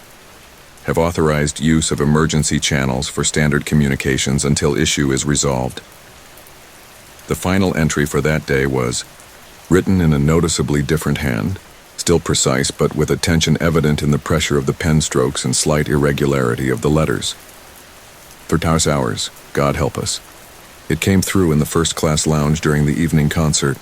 Not water, something else. Something that moved with purpose. 5 passengers taken before we could evacuate. Security Chief Barrett attempted intervention and was absorbed. No other term for it. Have sealed affected areas. Ship surgeon attending to injured. Must consider the safety of remaining passengers and crew. May God forgive me for the decisions I now face. The log continued with increasingly desperate entries as the situation aboard the Aurora deteriorated. Captain Sullivan described mounting panic among passengers, desperate attempts to contain whatever had invaded the ship, and the difficult decision to continue to their destination, rather than risk bringing the entity to any rescue vessels that might respond to distress calls. October 18, 1962, 0400 hours. Position altered to avoid shipping lanes. Cannot risk encountering other vessels. It remains contained in the forward sections, but barriers are weakening. More taken during the night. Those who have glimpsed, it described darkness that moves against currents of air and light. Some claim to hear voices from within it, the voices of those already taken. 1200 hours. First Officer Matthews reports that IT appears to be feeding on the ship itself, not just consuming people but absorbing matter, energy, light. Ship's surgeon theorizes we are dealing with something that exists partially in our dimension but extends into others. Scientific equipment registering impossible readings in affected areas. 2000 hours. We have lost the forward third of the ship. Not destroyed, transformed. Spaces that should be there now lead elsewhere, to corridors that double back on themselves, to rooms that shouldn't exist. Those taken are occasionally glimpsed, walking through walls, standing in empty air, their faces expressing confusion or terror. They are somehow part of it now, incorporated into whatever it is. The final entry was dated October 19th, the handwriting, now barely recognizable as the same person who had begun the log. Cannot maintain pretense any longer. Have informed company of situation via coded message. Their response clarifies everything. They have encountered this before. There are protocols. The ship is to be scuttled upon reaching port. All survivors, sworn to silence. The dead to be reported as accidents. But I know the truth now. It will not be destroyed so easily. It has become part of the Aurora, and the Aurora part of IT. The transformation is accelerating. We are no longer fully in our own world. The barriers between dimensions are dissolving around us. I am leaving this record in the hope that someday, someone will understand what happened here. To whoever finds this, it is patient, it is ancient, and IT is hungry. If you are reading this aboard what was once the Aurora, then IT has never left. Beware the coordinates 40.7 degree N, 47.9 degree W. That is where the breach first occurred. That is where IT entered our world. God help you if you are carrying IT back to that place. The final page contained a hastily drawn diagram of the ship, with a section near the bow marked with a heavy X and the notation origin point. We sat in stunned silence after reading the log, the implications of Captain Sullivan's final warning sinking in like a physical weight. We've been running this same shipping route for months, Captain Blackwood said finally, her voice unnaturally calm. Back and forth across those exact coordinates. Feeding it, Natalie whispered. Every passage strengthening its connection to our reality. But why now? I asked. The ship has been crossing the Atlantic for decades as a cargo vessel. Why have the manifestations intensified only recently? Olivia had been studying the navigational charts on the captain's tablet. She looked up, her expression grim. Oceanic cycles, she said. Deep currents run on multi-decade patterns. According to these historical data, we're currently experiencing almost identical deep water conditions to those in October 1962. Temperature, salinity, current patterns, creating the perfect conditions for whatever this is to manifest again, Natalie concluded. The right ship, in the right place, under the right conditions. We're due to cross those coordinates in less than 12 hours, Captain Blackwood noted, checking our current position and heading. I can alter course, add substantial distance to our journey. Would that be enough? I asked. The phenomena are already intensifying. The phantoms are becoming more solid, more present. Even if we avoid the exact location, we're still in the general area where it all began. And if Captain Sullivan was correct, the entity is part of the ship itself now, Natalie added. We might be carrying it with us regardless of where we go. We need to warn the crew, I insisted. Everyone aboard needs to know what we're potentially facing. This time, Captain Blackwood didn't argue. Agreed. But we need to present this carefully. Mass panic would only make the situation more dangerous. She stood, her decision made. Mr. Reed, prepare a briefing for all department heads. Dr. Hammond, compile the essential information from your research and Captain Sullivan's log. Focus on practical guidance, anything that might help the crew recognize and respond to escalating phenomena. Ms. Chen, I want all critical systems checked and double-checked. If this entity can affect the ship physically, we need to be prepared for mechanical or electrical failures. As the others left to carry out their assignments, the captain asked me to remain behind. There's something I haven't shared, she said once we were alone. Something I've experienced personally. She walked to her private quarters adjoining the office and returned with a small leather-bound book. My personal log, she explained. I've been documenting my own encounters. She opened it to a recent entry indicating I should read it. Third night in a row I've dreamed of water that isn't water, the entry began. Dark, flowing but moving against gravity, against logic. In the dream, it speaks to me, not with words, but with impressions, images. It shows me the ship as it once was and as it might be again, transformed, a vessel between worlds. The most disturbing aspect is how tempting it is. The darkness offers knowledge, experiences beyond normal human perception. It wants me to embrace it, to allow it access through me. I wake each time at the moment of decision, my body cold with sweat despite the cabin's warmth. Am I losing my mind? Or is this thing, whatever it is, trying to communicate directly with me as the ship's master? The traditional maritime superstition holds that a captain is mystically connected to their vessel. Perhaps there is truth in that old belief, and what's happening to the Atlantic Voyager is happening to me as well. I looked up from the log, meeting Captain Blackwood's steady gaze. How long has this been happening? The dream started about 3 weeks ago, she replied. Around the time the crew began reporting more frequent sightings, but in the last few days they've become more vivid, more invasive. Last night I didn't wake up immediately. I interacted with it, communicated. What did it tell you? She looked away, a rare display of uncertainty from a woman known for her unwavering command presence. That's just it, I'm not entirely sure. The impressions were powerful but alien, difficult to translate into normal thought patterns. But the essence was clear enough. It's been waiting. All these decades, it's been waiting for the right conditions to complete what it began. Complete what exactly? The transformation of the ship, its inhabitants, perhaps much more. It's not malevolent, not in the way we understand the concept. It's simply other, operating according to imperatives we can't comprehend. She met my eyes again. But one thing was unmistakable. It's getting stronger, and we're approaching a threshold beyond which there will be no turning back.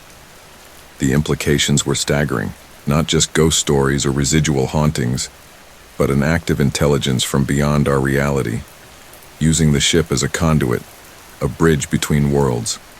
And our captain was somehow connected to it, receiving direct communications through her dreams.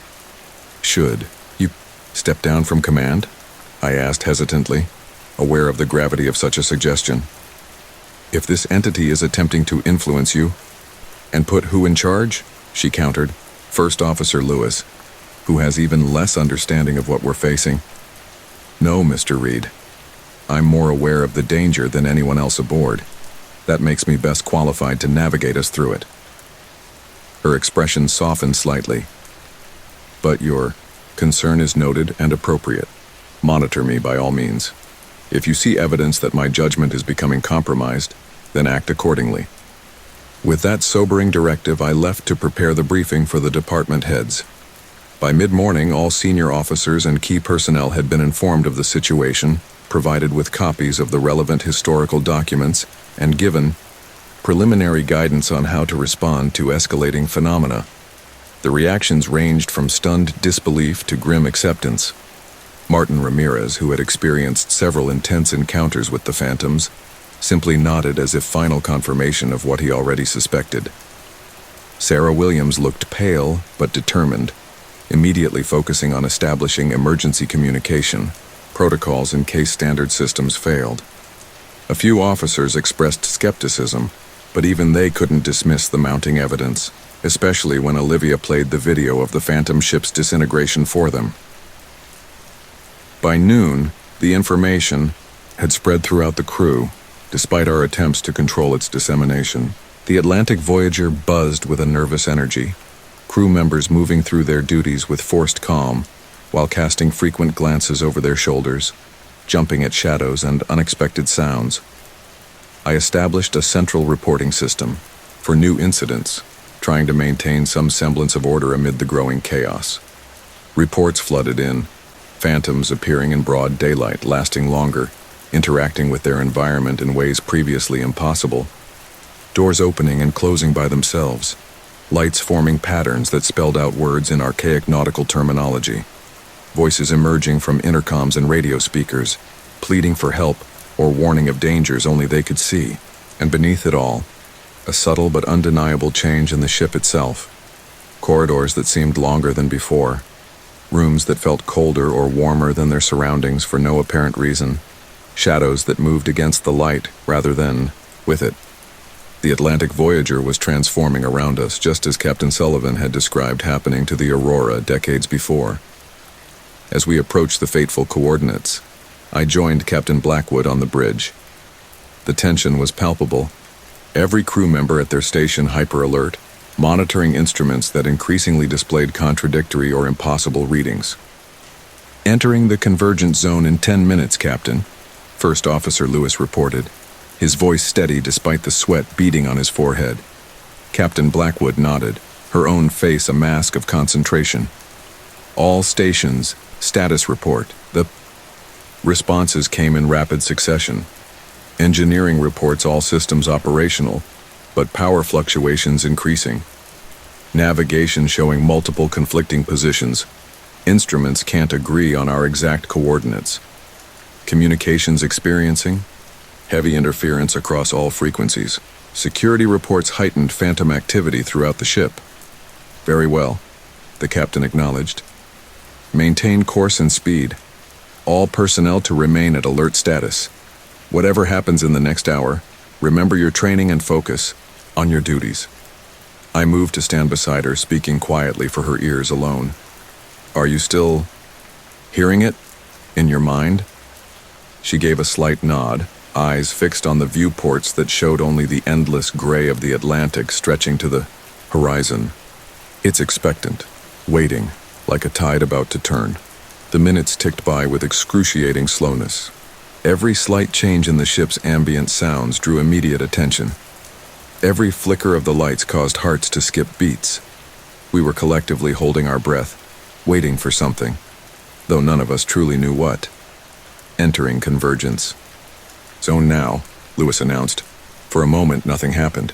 The ship continued its steady progress, the engines humming normally, the sea outside unremittingly ordinary. Then everything changed at once. The lights on the bridge died, plunging us into momentary darkness before emergency systems engaged, bathing everything in dim red illumination. Every electronic display flickered and reset, showing the same message across all screens: returning. And the temperature plummeted, dropping so rapidly that our breath fogged in the air and frost began to form on metal surfaces. "Full stop," Captain Blackwood ordered, her voice cutting through the confusion. "All engines full stop. Secure all stations." Before the order could be carried out, a low vibration began to move through the ship. Not the familiar rumble of the engines or the expected motion of a vessel at sea, but something altogether different. It rose from below, traveling up through the hull into every compartment, every corridor, every room. It wasn't just physical, it resonated at some deeper level, felt in bones and nerves rather than merely heard or sensed. And with the vibration came the darkness. It began as a shadow, darker than the emergency lighting could explain, pooling in the corners of the bridge. Then it moved, flowing against gravity, against logic, exactly as Captain Blackwood had described, from her dreams. It crept along walls and ceiling, expanding, exploring, an impossibly deep blackness that seemed to absorb light rather than merely block it. "My God," someone whispered. Within the darkness, shapes began to form, human silhouettes, recognizable to those of us who had studied the phantom passengers. The woman in the blue evening gown, the elderly man in cruise wear, the young couple arm in arm. But they were different now. Not transparent or flickering, but solid, stepping out of the darkness as if through a doorway between worlds. And behind them, others. Dozens of figures in the fashions of 1962, their expressions a mixture of confusion, fear, and something else. A strange resignation, an acceptance of their impossible circumstances. The missing passengers and crew of the Aurora, returning to our reality after decades in somewhere else. "They're coming back," Natalie breathed, having joined us on the bridge moments before the transformation began. All of them. The barrier is breaking down completely. One figure separated from the others, moving with purpose toward Captain Blackwood. A man in a captain's uniform from the 1960s, his face lined with exhaustion and knowledge no human should possess. Captain Robert Sullivan, exactly as he appeared in the photographs from the Aurora's promotional materials. "You found my warning," he said, his voice distant yet perfectly audible, an echo across decades. "But you couldn't avoid this place. None of us can. It's a fixed point, a nexus where boundaries thin." Captain Blackwood stood her ground as the Phantom approached. "What is happening to my ship? To my crew?" "The same thing that happened to mine," Sullivan replied. "Transformation. Integration. Your vessel was once mine, and both are now something else. A bridge between realities. It has been waiting, gathering strength, preparing for this moment when conditions aligned again." "What does it want?" I asked, finding my voice despite the surreal horror of the situation. Sullivan turned to me, and I saw that his eyes were wrong. Not human eyes at all, but windows into that same depthless darkness that had invaded the ship. "Want?" That implies motivations we can understand. It doesn't want in the way we want things. It simply is. A force, a presence from outside our comprehension, intersecting with our reality like a four-dimensional object passing through a three-dimensional plane. Around us, the transformation accelerated. The bridge was changing. Architectural features of the old Aurora bleeding through the modern design of the Atlantic Voyager. Control panels became polished wood railings. Modern displays flickered between their current form and the analog gauges of the passenger liner era. Two ships, two times occupying the same space. More phantom passengers emerged from the spreading darkness, filling the bridge, spilling out into corridors, their forms becoming increasingly solid and present. Some seemed aware of us, making eye contact, attempting to speak. Others remained caught in their loops, repeating the same actions they had performed in their final moments aboard the Aurora. "They're not just memories," Natalie realized aloud. "They're people, trapped between states of existence for all these decades, neither fully here nor fully wherever the entity took them. And now they're returning," Captain Blackwood said. "But to what purpose?" Sullivan's expression shifted, something alien moving behind his human features. "Witnesses, harbingers, parts of a greater whole. It has been learning from them, through them, understanding humanity, preparing." "Preparing for what?" Captain Blackwood demanded. Before Sullivan could answer, a new tremor ran through the ship, more violent than before. The metal beneath our feet groaned, bulkheads flexing as if under immense pressure. The darkness surged, flowing faster now, covering entire sections of the bridge in its impenetrable blackness. "It's beginning," Sullivan said, his voice now layered with others, the voices of his passengers, his crew, all speaking in unison through him. "The final transformation. The breach is widening. It is coming through fully now." The ship lurched, throwing several people off balance. Alarms blared throughout the vessel, warning of structural integrity failures, system malfunctions, breaches. In the hull. But what was coming in wasn't water. It was that same living darkness pouring through seams in the metal, flowing along corridors, filling compartments with its impossible presence. "We need to evacuate," I shouted over the alarms. "Get everyone to the lifeboats." Captain Blackwood shook her head, her eyes fixed on the phantom Captain Sullivan. "It won't make any difference. If this is happening at the quantum level, affecting reality itself, distances won't protect us. We need to understand it, communicate with it." Sullivan's form was changing, the darkness moving through him, reshaping him. "Not communicate," he corrected, his voice now barely recognizable as human. "Integrate. Become part of IT, as we all did. As you all will." More phantom passengers were appearing every moment, their forms increasingly solid. But they were changing, too, the darkness moving through them, connecting them with tendrils of shadow that pulsed like veins. They were becoming a network, a collective linked by the alien presence that had consumed them decades ago and held them in some incomprehensible state of suspended existence. And the network was growing, reaching out toward us, the living crew of the Atlantic Voyager. Tendrils of darkness extended toward each person on the bridge, probing, testing, seeking entry. "Don't let it touch you," Natalie cried out, backing away from a tendril that snaked toward her. "If Sullivan's log is accurate, physical contact is how it takes you." Too late for some. A junior officer near the navigation station screamed as darkness enveloped his arm, flowing up over his shoulder, wrapping around his torso. His body jerked, his eyes widening in shock and then changing, darkening. The same otherworldly presence that peered out from Sullivan's eyes now looked out from his. "Joshua?" First Officer Lewis called out, reaching toward his colleague. The transformed officer turned, regarding Lewis with alien curiosity. "Joshua is here," he said, his voice overlaid with others.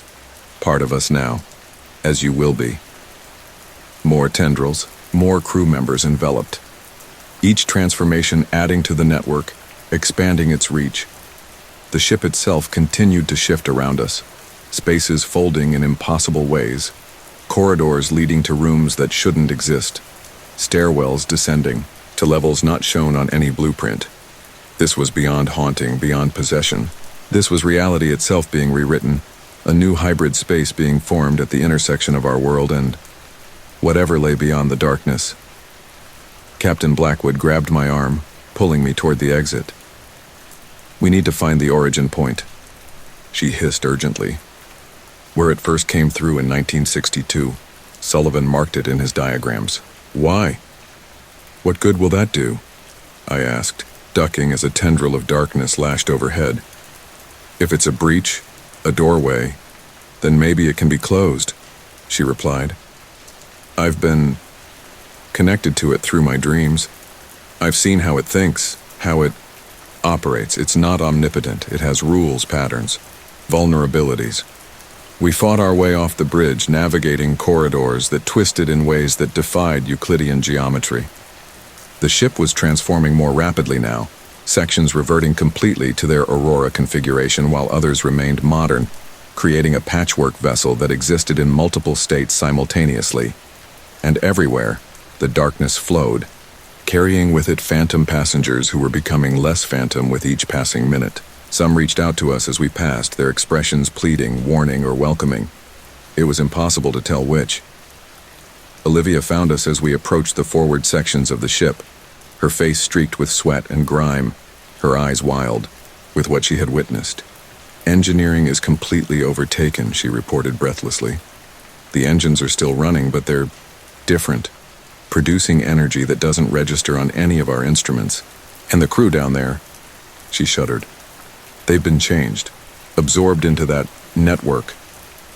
We're heading for the origin point, Captain Blackwood explained. Forward section, near the bow, where it first came through in 1962. Olivia nodded, grimly. I'll come with you. Safety in numbers, what little that's worth now. The journey through the transforming ship was a nightmare of shifting architecture and physics-defying phenomena. Gravity fluctuated, sometimes failing entirely, leaving us floating momentarily before slamming us back to the deck with bruising. Force. Walls became transparent, showing us glimpses of other parts of the ship or places that couldn't possibly be connected to our location. Sounds traveled strangely, whispers from distant compartments reaching us clearly while shouts from nearby were muffled to inaudibility. And always, the phantom passengers appeared and disappeared around us, their forms solidifying further with each manifestation. They were returning fully to our reality, bringing with them whatever had taken them into the darkness all those decades. So. We finally reached the forward section indicated on Sullivan's diagram, a cargo area that had once been part of the Aurora's first-class accommodations, but what we found bore little resemblance to either configuration. The space had expanded impossibly, far larger than the physical dimensions of the ship should allow. The ceiling soared upward into darkness, while the floor wasn't a floor at all, but rather a surface of the same living darkness we had seen spreading throughout the vessel. It rippled like liquid but supported our weight, responding to our presence with subtle movements that suggested awareness. And at the center of this impossible space was the breach itself.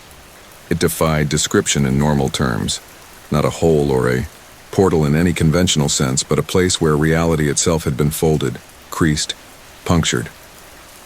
The boundaries between dimensions had worn thin here, allowing something from outside to press through into our world. From this central point, the darkness flowed outward in all directions, carrying with it fragments of another reality, objects that shouldn't exist, geometries that hurt the eye to look upon, colors for which we had no names. My God, Olivia whispered. It's beautiful. She was right, in a terrible way. There was an awful majesty to the breach, a cosmic significance that resonated at some primal level. This was a fundamental force of the universe asserting itself, incomprehensible but undeniable. Captain Blackwood moved closer to the breach, her expression one of grim determination mixed with something else, a kind of recognition, as if she were approaching something familiar. Captain? I called out warningly. We don't know what direct exposure might do. She paused, turning back to us. I've been exposed already in my dreams.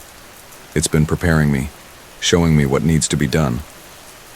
Before we could respond, figures emerged from the darkness surrounding us, the familiar phantoms we had been seeing throughout our voyage but now fully materialized. The woman in the blue evening gown, the elderly man in cruise wear, the young couple arm in arm, and others, dozens of them, forming a circle around us.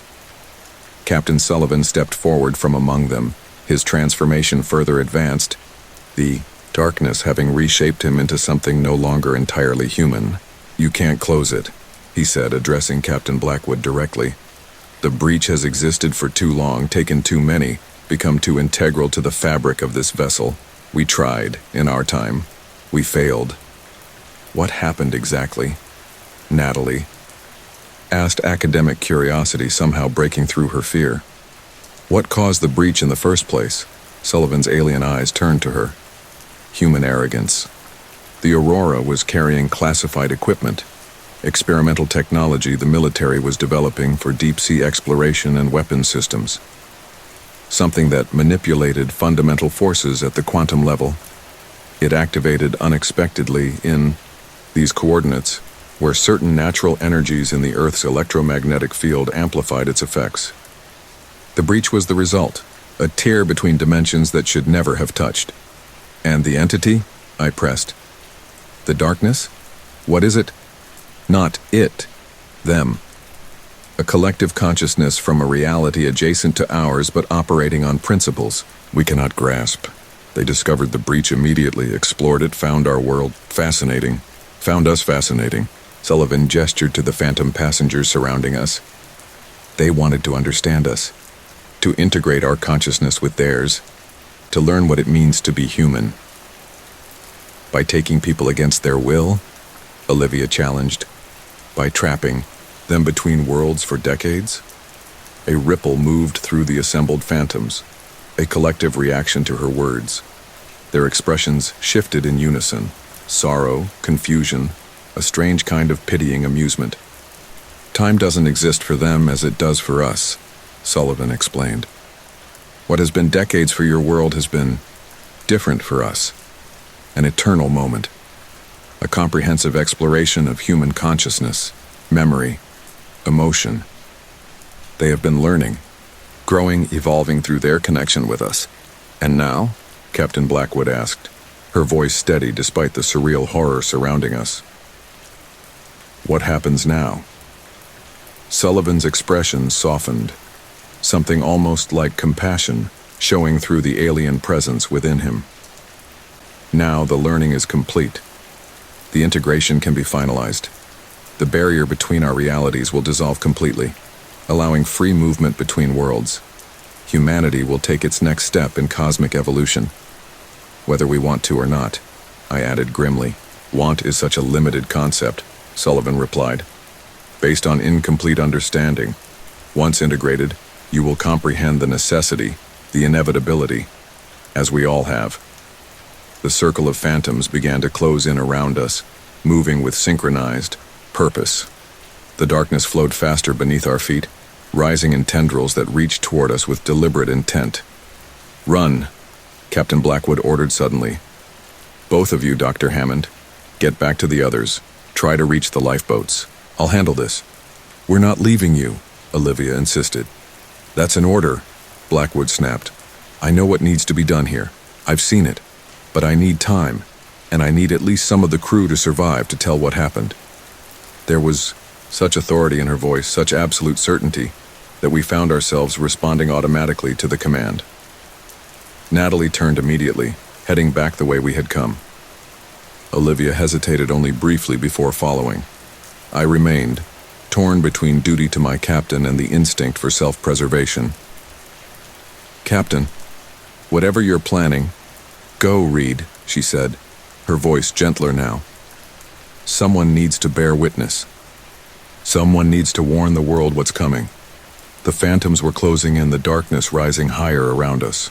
I made my decision and turned to run, following Olivia and Natalie back into the twisting corridors of the transforming ship. Behind me, I heard Captain Blackwood begin to speak. Not to me, not to the phantoms, but to the breach itself. Her voice had changed, taking on harmonics and tones that no human vocal cords should have been able to produce. She was communicating with the entity in its own language, using knowledge gained through her dream connection. We fought our way back through the ship, which was now almost unrecognizable. Walls had disappeared entirely in some sections, revealing vast spaces that couldn't possibly fit within the Atlantic Voyager's hull. Crew members moved through these spaces in various states of transformation, some still resisting, others already absorbed into the growing network of consciousness.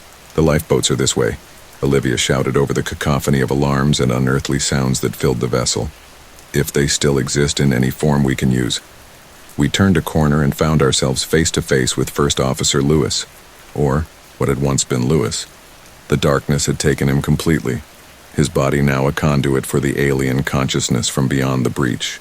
There is no escape, he said, his voice a chorus of dozens. The transformation is nearing completion. All will be integrated. Behind him, more transformed crew members appeared, moving with the same synchronous purpose as the phantoms, darkness, flowing around and through them.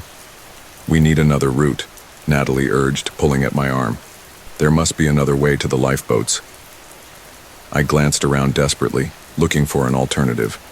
The ship's layout had become so distorted that normal navigation was impossible, but perhaps that same distortion could work to our advantage. This way, I decided, pulling them toward what had once been a maintenance access, but now appeared to be expanding into a full corridor, a new pathway, created by the ship's ongoing transformation. We raced through the shifting architecture, pursued by tendrils of darkness that snaked along walls and ceiling. Twice we encountered more transformed crew members, forced to double back or find alternate routes. The ship was becoming a labyrinth, a living puzzle that constantly reconfigured itself around us. And all the while, something was happening at the ship's core. We could feel it, a building pressure, a concentration of whatever forces were reshaping reality around us. Captain Blackwood was doing something at the breach, something that was affecting the entire vessel. Finally, we reached the lifeboat station, or where it should have been. Instead, we found a vast chamber, open to the sky above despite being several decks below where the hull should have been. The lifeboats themselves had transformed, becoming hybrid craft that combined modern safety equipment with elements of the Aurora's original wooden lifeboats.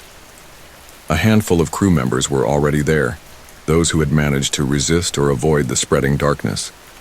Sarah Williams was organizing them with remarkable composure given the circumstances, directing the preparation of the boats for launch.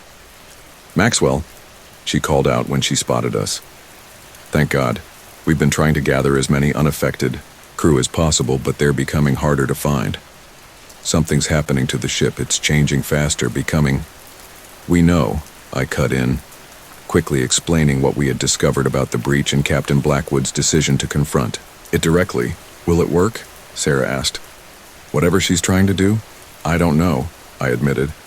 But she seemed to understand something about the entity that we don't, some vulnerability or method of communication.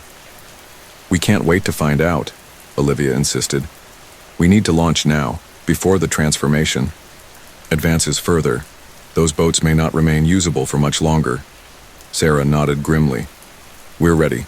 27 crew members accounted for, all still themselves, as far as we can tell. Less than a quarter of the Atlantic Voyager's complement.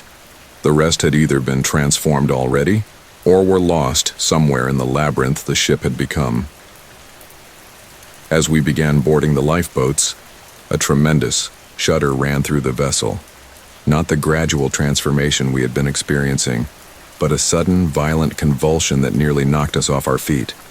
The sky above us, which shouldn't have been visible at all from this interior location, rippled, like the surface of a pond disturbed by a stone.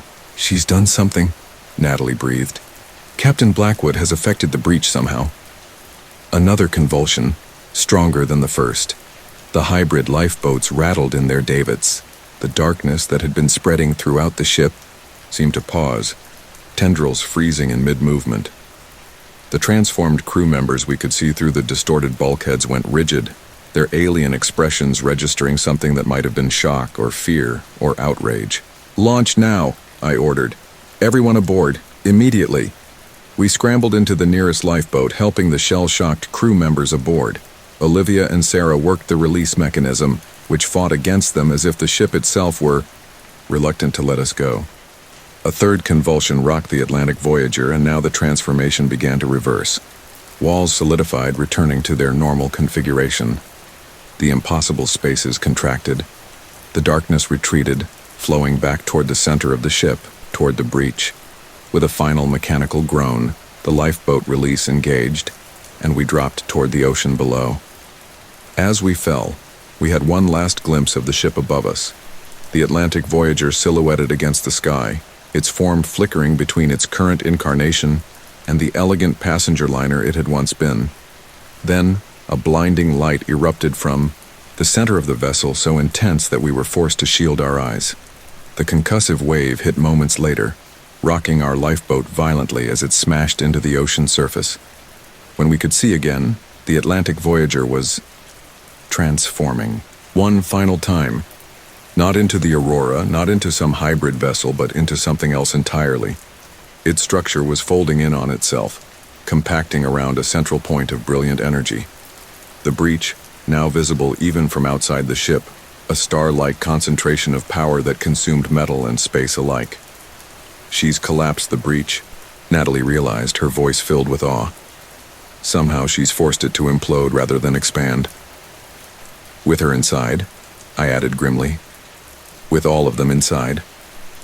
We watched in stunned silence as the Atlantic Voyager continued its impossible implosion, growing smaller, denser, brighter. The ocean around it began to churn, massive waves radiating outward from the phenomenon.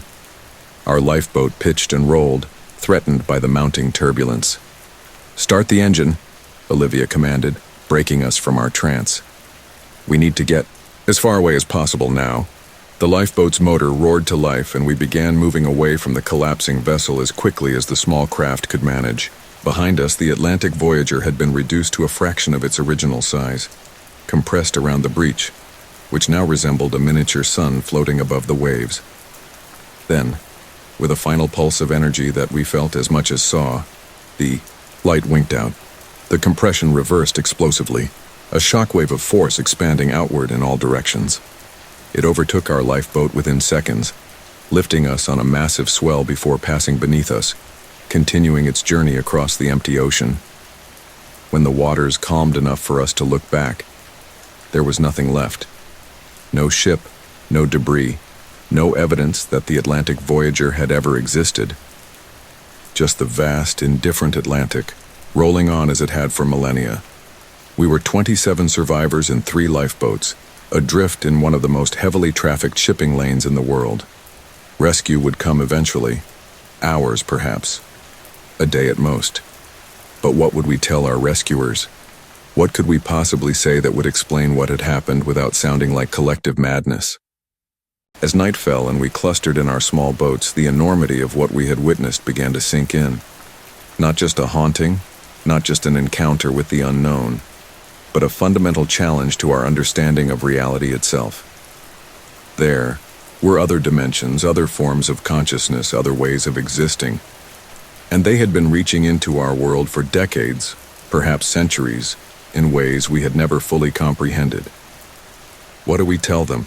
Sarah asked quietly, voicing the question that was on all our minds. "When they come for us, when they ask what happened to the ship, what do we say?" I thought about it for a long moment, watching the stars emerge in the darkening sky above us. So ordinary, so unchanged by the cosmic drama that had just unfolded beneath them. The truth, I decided finally. As much of it as we can make them understand. Captain Blackwood sacrificed herself to save not just us, but potentially much more. She deserves to have that known, whatever they make of it. "They won't believe us," Olivia pointed out pragmatically. "Not all of it anyway." "Some will," Natalie countered. "Enough to ensure this isn't forgotten, isn't dismissed as mere superstition or group delusion. I'll make certain of that." We fell silent again, each lost in our own thoughts, our own attempts to process what we had experienced.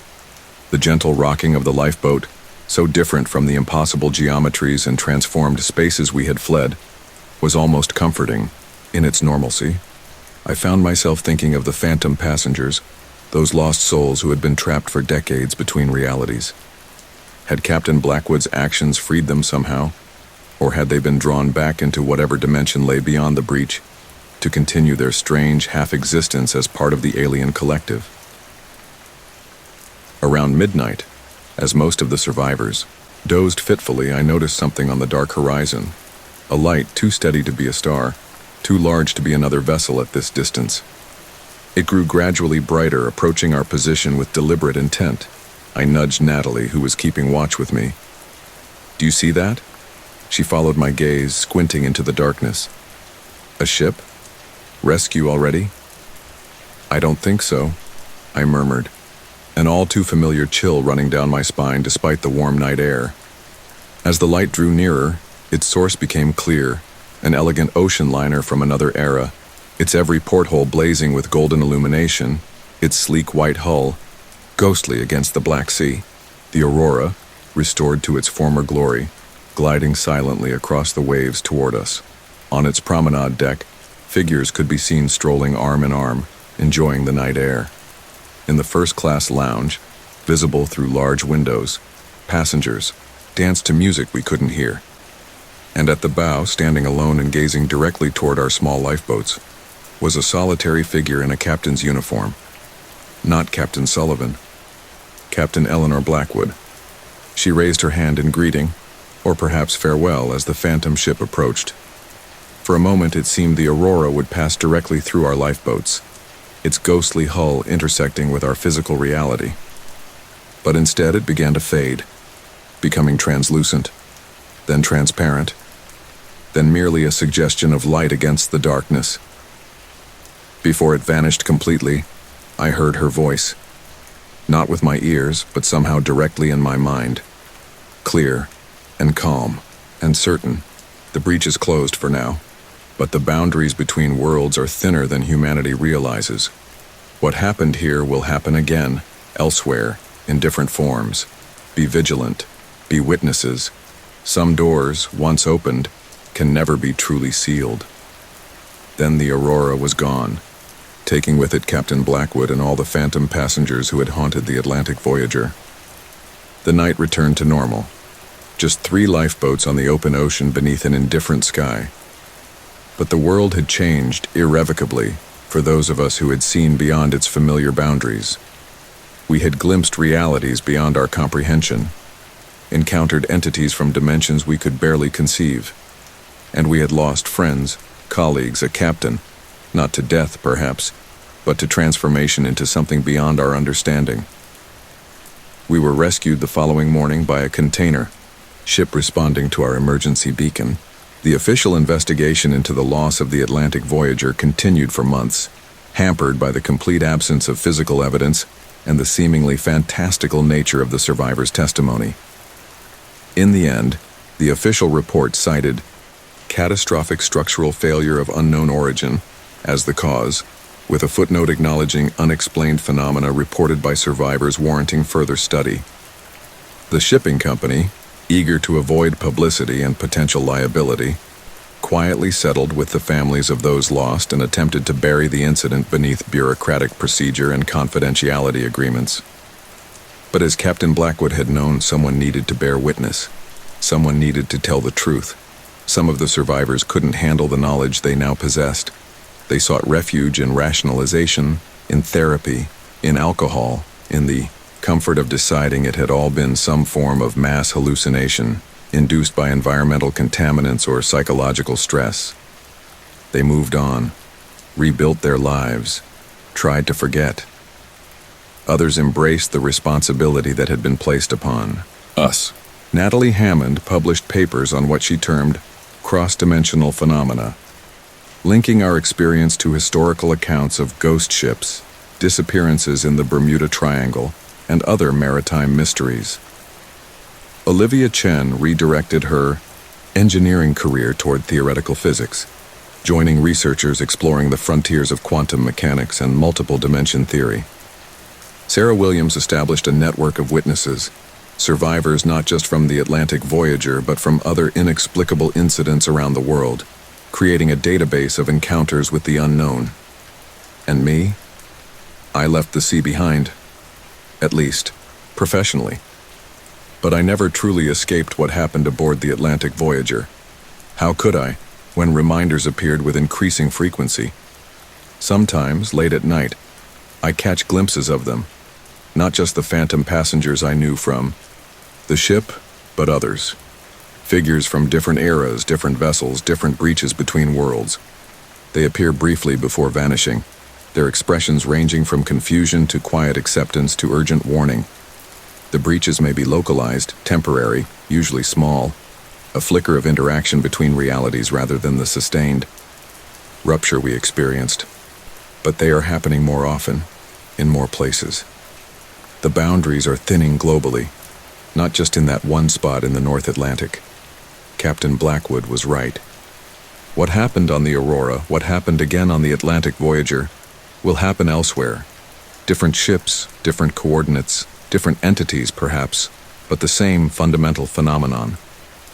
Reality is not as solid as we once believed, and what lies beyond it is taking an interest in our world. I conducted an experiment, just as I had aboard the Atlantic Voyager. Digital cameras captured nothing, but when I installed an old analog film camera, I saw them. Grainy, distorted figures in formal evening wear, caught in the middle of their endless loops. Some looking pleadingly at the lens, others frozen in moments of sheer, paralyzing terror. I keep the photos in a locked drawer, proof that I haven't simply lost my mind in the aftermath of trauma. Evidence that what we experienced was real, is still real, is perhaps becoming more real with each passing day. The company dismissed my findings as inconclusive. They offered crew members transfers if they were uncomfortable with the situation. Most of us stayed. Most of us continued to bear witness in our different ways. Over time, we learned to live with our permanent passengers, not just those from the Atlantic Voyager, but all the entities that now seem able to flicker briefly into our reality. Some survivors even started leaving small offerings in areas where particular apparitions frequently appeared. A glass of water for the elderly man who materializes in my kitchen every third Thursday. A folded napkin where the woman in blue always drifts past my bedroom door. And sometimes when the night is quiet, when the moon is full and the boundary between worlds grows especially thin, I hear it. The distant echo of an orchestra playing a waltz. The ghostly strains of a grand ball held long ago in a room that no longer exists. A reminder of the Aurora, of the Atlantic Voyager, of Captain Blackwood and all those who were transformed rather than merely lost. A dance that never ended. A journey that never stopped. The Atlantic Voyager may be gone, but it still carries its passengers.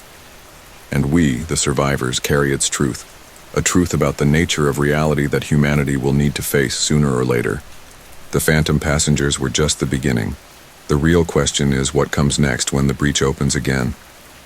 I keep my analog camera loaded with film, ready. Someone needs to bear witness. Someone needs to remember. After all, ships remember their histories, and so must we.